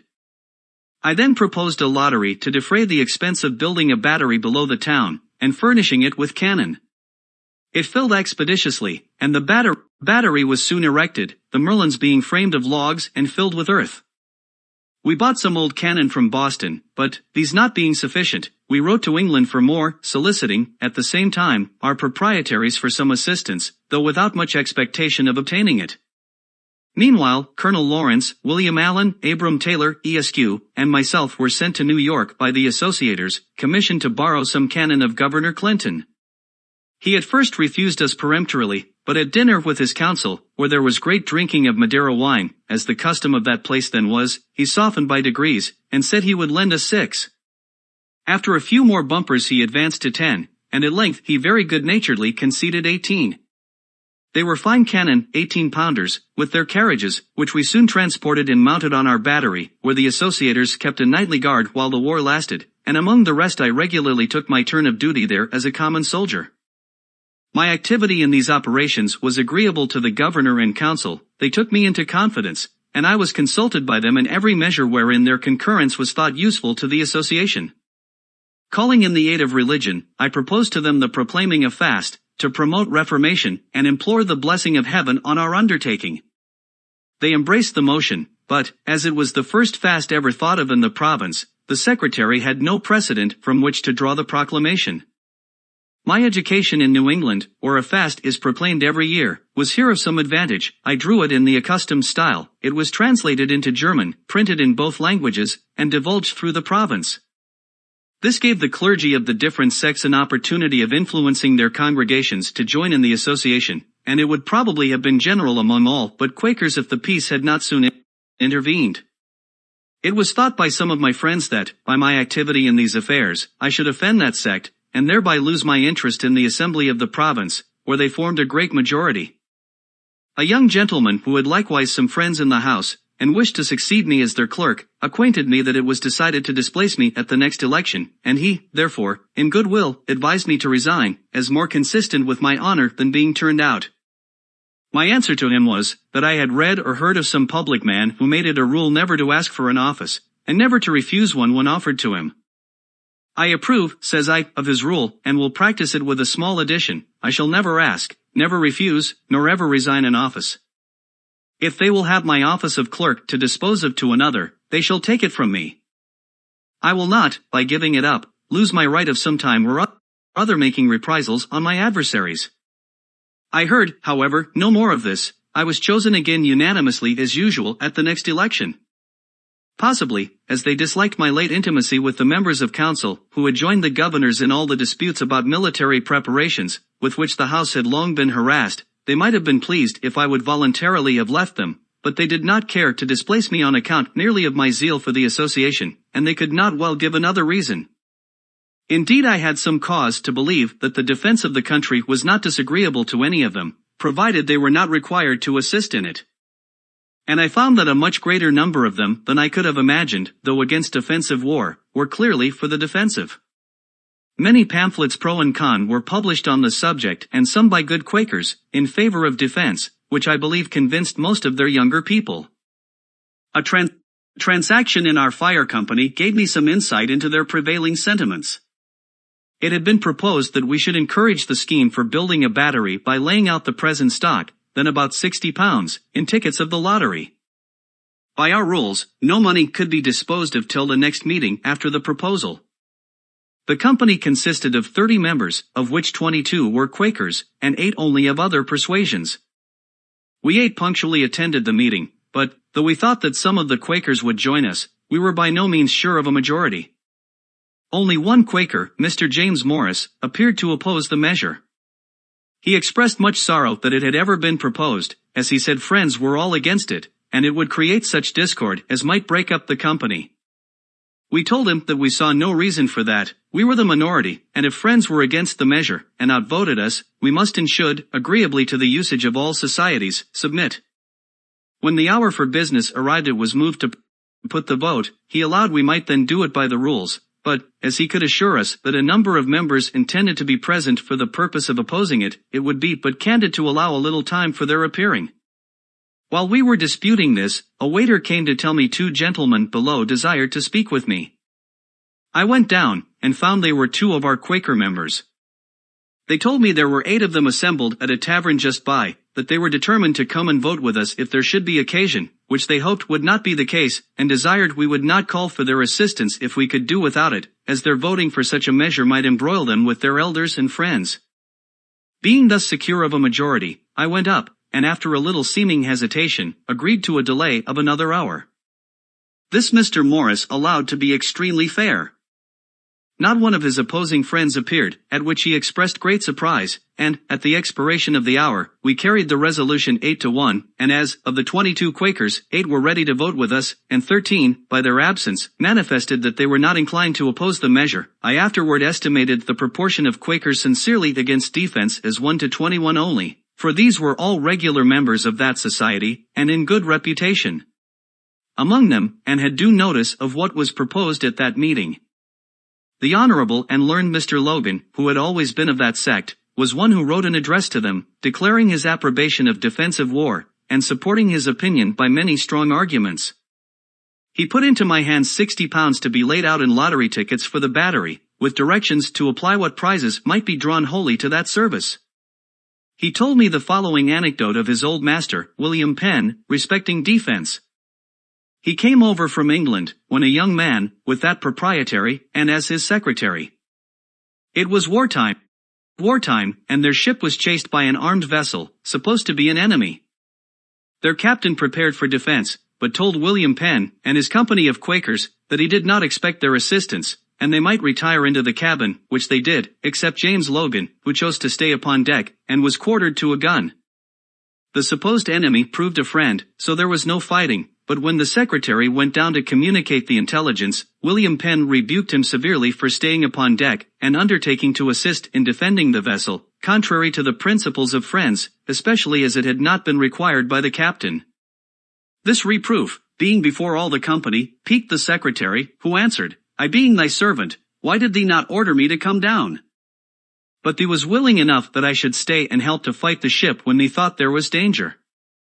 My being many years in the assembly, the majority of which were constantly Quakers, gave me frequent opportunities of seeing the embarrassment given them by their principle against war, whenever application was made to them, by order of the Crown, to grant aids for military purposes. They were unwilling to offend government, on the one hand, by a direct refusal, and their friends, the body of the Quakers, on the other, by compliance contrary to their principles, hence a variety of evasions to avoid complying, and modes of disguising the compliance when it became unavoidable. The common mode at last was, to grant money under the phrase of its being for the king's use, and never to inquire how it was applied. But, if the demand was not directly from the Crown, that phrase was found not so proper, and some other was to be invented. As, when powder was wanting, I think it was for the garrison at Louisburg, and the government of New England solicited a grant of some from Pennsylvania, which was much urged on the House by Governor Thomas, they could not grant money to buy powder, because that was an ingredient of war, but they voted an aid to New England of £3,000, to be put into the hands of the governor, and appropriated it for the purchasing of bread, flour, wheat, or other grain. Some of the council, desirous of giving the House still further embarrassment, advised the governor not to accept provision, as not being the thing he had demanded, but he replied, I shall take the money, for I understand very well their meaning. Other grain is gunpowder, which he accordingly bought, and they never objected to it. It was in allusion to this fact that, when in our fire company we feared the success of our proposal in favor of the lottery, and I had said to my friend Mr. Sang, one of our members, if we fail, let us move the purchase of a fire engine with the money, the Quakers can have no objection to that, and then, if you nominate me and you as a committee for that purpose, we will buy a great gun, which is certainly a fire engine. I see, says he, you have improved by being so long in the assembly, your equivocal project would be just a match for their wheat or other grain. These embarrassments that the Quakers suffered from having established and published it as one of their principles that no kind of war was lawful, and which, being once published, they could not afterwards, however they might change their minds, easily get rid of, reminds me of what I think a more prudent conduct in another sect among us, that of the Dunkers. I was acquainted with one of its founders, Michael Welfare, soon after it appeared. He complained to me that they were grievously calumniated by the zealots of other persuasions, and charged with abominable principles and practices to which they were utter strangers. I told him this had always been the case with new sects, and that, to put a stop to such abuse, I imagined it might be well to publish the articles of their belief, and the rules of their discipline. He said that it had been proposed among them, but not agreed to. For this reason, when we were first drawn together as a society, says he, it had pleased God to enlighten our minds so far as to see that some doctrines, which we once esteemed truths, were errors, and that others, which we had esteemed errors, were real truths. From time to time he has been pleased to afford us farther light, and our principles have been improving, and our errors diminishing. Now we are not sure that we are arrived at the end of this progression, and at the perfection of spiritual or theological knowledge, and we fear that, if we should once print our confession of faith, we should feel ourselves as if bound and confined by it, and perhaps be unwilling to receive further improvement, and our successors still more so, as conceiving what we their elders and founders had done, to be something sacred, never to be departed from. This modesty in a sect is perhaps a singular instance in the history of mankind, every other sect supposing itself in possession of all truth, and that those who differ are so far in the wrong, like a man traveling in foggy weather, those at some distance before him on the road he sees wrapped up in the fog, as well as those behind him, and also the people in the fields on each side, but near him all appears clear, though in truth he is as much in the fog as any of them. To avoid this kind of embarrassment, the Quakers have of late years been gradually declining the public service in the assembly and in the magistracy, choosing rather to quit their power than their principle. In order of time, I should have mentioned before, that having, in 1742, invented an open stove for the better warming of rooms, and at the same time saving fuel, as the fresh air admitted was warmed in entering, I made a present of the model to Mr. Robert Grace, one of my early friends, who, having an iron furnace, found the casting of the plates for these stoves a profitable thing, as they were growing in demand. To promote that demand, I wrote and published a pamphlet entitled An Account of the New Invented Pennsylvania Fireplaces, wherein their construction and manner of operation is particularly explained, their advantages above every other method of warming rooms demonstrated, and all objections that have been raised against the use of them answered and obviated, etc. This pamphlet had a good effect. Governor Thomas was so pleased with the construction of this stove, as described in it, that he offered to give me a patent for the sole vending of them for a term of years, but I declined it from a principle which has ever weighed with me on such occasions, viz., that, as we enjoy great advantages from the inventions of others, we should be glad of an opportunity to serve others by any invention of ours, and this we should do freely and generously.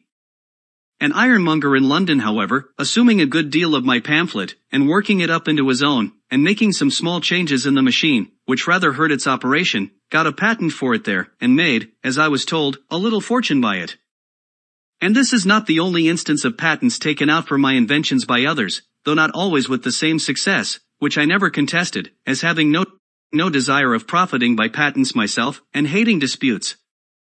The use of these fireplaces in very many houses, both of this and the neighboring colonies, has been, and is, a great saving of wood to the inhabitants. Number 13. Public Services and Duties, 1749 to 1753. Peace being concluded, and the association business therefore at an end, I turned my thoughts again to the affair of establishing an academy. The first step I took was to associate in the design a number of active friends, of whom the junto furnished a good part. The next was to write and publish a pamphlet, entitled Proposals Relating to the Education of Youth in Pennsylvania.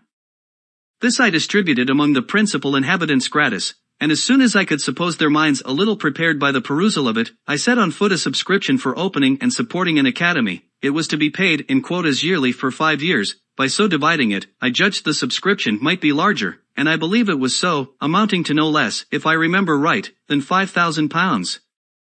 In the introduction to these proposals, I stated their publication, not as an act of mine, but of some public-spirited gentleman, avoiding as much as I could, according to my usual rule, the presenting myself to the public as the author of any scheme for their benefit.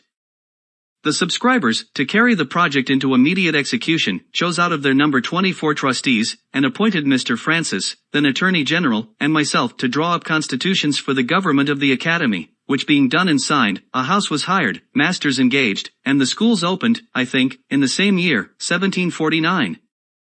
The scholars increasing fast, the house was soon found too small, and we were looking out for a piece of ground, properly situated, with intention to build, when Providence threw into our way a large house ready built, which, with a few alterations, might well serve our purpose. This was the building before mentioned, erected by the hearers of Mr. Whitefield, and was obtained for us in the following manner. It is to be noted that the contributions to this building being made by people of different sects, care was taken in the nomination of trustees, in whom the building and ground was to be vested, that a predominancy should not be given to any sect, lest in time that predominancy might be a means of appropriating the whole to the use of such sect, contrary to the original intention.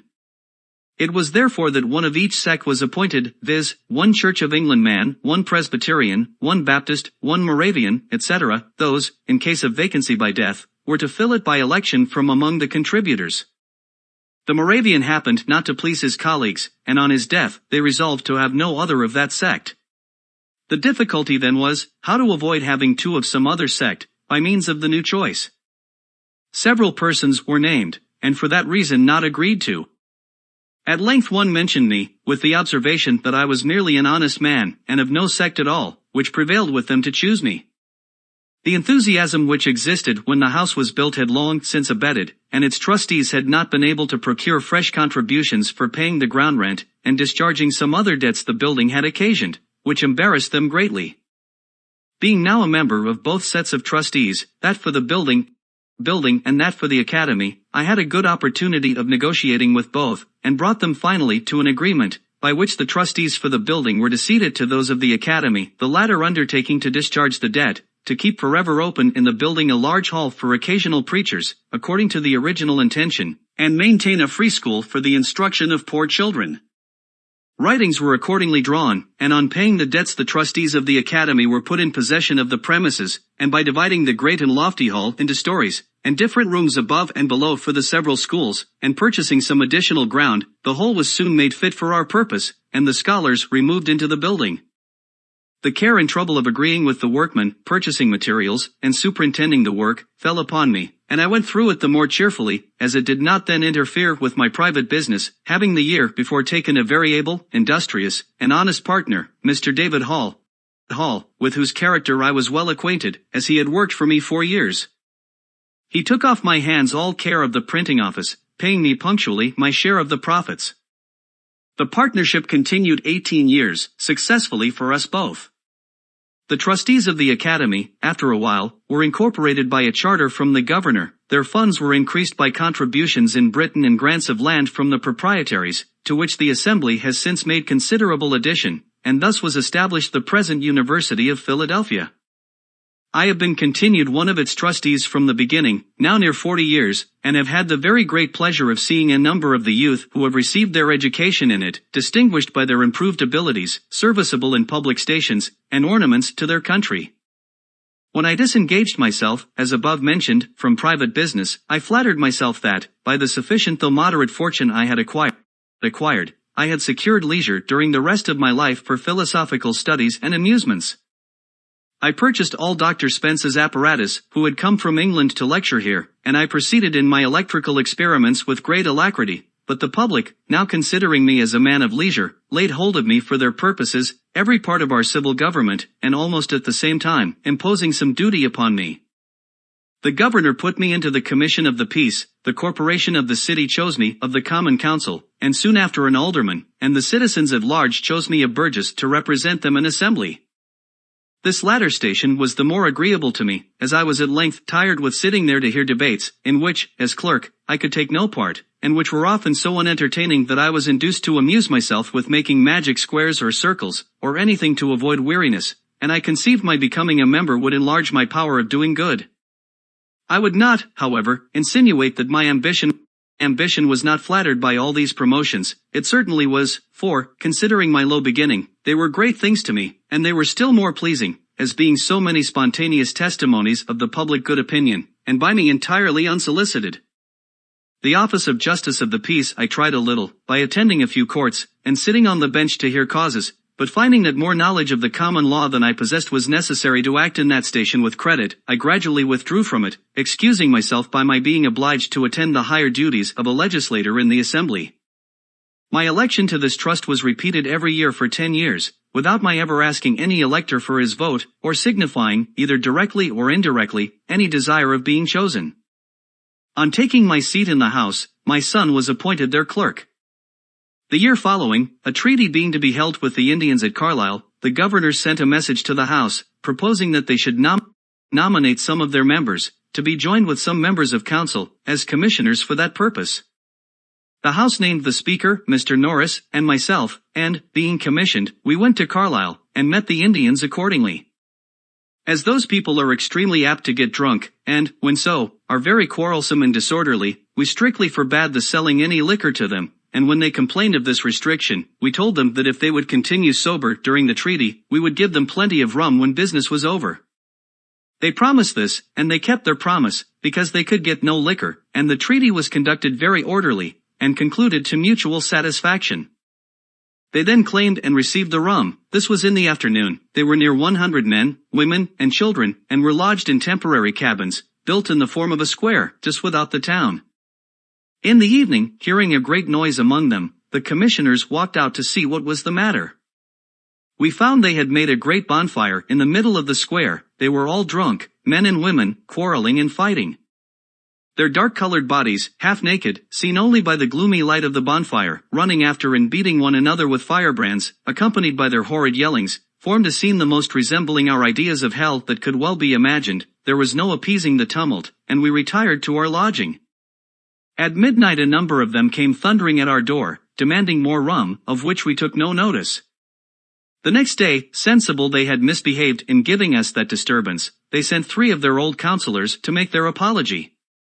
The orator acknowledged the fault, but laid it upon the rum, and then endeavored to excuse the rum by saying, the Great Spirit, who made all things, made everything for some use, and whatever use he designed anything for, that use it should always be put to.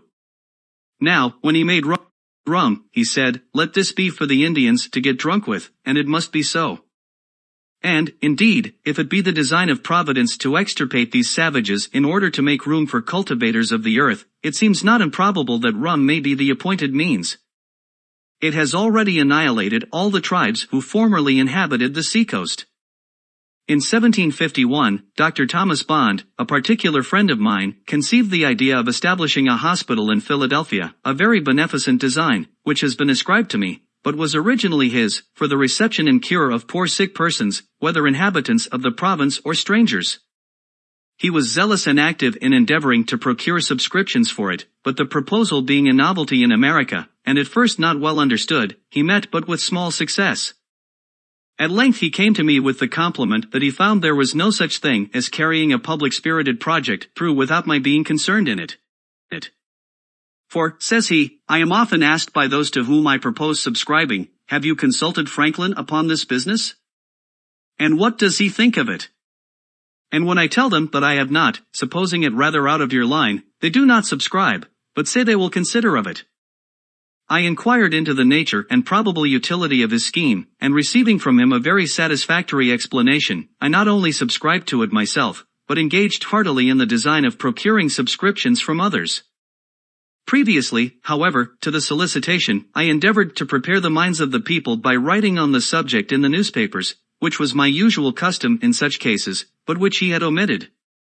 The subscriptions afterwards were more free and generous, but, beginning to flag, I saw they would be insufficient without some assistance from the Assembly, and therefore proposed to petition for it, which was done. The country members did not at first relish the project. They objected that it could only be serviceable to the city, and therefore the citizens alone should be at the expense of it, and they doubted whether the citizens themselves generally approved of it. My allegation on the contrary, that it met with such approbation as to leave no doubt of our being able to raise £2,000 by voluntary donations, they considered as a most extravagant supposition, and utterly impossible.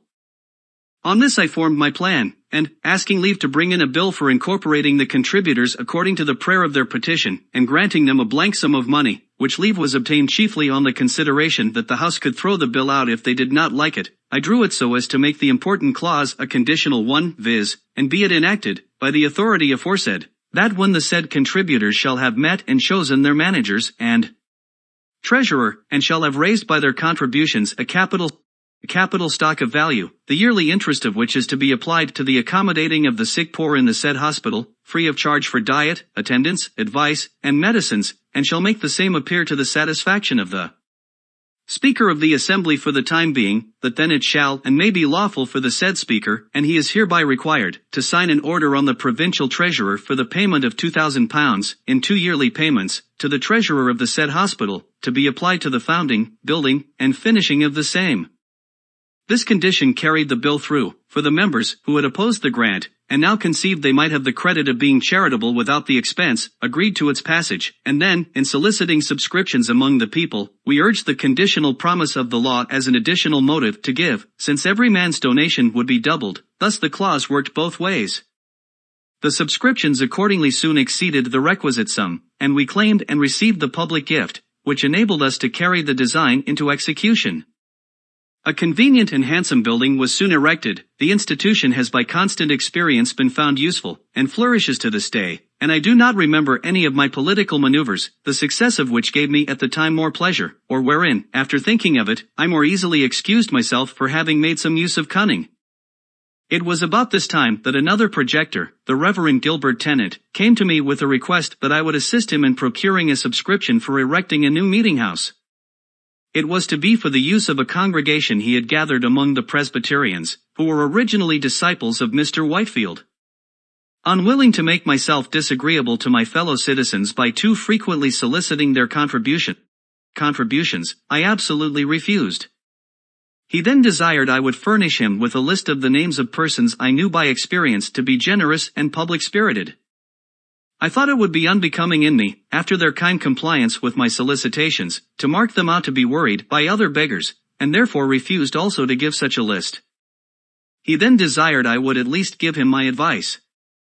That I will readily do, said I, and, in the first place, I advise you to apply to all those whom you know will give something, next, to those whom you are uncertain whether they will give anything or not, and show them the list of those who have given, and, lastly, do not neglect those who you are sure will give nothing, for in some of them you may be mistaken. He laughed and thanked me, and said he would take my advice. He did so, for he asked of everybody, and he obtained a much larger sum than he expected, with which he erected the capacious and very elegant meeting house that stands in Arch Street. Our city, though laid out with a beautiful regularity, the streets large, straight, and crossing each other at right angles, had the disgrace of suffering those streets to remain long unpaved, and in wet weather the wheels of heavy carriages plowed them into a quagmire, so that it was difficult to cross them, and in dry weather the dust was offensive. I had lived near what was called the Jersey Market, and saw with pain the inhabitants wading in mud while purchasing their provisions. A strip of ground down the middle of that market was at length paved with brick, so that, being once in the market, they had firm footing, but were often over shoes in dirt to get there. By talking and writing on the subject, I was at length instrumental in getting the street paved with stone between the market and the bricked foot pavement, that was on each side next the houses. This, for some time, gave an easy access to the market dryshod, but, the rest of the street not being paved, whenever a carriage came out of the mud upon this pavement, it shook off and left its dirt upon it, and it was soon covered with mire, which was not removed, the city as yet having no scavengers. After some inquiry, I found a poor, industrious man, who was willing to undertake keeping the pavement clean, by sweeping it twice a week, carrying off the dirt from before all the neighbors' doors, for the sum of 6 pence per month, to be paid by each house. I then wrote and printed a paper setting forth the advantages to the neighborhood that might be obtained by the small expense, the greater ease in keeping our houses clean, so much dirt not being brought in by people's feet, the benefit to the shops by more custom, etc., as buyers could more easily get at them, and by not having, in windy weather, the dust blown in upon their goods, etc., etc. I sent one of these papers to each house, and in a day or two went round to see who would subscribe an agreement to pay these sixpences. It was unanimously signed, and for a time well executed. All the inhabitants of the city were delighted with the cleanliness of the pavement that surrounded the market, it being a convenience to all, and this raised a general desire to have all the streets paved, and made the people more willing to submit to a tax for that purpose. After some time I drew a bill for paving the city, and brought it into the assembly. It was just before I went to England, in 1757, and did not pass till I was gone, and then with an alteration in the mode of assessment, which I thought not for the better, but with an additional provision for lighting as well as paving the streets, which was a great improvement. It was by a private person, the late Mr. John Clifton, his giving a sample of the utility of lamps, by placing one at his door, that the people were first impressed with the idea of enlightening all the city. The honor of this public benefit has also been ascribed to me, but it belongs truly to that gentleman. I did but follow his example, and have only some merit to claim respecting the form of our lamps, as differing from the globe lamps we were at first supplied with from London. Those we found inconvenient in these respects, they admitted no air below, the smoke, therefore, did not readily go out above, but circulated in the globe, lodged on its inside, and soon obstructed the light they were intended to afford, giving, besides, the daily trouble of wiping them clean, and an accidental stroke on one of them would demolish it, and render it totally useless. I therefore suggested the composing them of 4 flat panes, with a long funnel above to draw up the smoke, and crevices admitting air below, to facilitate the ascent of the smoke. By this means they were kept clean, and did not grow dark in a few hours, as the London lamps do, but continued bright till morning, and an accidental stroke would generally break but a single pane, easily repaired. I have sometimes wondered that the Londoners did not, from the effect holes in the bottom of the globe lamps used at Vauxhall have in keeping them clean, learn to have such holes in their street lamps. But, these holes being made for another purpose, viz., to communicate flame more suddenly to the wick by a little flax hanging down through them, the other use, of letting in air, seems not to have been thought of, and therefore, after the lamps have been lit a few hours, the streets of London are very poorly illuminated. The mention of these improvements puts me in mind of one I proposed, when in London, to Dr. Fothergill, who was among the best men I have known, and a great promoter of useful projects.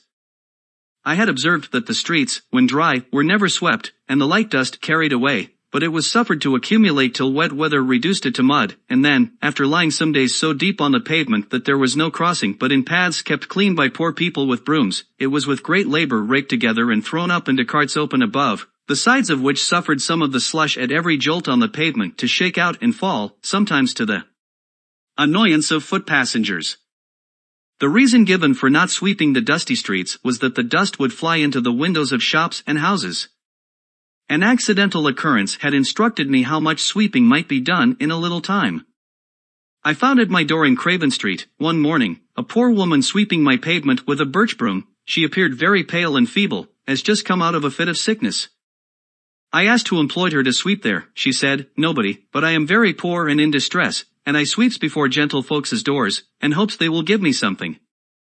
I bid her sweep the whole street clean, and I would give her a shilling. This was at 9 o'clock, at 12 she came for the shilling.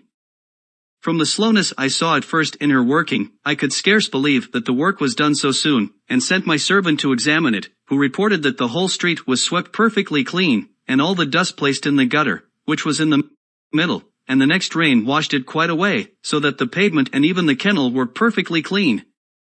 I then judged that, if that feeble woman could sweep such a street in 3 hours, a strong, active man might have done it in half the time.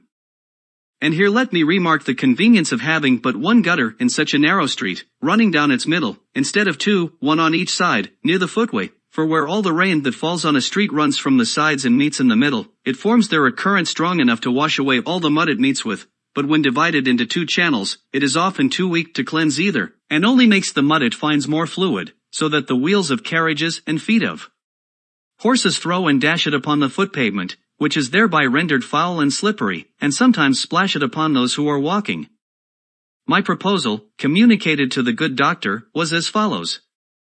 For the more effectual cleaning and keeping clean the streets of London and Westminster, it is proposed that the several watchmen be contracted with to have the dust swept up in dry seasons, and the mud raked up at other times, each in the several streets and lanes of his round, that they be furnished with brooms and other proper instruments for these purposes, to be kept at their respective stands, ready to furnish the poor people they may employ in the service.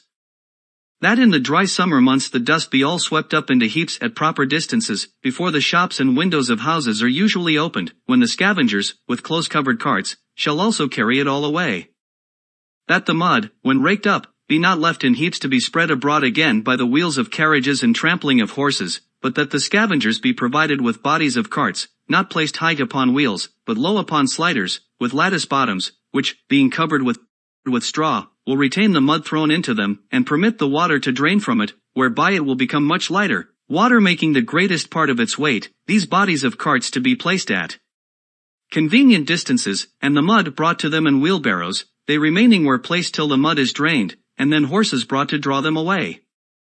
I have since had doubts of the practicability of the latter part of this proposal, on account of the narrowness of some streets, and the difficulty of placing the draining sleds so as not to encumber too much the passage, but I am still of opinion that the former, requiring the dust to be swept up and carried away before the shops are open, is very practicable in the summer, when the days are long, for, in walking through the Strand in Fleet Street one morning at 7 o'clock, I observed there was not one shop open, though it had been daylight and the sun up above 3 hours, the inhabitants of London choosing voluntarily to live much by candlelight, and sleep by sunshine, and yet often complain, a little absurdly, of the duty on candles, and the high price of tallow.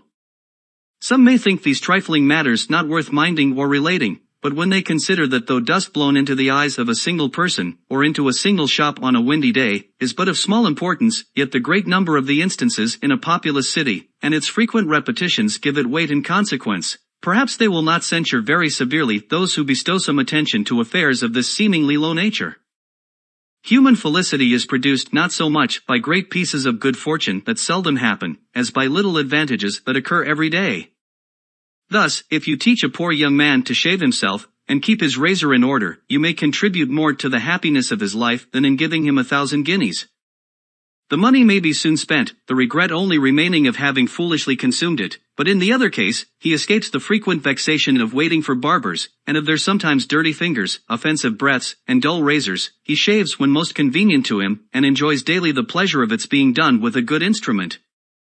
With these sentiments I have hazarded the few preceding pages, hoping they may afford hints which sometime or other may be useful to a city I love, having lived many years in it very happily, and perhaps to some of our towns in America. Having been for some time employed by the Postmaster General of America as his comptroller in regulating several offices, and bringing the officers to account, I was, upon his death in 1753, appointed, jointly with Mr. William Hunter, to succeed him, by a commission from the Postmaster General in England. The American office never had hitherto paid anything to that of Britain. We were to have £600 a year between us, if we could make that sum out of the profits of the office. To do this, a variety of improvements were necessary. Some of these were inevitably at first expensive, so that in the first 4 years the office became above £900 in debt to us. But it soon after began to repay us, and before I was displaced by a freak of the ministers, of which I shall speak hereafter, we had brought it to yield 3 times as much clear revenue to the Crown as the Post Office of Ireland. Since that imprudent transaction, they have received from it not 1 farthing. The business of the Post Office occasioned my taking a journey this year to New England, where the College of Cambridge, of their own motion, presented me with the degree of Master of Arts. Yale College, in Connecticut, had before made me a similar compliment. Thus, without studying in any college, I came to partake of their honors. They were conferred in consideration of my improvements and discoveries in the electric branch of natural philosophy. Number 14. Albany Plan of Union. In 1754, war with France being again apprehended, a Congress of Commissioners from the different colonies was, by an order of the Lords of Trade, to be assembled at Albany, there to confer with the chiefs of the 6 nations concerning the means of defending both their country and ours. Governor Hamilton, having received this order, acquainted the House with it, requesting they would furnish proper presents for the Indians, to be given on this occasion, and naming the Speaker, Mr. Norris, and myself to join Mr. Thomas Penn and Mr. Secretary Peters as commissioners to act for Pennsylvania. The House approved the nomination, and provided the goods for the present, and though they did not much like treating out of the provinces, and we met the other commissioners at Albany about the middle of June. In our way thither, I projected and drew a plan for the union of all the colonies under one government, so far as might be necessary for defense, and other important general purposes. As we passed through New York, I had there shown my project to Mr. James Alexander and Mr. Kennedy, 2 gentlemen of great knowledge in public affairs, and, being fortified by their approbation, I ventured to lay it before the Congress. It then appeared that several of the commissioners had formed plans of the same kind. A previous question was first taken, whether a union should be established, which passed in the affirmative unanimously. A committee was then appointed, 1 member from each colony, to consider the several plans and report. Mine happened to be preferred, and, with a few amendments, was accordingly reported. By this plan the general government was to be administered by a president-general, appointed and supported by the crown, and a grand council was to be chosen by the representatives of the people of the several colonies, met in their respective assemblies. The debates upon it in Congress went on daily, hand in hand with the Indian business. Many objections and difficulties were started, but at length they were all overcome, and the plan was unanimously agreed to, and copies ordered to be transmitted to the Board of Trade and to the assemblies of the several provinces. Its fate was singular. The assemblies did not adopt it, as they all thought there was too much prerogative in it, and in England it was judged to have too much of the democratic. The Board of Trade therefore did not approve of it, nor recommend it for the approbation of His Majesty, but another scheme was formed, supposed to answer the same purpose better, whereby the governors of the provinces, with some members of their respective councils, were to meet and order the raising of troops, building of forts, etc., and to draw on the treasury of Great Britain for the expense, which was afterwards to be refunded by an act of Parliament laying a tax on America. My plan, with my reasons in support of it, is to be found among my political papers that are printed. Being the winter following in Boston, I had much conversation with Governor Shirley upon both the plans. Part of what passed between us on the occasion may also be seen among those papers. The different and contrary reasons of dislike to my plan makes me suspect that it was really the true medium, and I am still of opinion it would have been happy for both sides the water if it had been adopted. The colonies, so united, would have been sufficiently strong to have defended themselves. There would then have been no need of troops from England. Of course, the subsequent pretense for taxing America, and the bloody contest it occasioned, would have been avoided. But such mistakes are not new. History is full of the errors of states and princes. Look round the habitable world, how few know their own good, or, knowing it, pursue. Those who govern, having much business on their hands, do not generally like to take the trouble of considering and carrying into execution new projects. The best public measures are therefore seldom adopted from previous wisdom, but forced by the occasion. The governor of Pennsylvania, in sending it down to the Assembly, expressed his approbation of the plan, as appearing to him to be drawn up with great clearness and strength of judgment, and therefore recommended it as well worthy of their closest and most serious attention. The House, however, by the management of a certain member, took it up when I happened to be absent, which I thought not very fair, and reprobated it without paying any attention to it at all, to my no small mortification. Number 15. Quarrels with the proprietary governors. In my journey to Boston this year, I met at New York with our new governor, Mr. Morris, just arrived there from England, with whom I had been before intimately acquainted. He brought a commission to supersede Mr. Hamilton, who, tired with the disputes his proprietary instructions subjected him to, had resigned. Mr. Morris asked me if I thought he must expect as uncomfortable an administration. I said, no, you may, on the contrary, have a very comfortable one, if you will only take care not to enter into any dispute with the Assembly. My dear friend, says he, pleasantly, how can you advise my avoiding disputes? You know I love disputing. It is one of my greatest pleasures. However, to show the regard I have for your counsel, I promise you I will, if possible, avoid them. He had some reason for loving to dispute, being eloquent, an acute sophister, and, therefore, generally successful in argumentative conversation. He had been brought up to it from a boy, his father, as I have heard, accustoming his children to dispute with one another for his diversion, while sitting at table after dinner. But I think the practice was not wise, for, in the course of my observation, these disputing, contradicting, and confuting people are generally unfortunate in their affairs. They get victory sometimes, but they never get goodwill, which would be of more use to them. We parted, he going to Philadelphia, and I to Boston. In returning, I met at New York with the votes of the Assembly, by which it appeared that, notwithstanding his promise to me, he and the House were already in high contention, and it was a continual battle between them as long as he retained the government. I had my share of it, for, as soon as I got back to my seat in the Assembly, I was put on every committee for answering his speeches and messages, and by the committees always desired to make the drafts.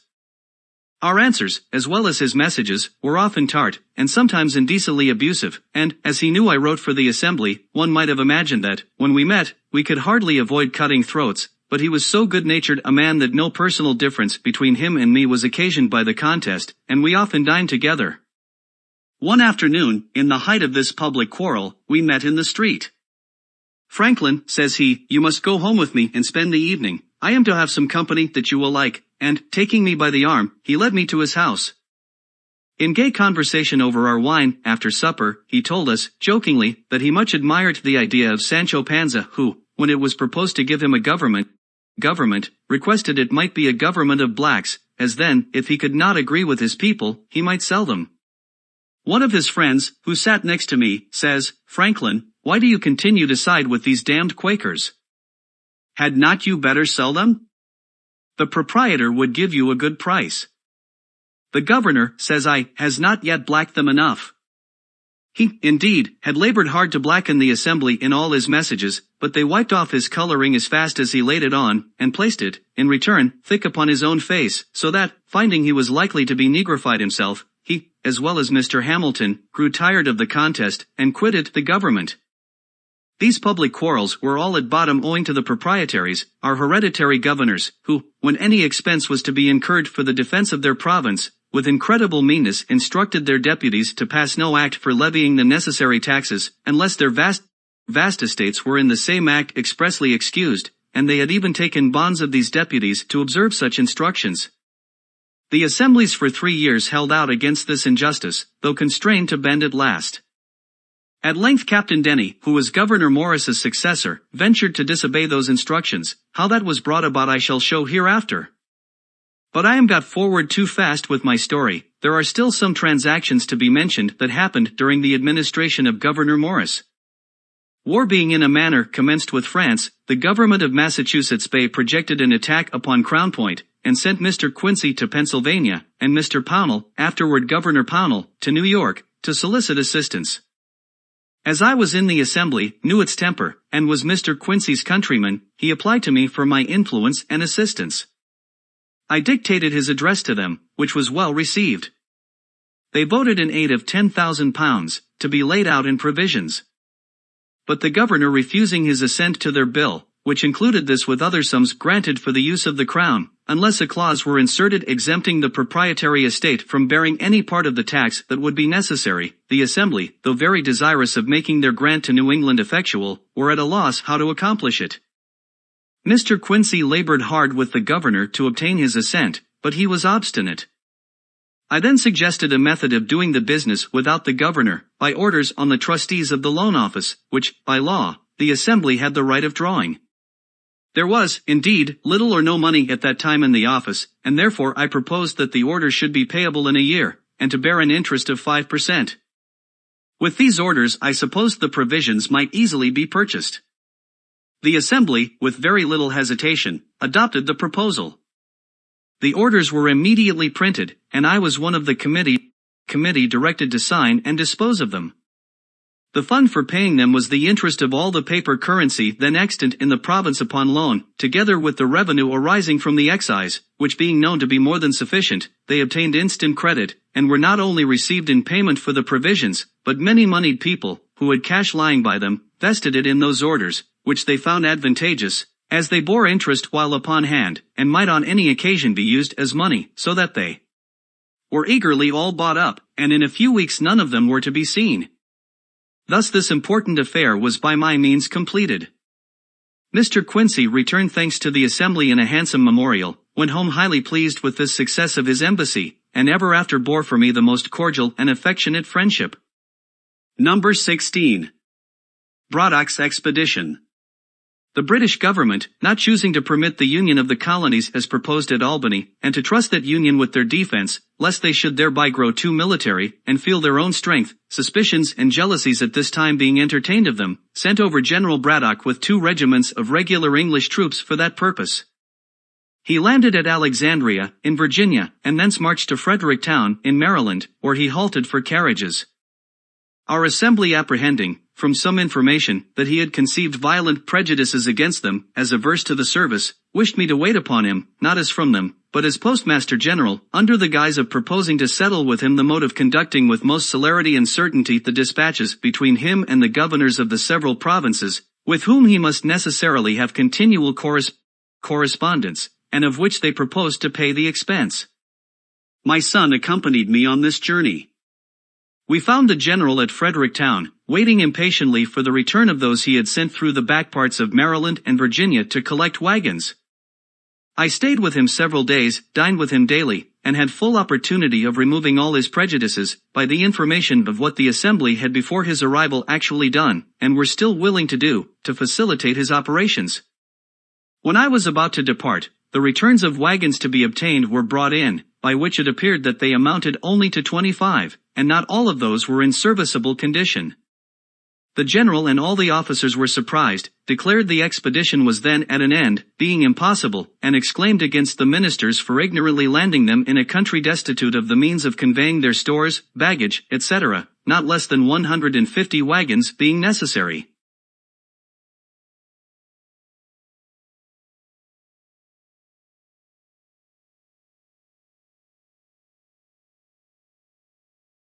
I happened to say I thought it was pity they had not been landed rather in Pennsylvania, as in that country almost every farmer had his wagon. The general eagerly laid hold of my words, and said, "Then you, sir, who are a man of interest there, can probably procure them for us, and I beg you will undertake it."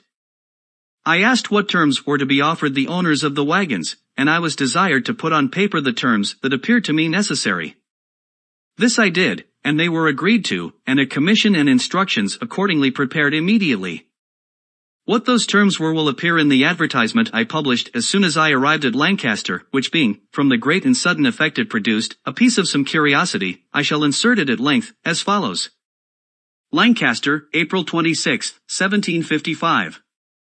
Whereas, 150 wagons, with 4 horses to each wagon, and 1,500 saddle or pack horses, are wanted for the service of His Majesty's forces now about to rendezvous at Will's Creek, and His Excellency General Braddock having been pleased to empower me to contract for the hire of the same, I hereby give notice that I shall attend for that purpose at Lancaster from this day to next Wednesday evening, and at York from next Thursday morning till Friday evening, where I shall be ready to agree for wagons and teams, or single horses, on the following terms, viz. 1. That there shall be paid for each wagon, with 4 good horses and a driver, 15 shillings per diem, and for each able horse with a pack saddle, or other saddle and furniture, 2 shillings per diem, and for each able horse without a saddle, 18 pence per diem. 2.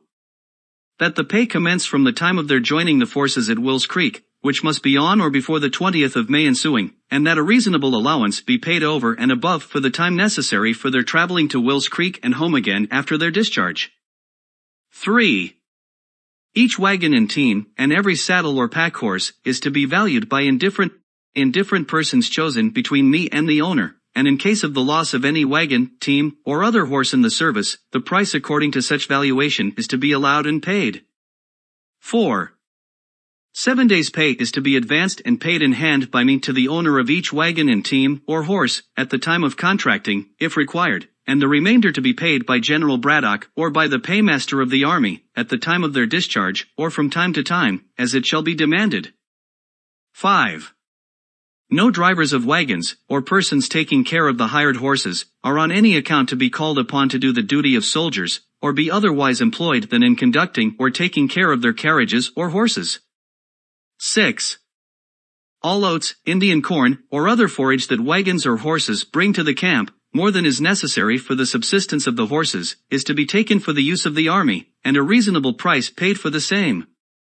Note, my son, William Franklin, is empowered to enter into like contracts with any person in Cumberland County. B. Franklin. Friends and countrymen, being occasionally at the camp at Frederick a few days since, I found the general and officers extremely exasperated on account of their not being supplied with horses and carriages, which had been expected from this province, as most able to furnish them, but, through the dissensions between our governor and assembly, money had not been provided, nor any steps taken for that purpose. It was proposed to send an armed force immediately into these counties, to seize as many of the best carriages and horses as should be wanted, and compel as many persons into the service as would be necessary to drive and take care of them. I apprehended that the progress of British soldiers through these counties on such an occasion, especially considering the temper they are in, and their resentment against us, would be attended with many and great inconveniences to the inhabitants, and therefore more willingly took the trouble of trying first what might be done by fair and equitable means. The people of these back counties have lately complained to the Assembly that a sufficient currency was wanting. You have an opportunity of receiving and dividing among you a very considerable sum, for, if the service of this expedition should continue, as it is more than probable it will, for 120 days, the hire of these wagons and horses will amount to upward of 30,000 pounds, which will be paid you in silver and gold of the king's money. The service will be light and easy, for the army will scarce march above 12 miles per day, and the wagons and baggage horses, as they carry those things that are absolutely necessary to the welfare of the army, must march with the army, and no faster, and are, for the army's sake, always placed where they can be most secure, whether in a march or in a camp. If you are really, as I believe you are, good and loyal subjects to His Majesty, you may now do a most acceptable service, and make it easy to yourselves, for 3 or 4 of such as cannot separately spare from the business of their plantations a wagon and 4 horses and a driver, may do it together, one furnishing the wagon, another 1 or 2 horses, and another the driver, and divide the pay proportionally between you. But if you do not this service to your king and country voluntarily, when such good pay and reasonable terms are offered to you, your loyalty will be strongly suspected. The king's business must be done. So many brave troops, come so far for your defense, must not stand idle through your backwardness to do what may be reasonably expected from you. Wagons and horses must be had, violent measures will probably be used, and you will be left to seek for a recompense where you can find it, and your case, perhaps, be little pitied or regarded. I have no particular interest in this affair, as, except the satisfaction of endeavoring to do good, I shall have only my labor for my pains. If this method of obtaining the wagons and horses is not likely to succeed, I am obliged to send word to the general in 14 days, and I suppose Sir John St. Clair, the hussar, with a body of soldiers, will immediately enter the province for the purpose, which I shall be sorry to hear, because I am very sincerely and truly your friend and well-wisher, B. Franklin.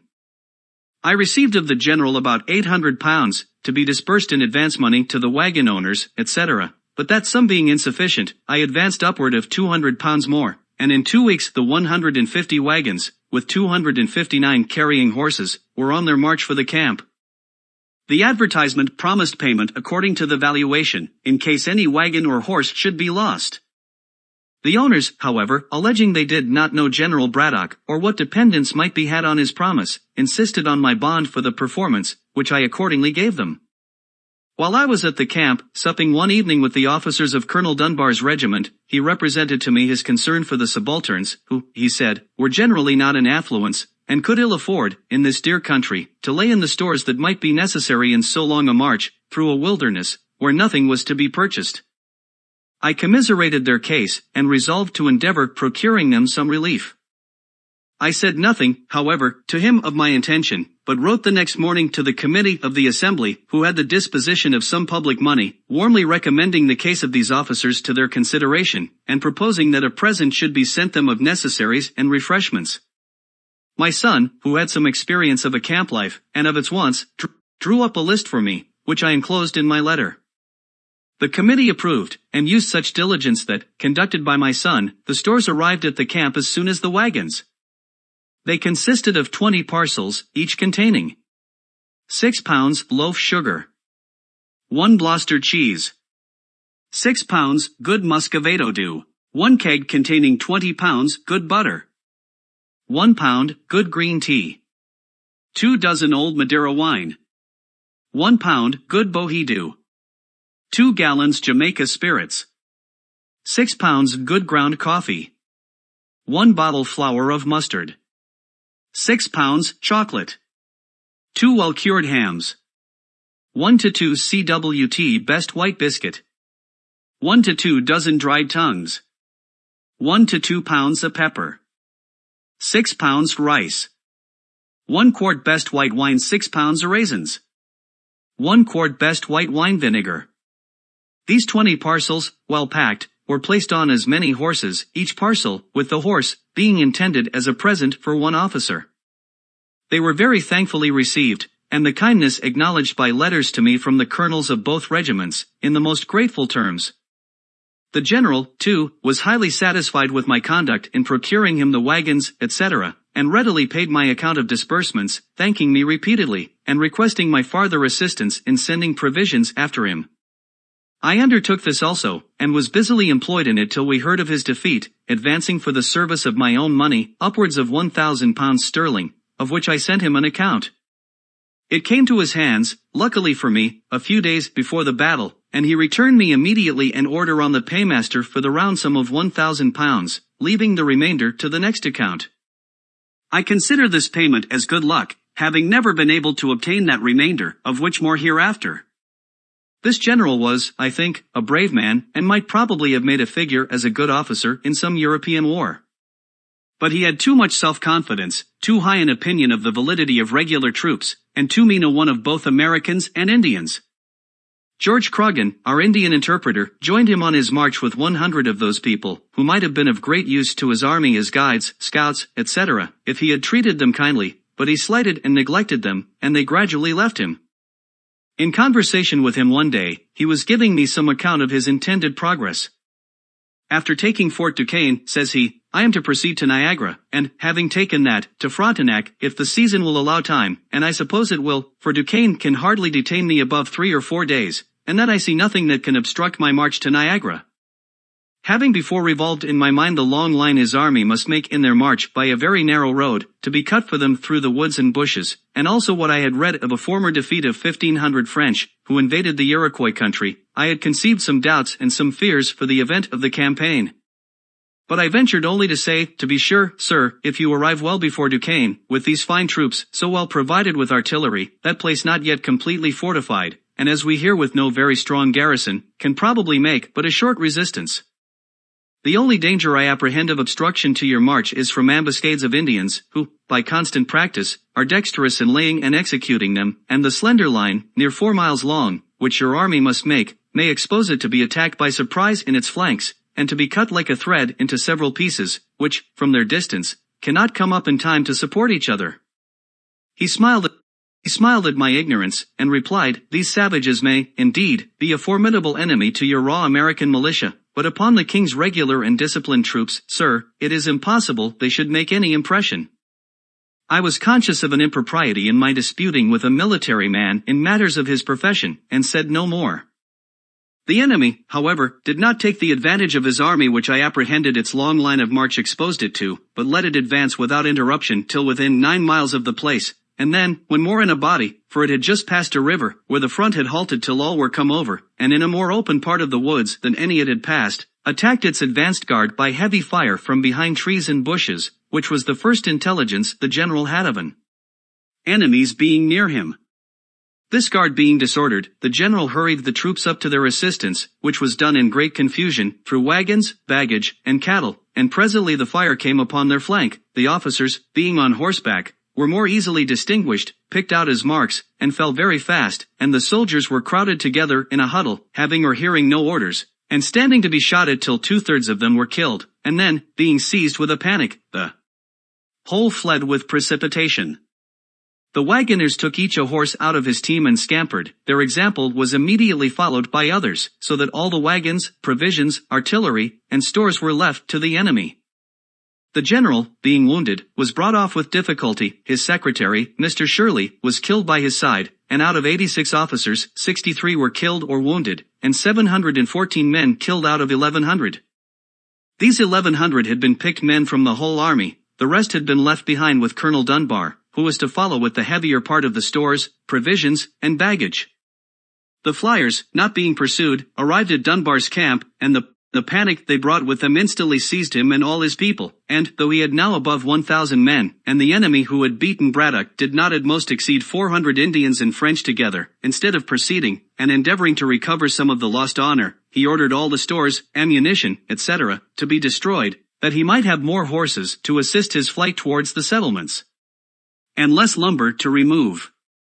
He was there met with requests from the governors of Virginia, Maryland, and Pennsylvania, that he would post his troops on the frontier, so as to afford some protection to the inhabitants, but he continued his hasty march through all the country, not thinking himself safe till he arrived at Philadelphia, where the inhabitants could protect him.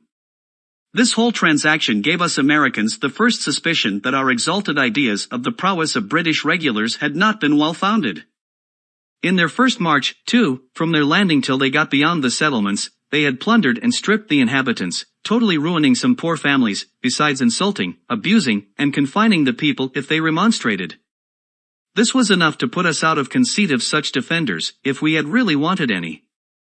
How different was the conduct of our French friends in 1781, who, during a march through the most inhabited part of our country from Rhode Island to Virginia, near 700 miles, occasioned not the smallest complaint for the loss of a pig, a chicken, or even an apple.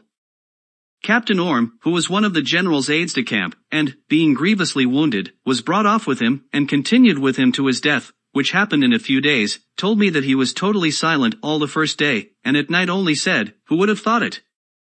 That he was silent again the following day, saying only at last, "We shall better know how to deal with them another time," and died in a few minutes after. The secretary's papers, with all the general's orders, instructions, and correspondence, falling into the enemy's hands, they selected and translated into French a number of the articles, which they printed, to prove the hostile intentions of the British court before the declaration of war.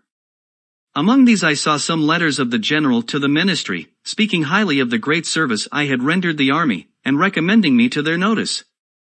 David Hume, too, who was some years after secretary to Lord Hertford when minister in France, and afterward to General Conway, when Secretary of State, told me he had seen among the papers in that office, letters from Braddock highly recommending me. But, the expedition having been unfortunate, my service, it seems, was not thought of much value, for those recommendations were never of any use to me. As to rewards from himself, I asked only one, which was, that he would give orders to his officers not to enlist any more of our bought servants, and that he would discharge such as had been already enlisted. This he readily granted, and several were accordingly returned to their masters, on my application. Dunbar, when the command devolved on him, was not so generous. He being at Philadelphia, on his retreat, or rather flight, I applied to him for the discharge of the servants of 3 poor farmers of Lancaster County that he had enlisted, reminding him of the late general's orders on that head. He promised me that, if the masters would come to him at Trenton, or he should be in a few days on his march to New York, he would there deliver their men to them. They accordingly were at the expense and trouble of going to Trenton, and there he refused to perform his promise, to their great loss and disappointment. As soon as the loss of the wagons and horses was generally known, all the owners came upon me for the valuation which I had given bond to pay. Their demands gave me a great deal of trouble, my acquainting them that the money was ready in the paymaster's hands, but that orders for paying it must first be obtained from General Shirley, and my assuring them that I had applied to that general by letter, but, he being at a distance, an answer could not soon be received, and they must have patience. All this was not sufficient to satisfy, and some began to sue me. General Shirley at length relieved me from this terrible situation by appointing commissioners to examine the claims, and ordering payment. They amounted to near £20,000, which to pay would have ruined me. Before we had the news of this defeat, the 2 doctors Bond came to me with a subscription paper for raising money to defray the expense of a grand firework, which it was intended to exhibit at a rejoicing on receipt of the news of our taking Fort Duquesne. I looked grave, and said it would, I thought, be time enough to prepare for the rejoicing when we knew we should have occasion to rejoice. They seemed surprised that I did not immediately comply with their proposal. "Why the D.L.?" says one of them, "You surely don't suppose that the fort will not be taken?"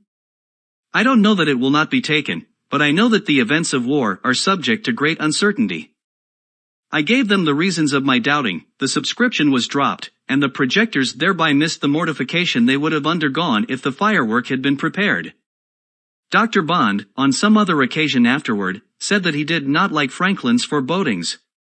Governor Morris, who had continually worried the assembly with message after message before the defeat of Braddock, to beat them into the making of acts to raise money for the defense of the province, without taxing, among others, the proprietary estates, and had rejected all their bills for not having such an exempting clause, now redoubled his attacks with more hope of success, the danger and necessity being greater. The assembly, however, continued firm, believing they had justice on their side, and that it would be giving up an essential right if they suffered the governor to amend their money bills. In one of the last, indeed, which was for granting £50,000, his proposed amendment was only of a single word. The bill expressed that all estates, real and personal, were to be taxed, those of the proprietaries not excepted. His amendment was, for not read only, a small, but very material alteration. However, when the news of this disaster reached England, our friends there whom we had taken care to furnish with all the Assembly's answers to the governor's messages, raised a clamor against the proprietaries for their meanness and injustice in giving their governor such instructions, some going so far as to say that, by obstructing the defense of their province, they forfeited their right to it. They were intimidated by this, and sent orders to their Receiver General to add £5,000 of their money to whatever sum might be given by the Assembly for such purpose. This, being notified to the House, was accepted in lieu of their share of a general tax, and a new bill was formed, with an exempting clause, which passed accordingly. By this act I was appointed one of the commissioners for disposing of the money, £60,000. I had been active in modeling the bill and procuring its passage, and had, at the same time, drawn a bill for establishing and disciplining a voluntary militia, which I carried through the House without much difficulty, as care was taken in it to leave the Quakers at their liberty. To promote the association necessary to form the militia, I wrote a dialogue stating and answering all the objections I could think of to such a militia, which was printed, and had, as I thought, great effect. Number 17. Franklin's defense of the frontier. While the several companies in the city and country were forming and learning their exercise, the governor prevailed with me to take charge of our northwestern frontier, which was infested by the enemy, and provide for the defense of the inhabitants by raising troops and building a line of forts. I undertook this military business, though I did not conceive myself well qualified for it. He gave me a commission with full powers, and a parcel of blank commissions for officers, to be given to whom I thought fit. I had but little difficulty in raising men, having soon 560 under my command. My son, who had in the preceding war been an officer in the army raised against Canada, was my aide-de-camp, and of great use to me. The Indians had burned Gnadenhut, a village settled by the Moravians, and massacred the inhabitants, but the place was thought a good situation for one of the forts. In order to march thither, I assembled the companies at Bethlehem, the chief establishment of those people. I was surprised to find it in so good a posture of defense. The destruction of Gnadenhut had made them apprehend danger. The principal buildings were defended by a stockade. They had purchased a quantity of arms and ammunition from New York, and had even placed quantities of small paving stones between the windows of their high stone houses, for their women to throw down upon the heads of any Indians that should attempt to force into them.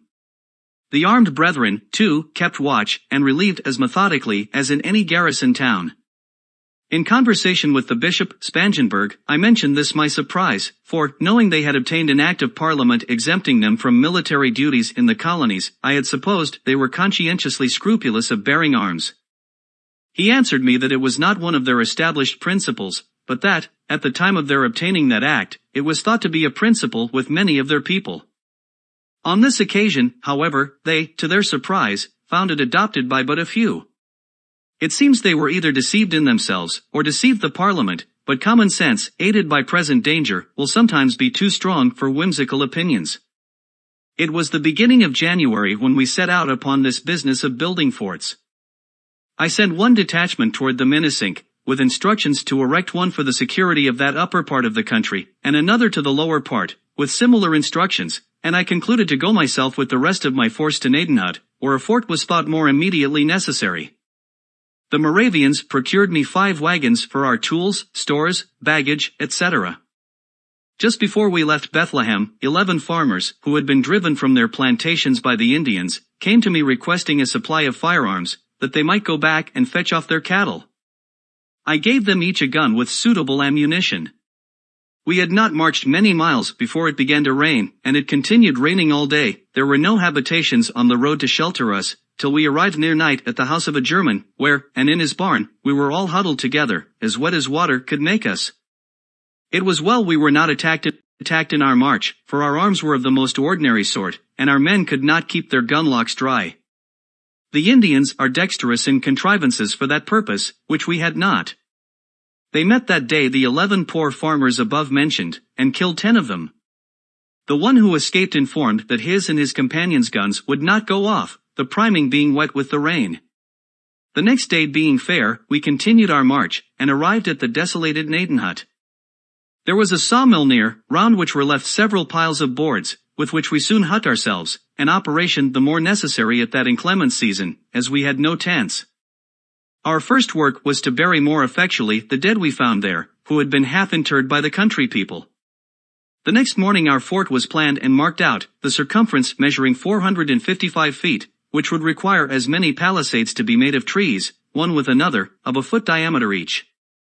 Our axes, of which we had 70, were immediately set to work to cut down trees, and, our men being dexterous in the use of them, great dispatch was made. Seeing the trees fall so fast, I had the curiosity to look at my watch when two men began to cut at a pine. In 6 minutes they had it upon the ground, and I found it of 14 inches diameter. Each pine made 3 palisades of 18 feet long, pointed at one end. While these were preparing, our other men dug a trench all round, of 3 feet deep, in which the palisades were to be planted, and our wagons, the bodies being taken off, and the fore and hind wheels separated by taking out the pin which united the 2 parts of the perch. We had 10 carriages, with 2 horses each, to bring the palisades from the woods to the spot. When they were set up, our carpenters built a stage of boards all round within, about 6 feet high, for the men to stand on when to fire through the loopholes. We had 1 swivel gun, which we mounted on one of the angles, and fired it as soon as fixed, to let the Indians know, if any were within hearing, that we had such pieces, and thus our fort, if such a magnificent name may be given to so miserable a stockade, was finished in a week, though it rained so hard every other day that the men could not work. This gave me occasion to observe, that, when men are employed, they are best contented, for on the days they worked they were good-natured and cheerful, and, with the consciousness of having done a good day's work, they spent the evening jollily. But on our idle days they were mutinous and quarrelsome, finding fault with their pork, the bread, etc., and in continual ill humor, which put me in mind of a sea captain, whose rule it was to keep his men constantly at work, and, when his mate once told him that they had done everything, and there was nothing further to employ them about, "Oh," says he, "make them scour the anchor." This kind of fort, however contemptible, is a sufficient defense against Indians who have no cannon. Finding ourselves now posted securely, and having a place to retreat to on occasion, we ventured out in parties to scour the adjacent country. We met with no Indians, but we found the places on the neighboring hills where they had lain to watch our proceedings. There was an art in their contrivance of those places that seems worth mention. It being winter, a fire was necessary for them, but a common fire on the surface of the ground would by its light have discovered their position at a distance. They had therefore dug holes in the ground about 3 feet diameter, and somewhat deeper. We saw where they had with their hatchets cut off the charcoal from the sides of burnt logs lying in the woods. With these coals they had made small fires in the bottom of the holes, and we observed among the weeds and grass the prints of their bodies, made by their laying all round, with their legs hanging down in the holes to keep their feet warm, which, with them, is an essential point. This kind of fire, so managed, could not discover them either by its light, flame, sparks, or even smoke. It appeared that their number was not great, and it seems they saw we were too many to be attacked by them with prospect of advantage. We had for our chaplain a zealous Presbyterian minister, Mr. Beatty, who complained to me that the men did not generally attend his prayers and exhortations.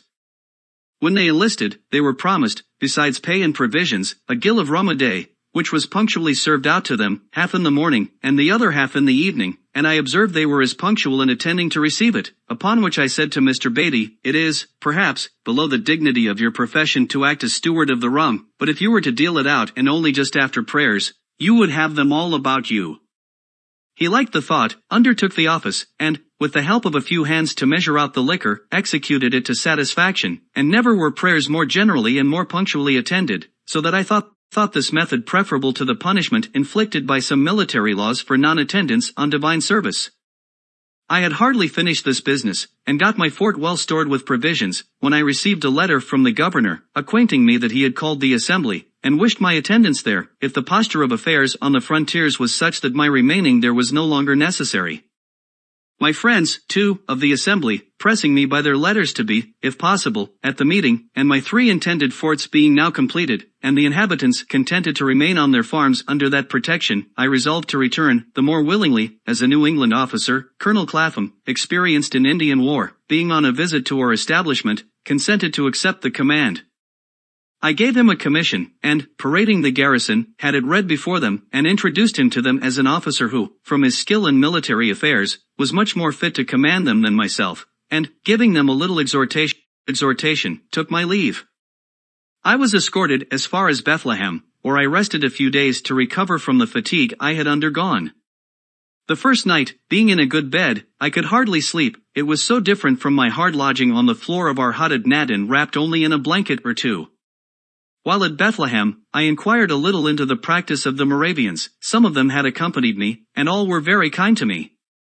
I found they worked for a common stock, ate at common tables, and slept in common dormitories, great numbers together. In the dormitories I observed loopholes, at certain distances all along just under the ceiling, which I thought judiciously placed for change of air. I was at their church, where I was entertained with good music, the organ being accompanied with violins, hautboys, flutes, clarinets, etc. I understood that their sermons were not usually preached to mixed congregations of men, women, and children, as is our common practice, but that they assembled sometimes the married men, at other times their wives, then the young men, the young women, and the little children, each division by itself. The sermon I heard was to the latter, who came in and were placed in rows on benches, the boys under the conduct of a young man, their tutor, and the girls conducted by a young woman. The discourse seemed well adapted to their capacities, and was delivered in a pleasing, familiar manner, coaxing them, as it were, to be good. They behaved very orderly, but looked pale and unhealthy, which made me suspect they were kept too much within doors, or not allowed sufficient exercise. I inquired concerning the Moravian marriages, whether the report was true that they were by lot. I was told that lots were used only in particular cases, that generally, when a young man found himself disposed to marry, he informed the elders of his class, who consulted the elder ladies that governed the young women. As these elders of the different sexes were well acquainted with the tempers and dispositions of their respective pupils, they could best judge what matches were suitable, and their judgments were generally acquiesced in. But if, for example, it should happen that 2 or 3 young women were found to be equally proper for the young man, the lot was then recurred to. I objected, if the matches are not made by the mutual choice of the parties, some of them may chance to be very unhappy. And so they may, answered my informer, if you let the parties choose for themselves, which, indeed, I could not deny. Being returned to Philadelphia, I found the association went on swimmingly, the inhabitants that were not Quakers having pretty generally come into it, formed themselves into companies, and chose their captains, lieutenants, and ensigns, according to the new law. Dr. B. visited me, and gave me an account of the pains he had taken to spread a general good liking to the law, and ascribed much to those endeavors. I had had the vanity to ascribe all to my dialogue, however, not knowing but that he might be in the right, I let him enjoy his opinion, which I take to be generally the best way in such cases. The officers, meeting, chose me to be colonel of the regiment, which I this time accepted. I forget how many companies we had, but we paraded about 1,200 well-looking men, with a company of artillery, who had been furnished with 6 brass field pieces, which they had become so expert in the use of as to fire 12 times in a minute. The first time I reviewed my regiment they accompanied me to my house, and would salute me with some rounds fired before my door, which shook down and broke several glasses of my electrical apparatus. And my new honor proved not much less brittle, for all our commissions were soon after broken by a repeal of the law in England. During this short time of my colonelship, being about to set out on a journey to Virginia, the officers of my regiment took it into their heads that it would be proper for them to escort me out of town, as far as the lower ferry. Just as I was getting on horseback, they came to my door, between 30 and 40, mounted, and all in their uniforms. I had not been previously acquainted with the project, or I should have prevented it, being naturally averse to the assuming of state on any occasion, and I was a good deal chagrined at their appearance, as I could not avoid their accompanying me. What made it worse was, that, as soon as we began to move, they drew their swords and rode with them naked all the way. Somebody wrote an account of this to the proprietor, and it gave him great offense. No such honor had been paid him when in the province, nor to any of his governors, and he said it was only proper to princes of the blood royal, which may be true for aught I know, who was, and still am, ignorant of the etiquette in such cases. This silly affair, however, greatly increased his rancor against me, which was before not a little, on account of my conduct in the assembly respecting the exemption of his estate from taxation, which I had always opposed very warmly, and not without severe reflections on his meanness and injustice of contending for it. He accused me to the ministry as being the great obstacle to the king's service, preventing, by my influence in the house, the proper form of the bills for raising money, and he instanced this parade with my officers as a proof of my having an intention to take the government of the province out of his hands by force. He also applied to Sir Everard Falconer, the postmaster general, to deprive me of my office, but it had no other effect than to procure from Sir Everard a gentle admonition. Notwithstanding the continual wrangle between the governor and the house, in which I, as a member, had so large a share, there still subsisted a civil intercourse between that gentleman and myself, and we never had any personal difference. I have sometimes since thought that his little or no resentment against me, for the answers it was known I drew up to his messages, might be the effect of professional habit, and that, being bred a lawyer, he might consider us both as merely advocates for contending clients in a suit, he for the proprietaries and I for the assembly. He would, therefore, sometimes call in a friendly way to advise with me on difficult points, and sometimes, though not often, take my advice. We acted in concert to supply Braddock's army with provisions, and, when the shocking news arrived of his defeat, the governor sent in haste for me, to consult with him on measures for preventing the desertion of the back counties. I forget now the advice I gave, but I think it was, that Dunbar should be written to, and prevailed with, if possible, to post his troops on the frontiers for their protection, till, by reinforcements from the colonies, he might be able to proceed on the expedition. And, after my return from the frontier, he would have had me undertake the conduct of such an expedition with provincial troops, for the reduction of Fort Duquesne, Dunbar and his men being otherwise employed, and he proposed to commission me as general. I had not so good an opinion of my military abilities as he professed to have, and I believe his professions must have exceeded his real sentiments, but probably he might think that my popularity would facilitate the raising of the men, and my influence in assembly, the grant of money to pay them, and that, perhaps, without taxing the proprietary estate. Finding me not so forward to engage as he expected, the project was dropped, and he soon after left the government, being superseded by Captain Denny. Number 18. Scientific experiments. Before I proceed in relating the part one had in public affairs under this new governor's administration, it may not be amiss here to give some account of the rise and progress of my philosophical reputation. In 1746, being at Boston, I met there with a Dr. Spence, who was lately arrived from Scotland, and showed me some electric experiments. They were imperfectly performed, as he was not very expert, but, being on a subject quite new to me, they equally surprised and pleased me. Soon after my return to Philadelphia, our library company received from Mr. P. Collinson, Fellow of the Royal Society of London, a present of a glass tube, with some account of the use of it in making such experiments.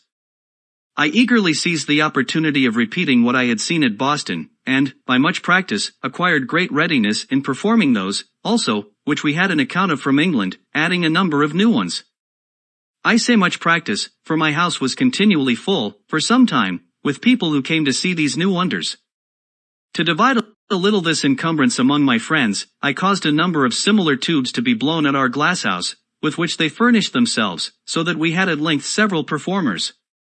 Among these, the principal was Mr. Kinnersley, an ingenious neighbor, who, being out of business, I encouraged to undertake showing the experiments for money, and drew up for him 2 lectures, in which the experiments were ranged in such order, and accompanied with such explanations in such method, as that the foregoing should assist in comprehending the following.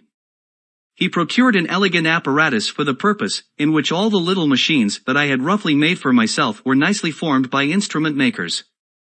His lectures were well attended, and gave great satisfaction, and after some time he went through the colonies, exhibiting them in every capital town, and picked up some money. In the West India Islands, indeed, it was with difficulty the experiments could be made, from the general moisture of the air. Obliged as we were to Mr. Collinson for his present of the tube, etc., I thought it right he should be informed of our success in using it, and wrote him several letters containing accounts of our experiments. He got them read in the Royal Society, where they were not at first thought worth so much notice as to be printed in their transactions. One paper, which I wrote for Mr. Kinnersley, on the sameness of lightning with electricity, I sent to Dr. Mitchell, an acquaintance of mine, and one of the members also of that society, who wrote me word that it had been read, but was laughed at by the connoisseurs. The papers, however, being shown to Dr. Fothergill, he thought them of too much value to be stifled, and advised the printing of them. Mr. Collinson then gave them to Cave for publication in his Gentleman's Magazine, but he chose to print them separately in a pamphlet, and Dr. Fothergill wrote the preface. Cave, it seems, judged rightly for his profit, for by the editions that arrived afterward, they swelled to a quarto volume, which has had 5 editions, and cost him nothing for copy money. It was, however, some time before those papers were much taken notice of in England. A copy of them happening to fall into the hands of the Count de Buffon, a philosopher deservedly of great reputation in France, and, indeed, all over Europe, he prevailed with M. Dalibard to translate them into French, and they were printed at Paris. The publication offended the Abbé Nollet, preceptor in natural philosophy to the royal family, and an able experimenter, who had formed and published a theory of electricity, which then had the general vogue. He could not at first believe that such a work came from America, and said it must have been fabricated by his enemies at Paris, to decry his system. Afterwards, having been assured that there really existed such a person as Franklin at Philadelphia, which he had doubted, he wrote and published a volume of letters, chiefly addressed to me, defending his theory, and denying the verity of my experiments, and of the positions deduced from them. I once purposed answering the Abbé, and actually began the answer, but, on consideration that my writings contained a description of experiments which anyone might repeat and verify, and if not to be verified, could not be defended, or of observations offered as conjectures, and not delivered dogmatically, therefore not laying me under any obligation to defend them, and reflecting that a dispute between two persons, writing in different languages, might be lengthened greatly by mistranslations, and thence misconceptions of one another's meaning, much of one of the Abbé's letters being founded on an error in the translation, I concluded to let my papers shift for themselves, believing it was better to spend what time I could spare from public business in making new experiments, than in disputing about those already made. I therefore never answered M. Nollet, and the event gave me no cause to repent my silence, for my friend M. Leroy, of the Royal Academy of Sciences, took up my cause and refuted him. My book was translated into the Italian, German, and Latin languages, and the doctrine it contained was by degrees universally adopted by the philosophers of Europe, in preference to that of the Abbé, so that he lived to see himself the last of his sect, except Monsieur B. of Paris, his élève and immediate disciple. What gave my book the more sudden and general celebrity, was the success of one of its proposed experiments, made by Messrs. Dalibard and Delort at Marly, for drawing lightning from the clouds. This engaged the public attention everywhere. M. Delort, who had an apparatus for experimental philosophy, and lectured in that branch of science, undertook to repeat what he called the Philadelphia experiments, and, after they were performed before the king and court, all the curious of Paris flocked to see them.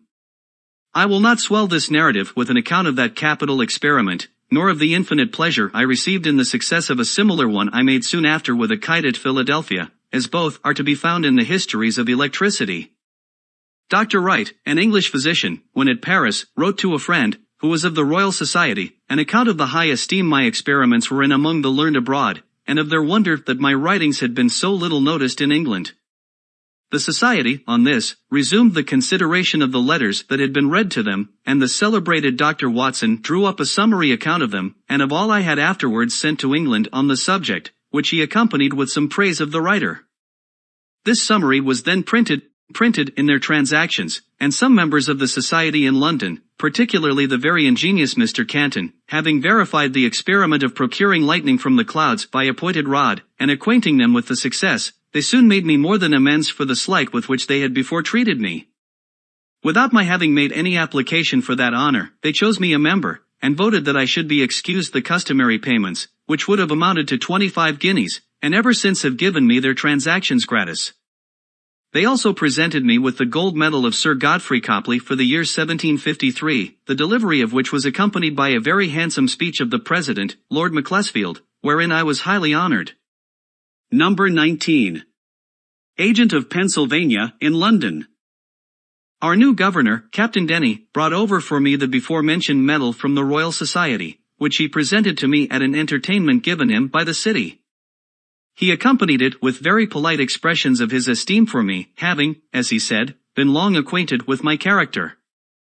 After dinner, when the company, as was customary at that time, were engaged in drinking, he took me aside into another room, and acquainted me that he had been advised by his friends in England to cultivate a friendship with me, as one who was capable of giving him the best advice, and of contributing most effectually to the making his administration easy, that he therefore desired of all things to have a good understanding with me, and he begged me to be assured of his readiness on all occasions to render me every service that might be in his power. He said much to me, also, of the proprietor's good disposition towards the province, and of the advantage it might be to us all, and to me in particular, if the opposition that had been so long continued to his measures was dropped, and harmony restored between him and the people, in effecting which, it was thought no one could be more serviceable than myself, and I might depend on adequate acknowledgments and recompenses, etc., etc. The drinkers, finding we did not return immediately to the table, sent us a decanter of Madeira, which the governor made liberal use of, and in proportion became more profuse of his solicitations and promises.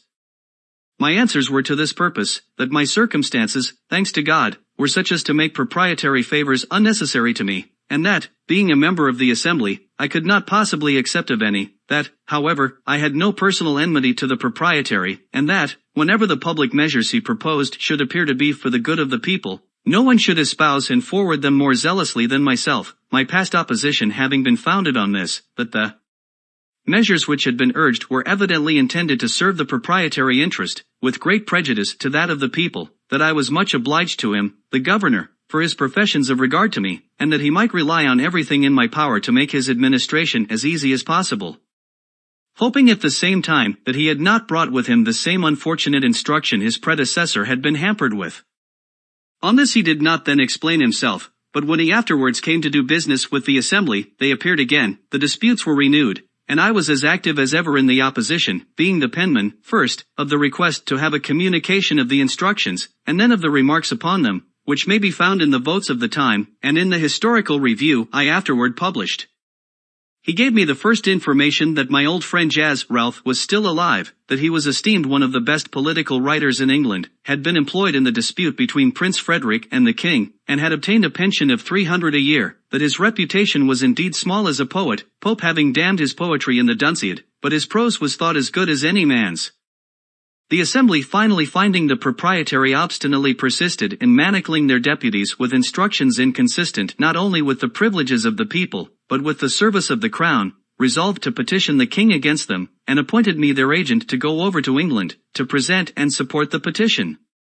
The House had sent up a bill to the governor, granting a sum of £60,000 for the king's use, £10,000 of which was subjected to the orders of the then general, Lord Loudoun, which the governor absolutely refused to pass, in compliance with his instructions. I had agreed with Captain Morris, of the packet at New York, for my passage, and my stores were put on board, when Lord Loudoun arrived at Philadelphia, expressly, as he told me, to endeavor an accommodation between the governor and assembly, that his majesty's service might not be obstructed by their dissensions. Accordingly, he desired the governor and myself to meet him, that he might hear what was to be said on both sides.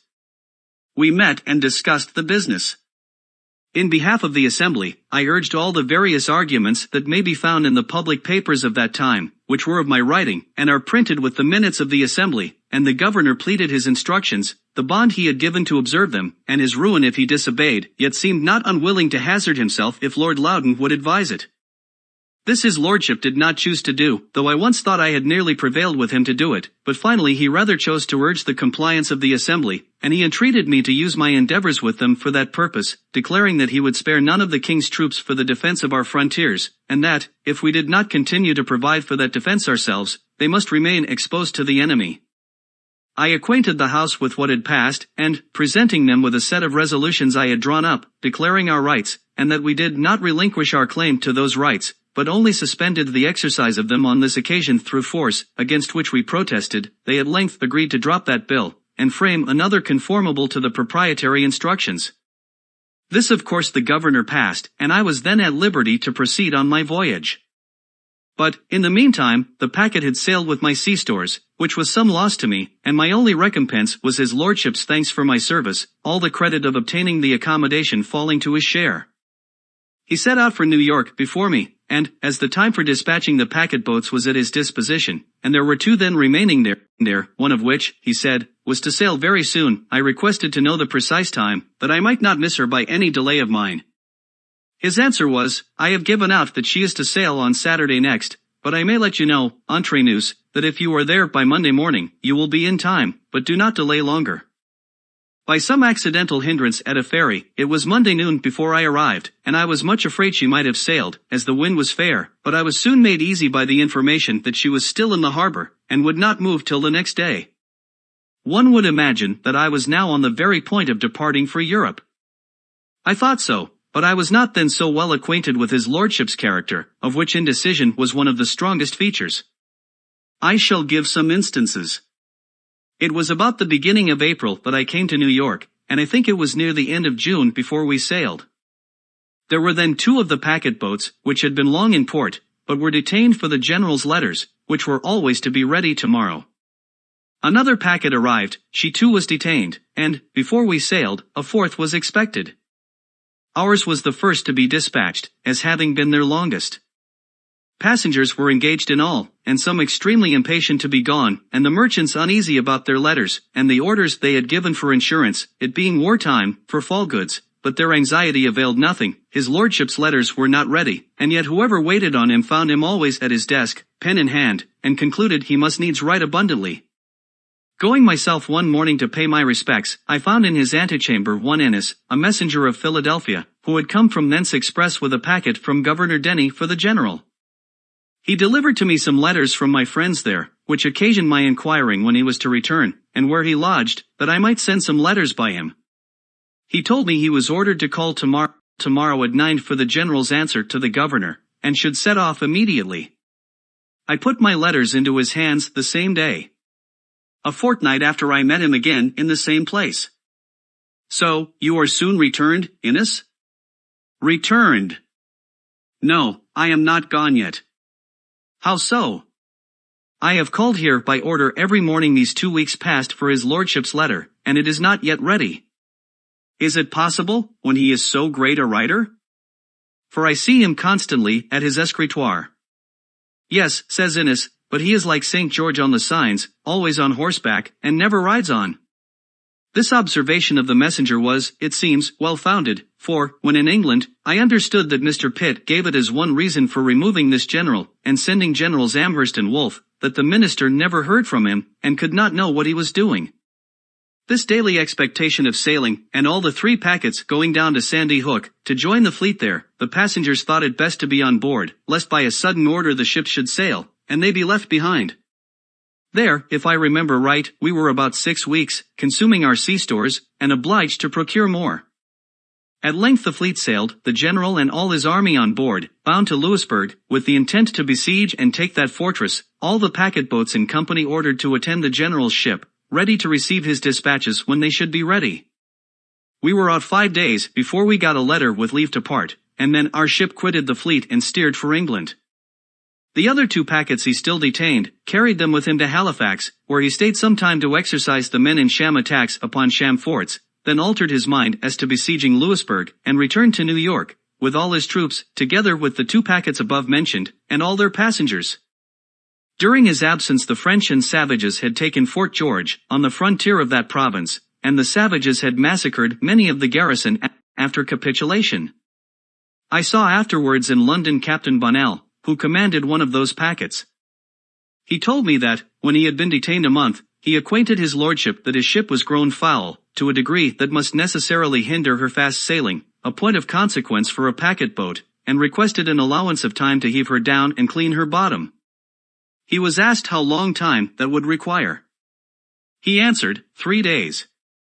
The general replied, if you can do it in 1 day, I give leave, otherwise not, for you must certainly sail the day after tomorrow. So he never obtained leave, though detained afterwards from day to day during full 3 months. I saw also in London one of Bonnell's passengers, who was so enraged against his lordship for deceiving and detaining him so long at New York, and then carrying him to Halifax and back again, that he swore he would sue him for damages.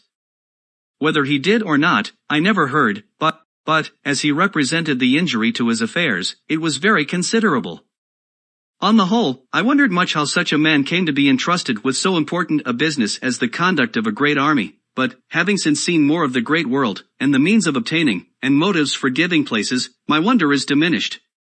General Shirley, on whom the command of the army devolved upon the death of Braddock, would, in my opinion, if continued in place, have made a much better campaign than that of Loudon in 1757, which was frivolous, expensive, and disgraceful to our nation beyond conception, for, though Shirley was not a bred soldier, he was sensible and sagacious in himself, and attentive to good advice from others, capable of forming judicious plans, and quick and active in carrying them into execution. Loudon, instead of defending the colonies with his great army, left them totally exposed while he paraded idly at Halifax, by which means Fort George was lost. Besides, he deranged all our mercantile operations, and distressed our trade, by a long embargo on the exportation of provisions, on pretense of keeping supplies from being obtained by the enemy, but in reality for beating down their price in favor of the contractors, in whose profits, it was said, perhaps from suspicion only, he had a share. And, when at length the embargo was taken off, by neglecting to send notice of it to Charlestown, the Carolina fleet was detained near 3 months longer, whereby their bottoms were so much damaged by the worm that a great part of them foundered in their passage home. Shirley was, I believe, sincerely glad of being relieved from so burdensome a charge as the conduct of an army must be to a man unacquainted with military business. I was at the entertainment given by the city of New York to Lord Loudon, on his taking upon him the command. Shirley, though thereby superseded, was present also. There was a great company of officers, citizens, and strangers, and, some chairs having been borrowed in the neighborhood, there was one among them very low, which fell to the lot of Mr. Shirley. Perceiving it as I sat by him, I said, "They have given you, sir, too low a seat." "No matter," says he, "Mr. Franklin, I find a low seat the easiest." While I was, as aforementioned, detained at New York, I received all the accounts of the provisions, etc., that I had furnished to Braddock, some of which accounts could not sooner be obtained from the different persons I had employed to assist in the business. I presented them to Lord Loudon, desiring to be paid the balance. He caused them to be regularly examined by the proper officer, who, after comparing every article with its voucher, certified them to be right, and the balance due, for which his lordship promised to give me an order on the paymaster. This was, however, put off from time to time, and though I called often for it by appointment, I did not get it. At length, just before my departure, he told me he had, on better consideration, concluded not to mix his accounts with those of his predecessors. "And you," says he, "when in England, have only to exhibit your accounts at the Treasury, and you will be paid immediately." I mentioned, but without effect, the great and unexpected expense I had been put to by being detained so long at New York, as a reason for my desiring to be presently paid, and on my observing that it was not right I should be put to any further trouble or delay in obtaining the money I had advanced, as I charged no commission for my service. "Oh, sir," says he, "you must not think of persuading us that you are no gainer. We understand better those affairs, and know that everyone concerned in supplying the army finds means, in the doing it, to fill his own pockets." I assured him that was not my case, and that I had not pocketed a farthing, but he appeared clearly not to believe me, and, indeed, I have since learned that immense fortunes are often made in such employments. As to my balance, I am not paid it to this day, of which more hereafter. Our captain of the packet had boasted much, before we sailed, of the swiftness of his ship. Unfortunately, when we came to sea, she proved the dullest of 96 sail, to his no small mortification. After many conjectures respecting the cause, when we were near another ship almost as dull as ours, which, however, gained upon us, the captain ordered all hands to come aft, and stand as near the ensign staff as possible. We were, passengers included, about 40 persons. While we stood there, the ship mended her pace, and soon left her neighbor far behind, which proved clearly what our captain suspected, that she was loaded too much by the head. The casks of water, it seems, had been all placed forward. These he therefore ordered to be moved further aft, on which the ship recovered her character, and proved the best sailor in the fleet. The captain said she had once gone at the rate of 13 knots, which is accounted 13 miles per hour.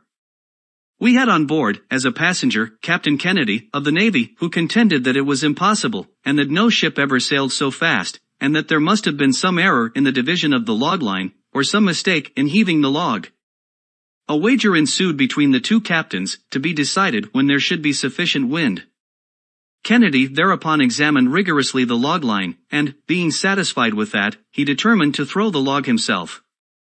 Accordingly, some days after, when the wind blew very fair and fresh, and the captain of the packet, Lutwidge, said he believed she then went at the rate of 13 knots, Kennedy made the experiment, and owned his wager lost. The above fact I give for the sake of the following observation. It has been remarked, as an imperfection in the art of shipbuilding, that it can never be known, till she is tried, whether a new ship will or will not be a good sailor, for that the model of a good sailing ship has been exactly followed in a new one, which has proved, on the contrary, remarkably dull. I apprehend that this may partly be occasioned by the different opinions of seamen respecting the modes of lading, rigging, and sailing of a ship. Each has his system, and the same vessel, laden by the judgment and orders of one captain, shall sail better or worse than when by the orders of another. Besides, it scarce ever happens that a ship is formed, fitted for the sea, and sailed by the same person. One man builds the hull, another rigs her, a third lades and sails her. No one of these has the advantage of knowing all the ideas and experience of the others, and, therefore, cannot draw just conclusions from a combination of the whole. Even in the simple operation of sailing when at sea, I have often observed different judgments in the officers who commanded the successive watches, the wind being the same. One would have the sails trimmed sharper or flatter than another, so that they seem to have no certain rule to govern by. Yet I think a set of experiments might be instituted, first, to determine the most proper form of the hull for swift sailing, next, the best dimensions and properest place for the masts, then the form and quantity of sails, and their position, as the wind may be, and, lastly, the disposition of the lading. This is an age of experiments, and I think a set accurately made and combined would be of great use. I am persuaded, therefore, that ere long some ingenious philosopher will undertake it, to whom I wish success. We were several times chased in our passage, but outsailed everything, and in 30 days had soundings. We had a good observation, and the captain judged himself so near our port, Falmouth, that, if we made a good run in the night, we might be off the mouth of that harbor in the morning, and by running in the night might escape the notice of the enemy's privateers, who often cruised near the entrance of the channel. Accordingly, all the sail was set that we could possibly make, and the wind being very fresh and fair, we went right before it, and made great way. The captain, after his observation, shaped his course, as he thought, so as to pass wide of the Scilly Isles, but it seems there is sometimes a strong indraught setting up St. George's Channel, which deceives seamen and caused the loss of Sir Cloudesley Shovel's squadron. This indraught was probably the cause of what happened to us. We had a watchman placed in the bow, to whom they often called, "Look well out before there," and he as often answered, "Aye," but perhaps had his eyes shut, and was half asleep at the time, they sometimes answering, as is said, mechanically, for he did not see a light just before us, which had been hid by the studding sails from the man at the helm, and from the rest of the watch, but by an accidental yaw of the ship was discovered, and occasioned a great alarm, we being very near it, the light appearing to me as big as a cartwheel. It was midnight, and our captain fast asleep, but Captain Kennedy, jumping upon deck, and seeing the danger, ordered the ship to wear round, all sails standing, and operation dangerous to the masts, but it carried us clear, and we escaped shipwreck, for we were running right upon the rocks on which the lighthouse was erected. This deliverance impressed me strongly with the utility of lighthouses, and made me resolve to encourage the building more of them in America if I should live to return there. In the morning it was found by the soundings, etc., that we were near our port, but a thick fog hid the land from our sight. About 9 o'clock the fog began to rise, and seemed to be lifted up from the water like the curtain at a playhouse, discovering underneath, the town of Falmouth, the vessels in its harbor, and the fields that surrounded it. This was a most pleasing spectacle to those who had been so long without any other prospects than the uniform view of a vacant ocean, and it gave us the more pleasure as we were now free from the anxieties which the state of war occasioned. I set out immediately, with my son, for London, and we only stopped a little by the way to view Stonehenge on Salisbury Plain, and Lord Pembroke's house and gardens, with his very curious antiquities at Wilton. We arrived in London the 27th of July, 1757. As soon as I was settled in a lodging Mr. Charles had provided for me, I went to visit Dr. Fothergill, to whom I was strongly recommended, and whose counsel respecting my proceedings I was advised to obtain. He was against an immediate complaint to government, and thought the proprietaries should first be personally applied to, who might possibly be induced by the interposition and persuasion of some private friends, to accommodate matters amicably. I then waited on my old friend and correspondent, Mr. Peter Collinson, who told me that John Hanbury, the great Virginia merchant, had requested to be informed when I should arrive, that he might carry me to Lord Granville's, who was then president of the council and wished to see me as soon as possible. I agreed to go with him the next morning. Accordingly Mr. Hanbury called for me and took me in his carriage to that nobleman's, who received me with great civility, and after some questions respecting the present state of affairs in America and discourse thereupon, he said to me, "You Americans have wrong ideas of the nature of your constitution. You contend that the king's instructions to his governors are not laws, and think yourselves at liberty to regard or disregard them at your own discretion. But those instructions are not like the pocket instructions given to a minister going abroad, for regulating his conduct in some trifling point of ceremony. They are first drawn up by judges learned in the laws, they are then considered, debated, and perhaps amended in council, after which they are signed by the king. They are then, so far as they relate to you, the law of the land, for the king is the legislator of the colonies." I told his lordship this was new doctrine to me. I had always understood from our charters that our laws were to be made by our assemblies, to be presented indeed to the king for his royal assent, but that being once given the king could not repeal or alter them. and as the assemblies could not make permanent laws without his assent, so neither could he make a law for them without theirs. He assured me I was totally mistaken. I did not think so, however, and his lordship's conversation having a little alarmed me as to what might be the sentiments of the court concerning us, I wrote it down as soon as I returned to my lodgings. I recollected that about 20 years before, a clause in a bill brought into Parliament by the ministry had proposed to make the King's instructions laws in the colonies, but the clause was thrown out by the Commons, for which we adored them as our friends and friends of liberty, till by their conduct towards us in 1765 it seemed that they had refused that point of sovereignty to the King only that they might reserve it for themselves. After some days, Dr. Fothergill having spoken to the proprietaries, they agreed to a meeting with me at Mr. T. Penn's house in Spring Garden. The conversation at first consisted of mutual declarations of disposition to reasonable accommodations, but I suppose each party had its own ideas of what should be meant by reasonable. We then went into consideration of our several points of complaint, which I enumerated. The proprietaries justified their conduct as well as they could, and I the assemblies. We now appeared very wide, and so far from each other in our opinions as to discourage all hope of agreement. However, it was concluded that I should give them the heads of our complaints in writing, and they promised then to consider them. I did so soon after, but they put the paper into the hands of their solicitor, Ferdinand John Paris, who managed for them all their law business in their great suit with the neighboring proprietary of Maryland, Lord Baltimore, which had subsisted 70 years, and wrote for them all their papers and messages in their dispute with the assembly.